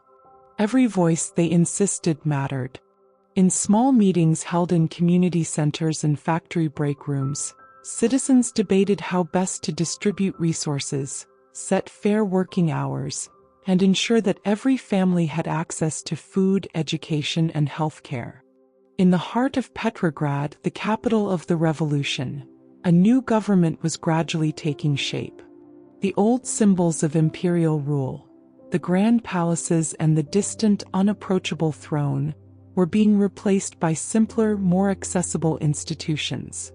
Public offices were set up in buildings that once housed the aristocracy, now repurposed to serve the needs of ordinary citizens. Here, officials worked long hours, not to maintain the splendor of a bygone era, but to address the practical problems of everyday life. Their memos and proclamations were written in plain language. They explained, for instance, how a new law would lower taxes on small farmers or how a reformed factory schedule would give workers more time with their families. In these small, everyday acts, the promise of the revolution was slowly coming to life. Yet transformation was not without its challenges. The transition from a state of chaos to one of organized government was a long and often difficult process. In many areas, old habits and loyalties clashed with the new ideas of collective self-rule. Some former members of the old regime found it hard to let go of their former ways, while many ordinary people struggled to adjust to the responsibilities of self-governance. In remote villages where life had always been simple and local decisions were made by elders, the idea of electing representatives to a larger council was both novel and sometimes confusing. Meetings would sometimes become heated as people debated the best way to manage common lands or distribute scarce resources.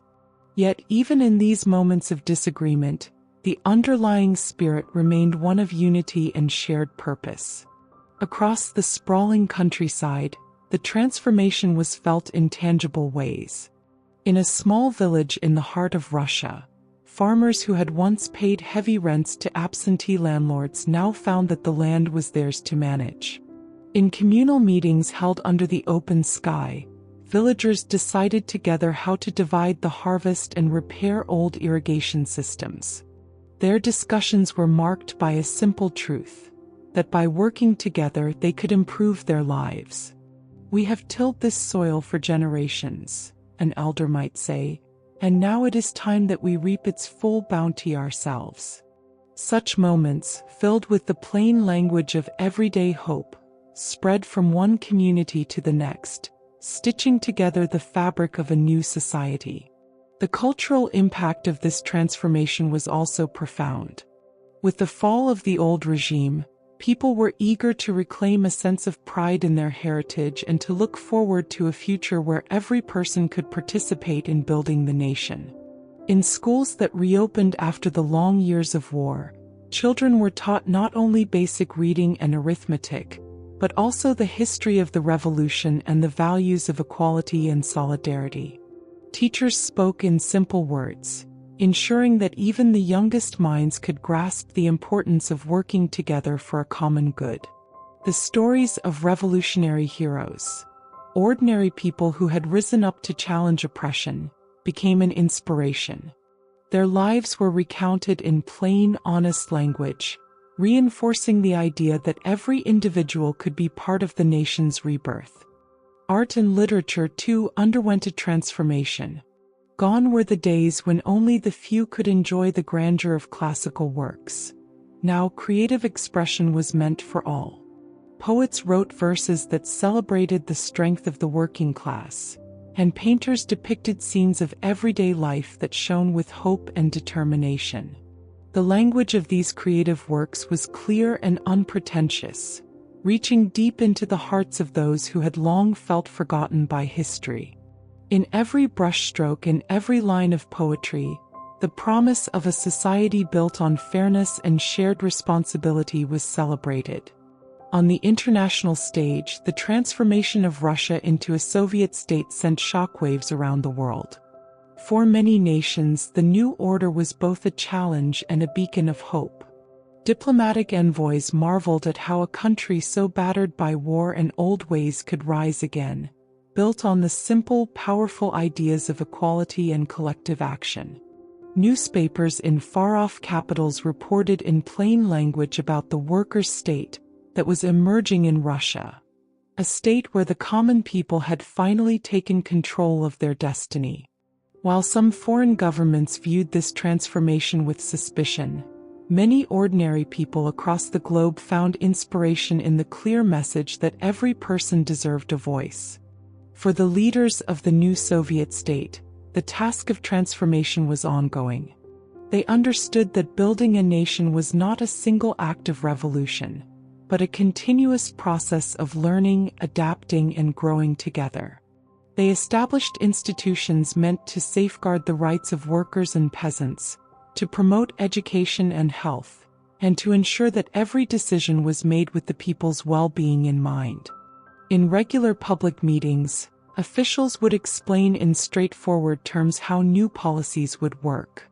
They discussed plans to expand factories, improve transportation networks, and bring modern technology to rural areas. Each policy was framed in simple words, with the underlying promise that these improvements were made for the benefit of everyone, not just a select few. The transformation from revolution to state also brought with it moments of introspection and reflection. Many who had lived through the violent days of rebellion and the long months of war paused to consider what had been achieved, and what still lay ahead. In quiet conversations held over modest meals or during gentle walks along rebuilt streets, people recalled the sacrifices of the past. They spoke in plain language about the pain of loss, the heavy cost of struggle, and the enduring hope that had carried them through the darkest hours. These shared memories became the foundation on which the new society was built, a society that honored its past while reaching boldly toward the future. Thus, the transformation from revolution to the Soviet state marked one of the most significant chapters in Russia's long history. It was a time when the raw power of revolt was channeled into the steady, determined work of nation-building.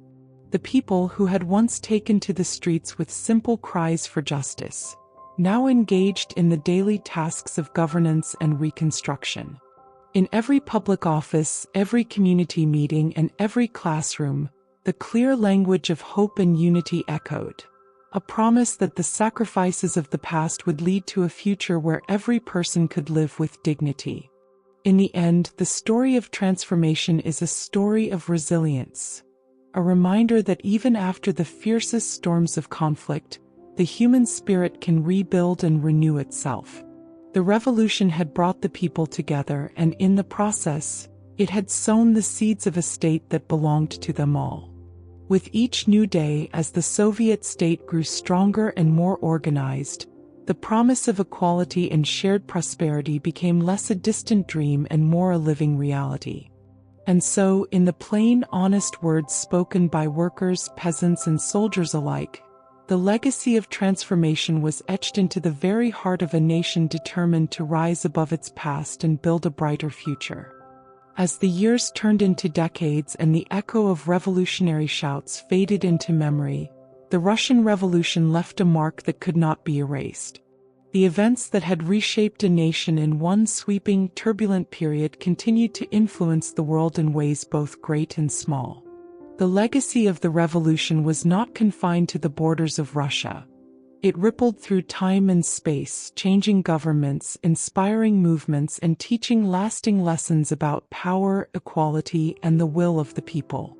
In the quiet corners of cities and in the bustling hearts of villages, families passed down stories of those heady days of change. Grandparents spoke in simple, honest language to their grandchildren about a time when the people rose up with courage and determination, demanding a fair share in the wealth they created. These stories, filled with hope and sacrifice, became part of the cultural fabric of Russia, a reminder that even the darkest days could lead to new beginnings. Remember, an elder might say, the revolution taught us that our voices matter. No matter how strong the oppressor, unity and hope can change our destiny. One of the most enduring lessons of the Russian Revolution was its challenge to the old idea that power should rest in the hands of a few. For centuries, rulers had claimed their authority through birthright or divine will, but the revolution showed that true power lay with the people. In factories, schools, and local councils, ordinary citizens had learned to speak up and take responsibility for their own lives. This lesson of collective power resonated far beyond Russian borders. Across the globe, workers and peasants in many nations looked to Russia as an example, a demonstration that when the many unite, they can demand change. In simple words, the revolution taught that every voice is important, a truth that would inspire later struggles for rights and democracy around the world. The social and economic changes set in motion during those revolutionary years also left a lasting impact. The idea of sharing wealth more equally, once a distant dream for most, began to transform economies and social policies in numerous countries. Although the exact methods varied and not all experiments were successful, the underlying call for fairness became a powerful benchmark. In many places, laws were enacted to protect workers, to regulate working hours, and to ensure that even the poorest had access to basic necessities like food and shelter. These reforms, often explained in plain and simple language at town meetings and in local gatherings, gave hope to those who had long suffered under inequality. The revolution's economic legacy was a reminder that progress could be measured not just by profit, but by the well-being of every citizen.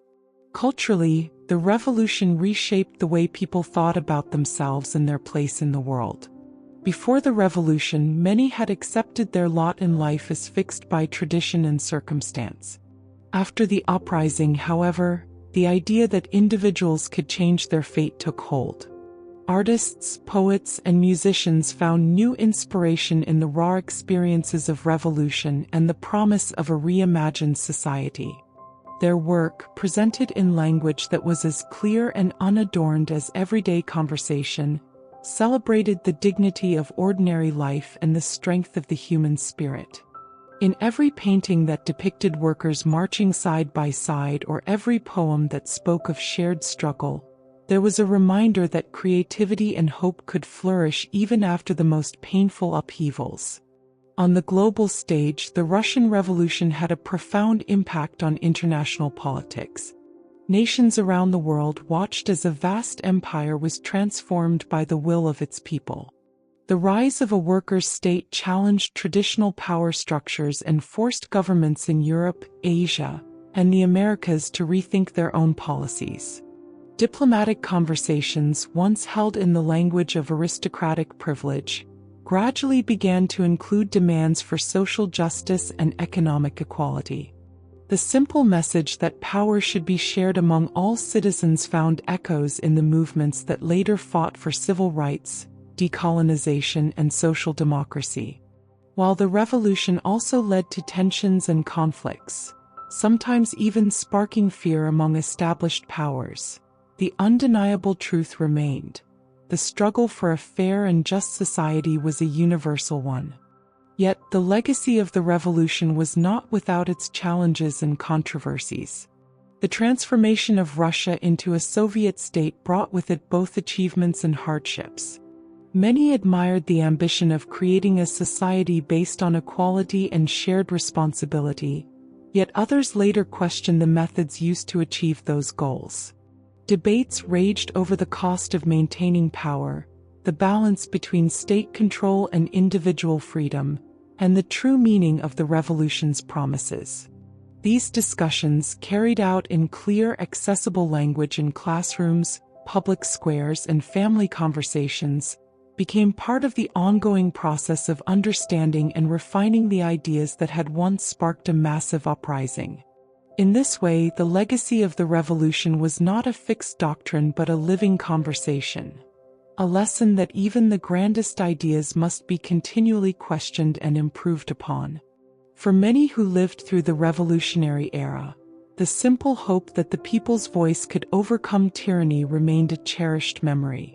They recalled the early days when workers, soldiers, and peasants, speaking plainly about their dreams and hardships, began to form councils that would eventually decide the fate of their communities. That memory became a beacon for future generations, a reminder that even in the most difficult times, the collective strength of the people could bring about profound change. In modern Russia, the echoes of the revolution are still evident. The country's history is taught not in complicated academic language but in the clear, direct words of everyday heroes and common folk who fought for a better life. Statues, monuments, and public holidays celebrate those who dared to dream of a fairer society. And the simple stories of struggle and sacrifice continue to inspire.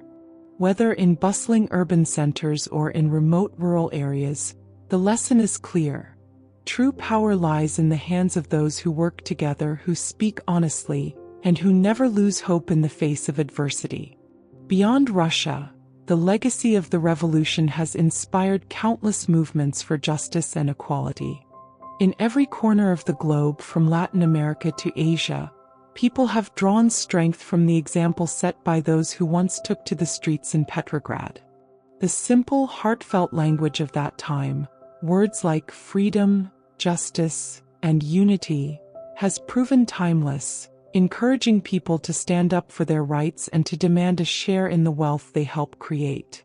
The revolution's global influence is a testament to the enduring power of ideas that are communicated clearly and honestly, a legacy that continues to shape our world today.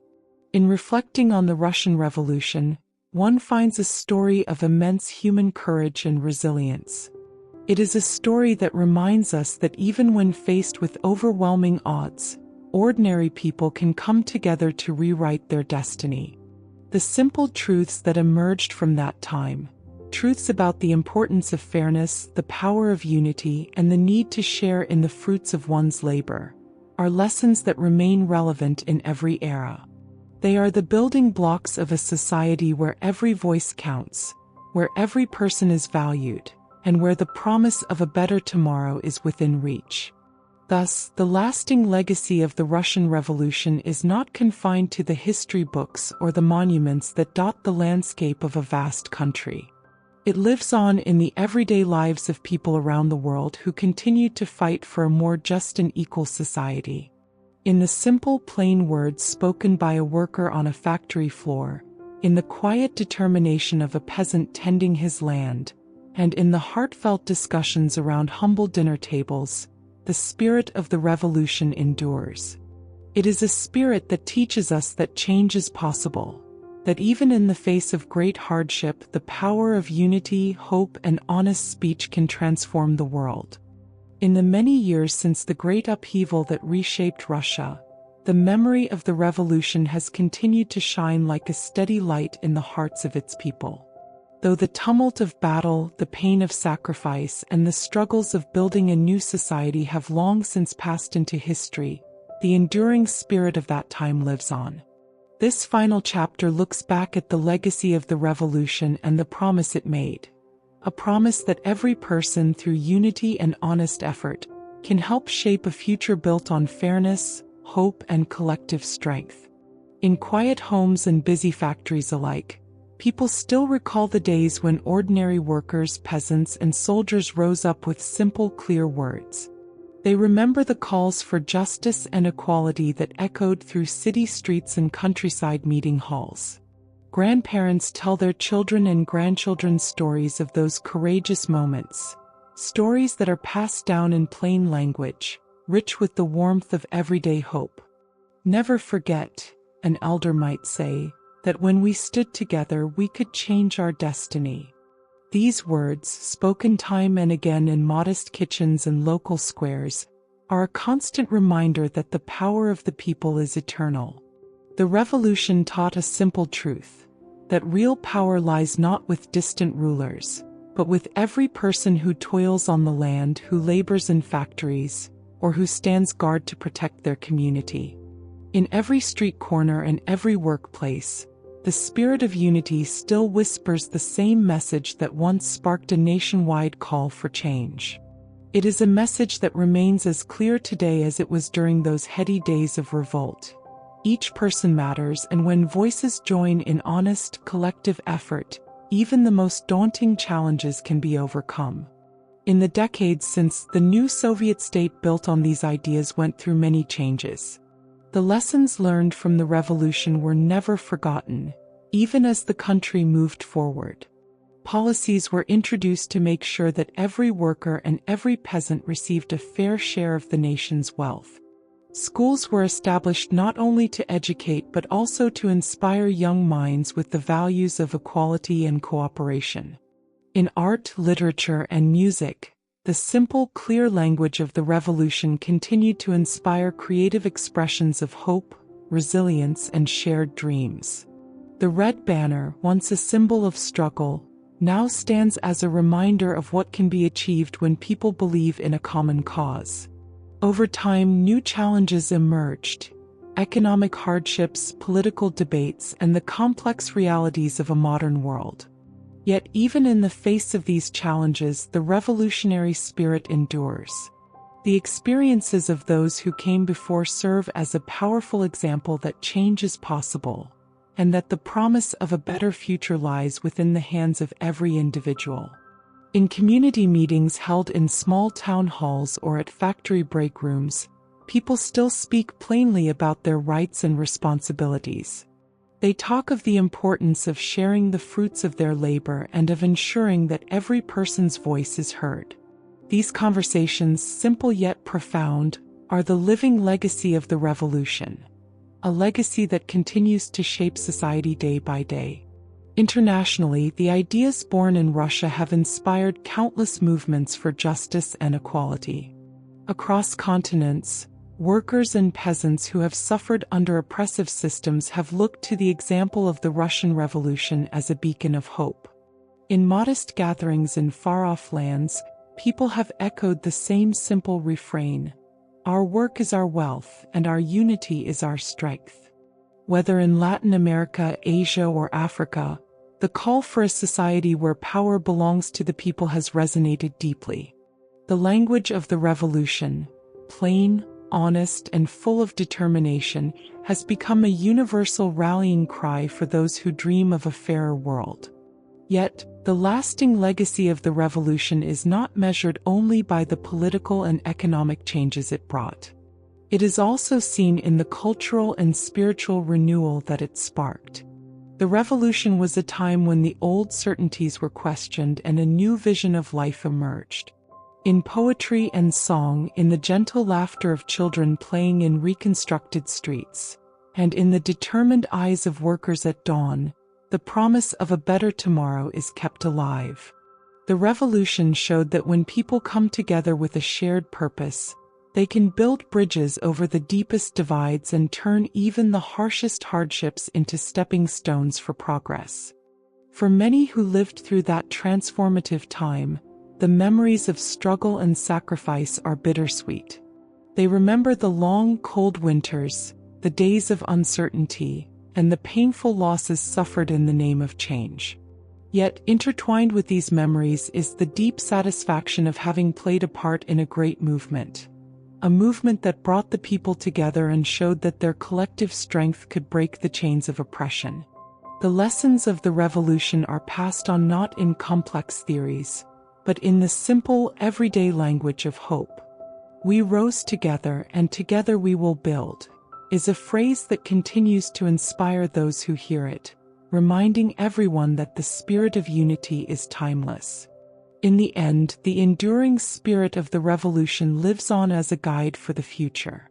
Its lessons encourage us to look beyond the divisions of the past and to work together to create a society where justice and equality are not just lofty ideals, but everyday realities. The promise of the revolution, that every person has the power to contribute to a fair world, is as relevant today as it was 100 years ago. In each small act of kindness, every effort to share and support one another, and in every community that stands up for its rights, the revolution's promise is renewed. The story of the Russian Revolution, with all its trials and triumphs, is a testament to the strength of the human spirit. It is a reminder that even in the darkest times, hope can take root in the simplest words and the most modest actions. The legacy of the revolution is found in the lives of those who continue to work for a better future. A future where every voice is valued, every sacrifice is remembered, and every individual can share in the collective dream of a just and equal society. Thus, as we reflect on the long journey from revolution to the modern era, We see that the true measure of the revolution lies not in grand declarations or monumental events, but in the everyday resilience of people who believe that change is possible. It is in the quiet determination of a worker on a factory floor, the caring hands of a peasant tending his field, and the sincere conversations of families gathered around a humble meal. In these small, genuine acts, the spirit of the revolution endures, a spirit that will continue to light the way for generations to come. And so, the enduring legacy of the Russian Revolution is a living, breathing promise.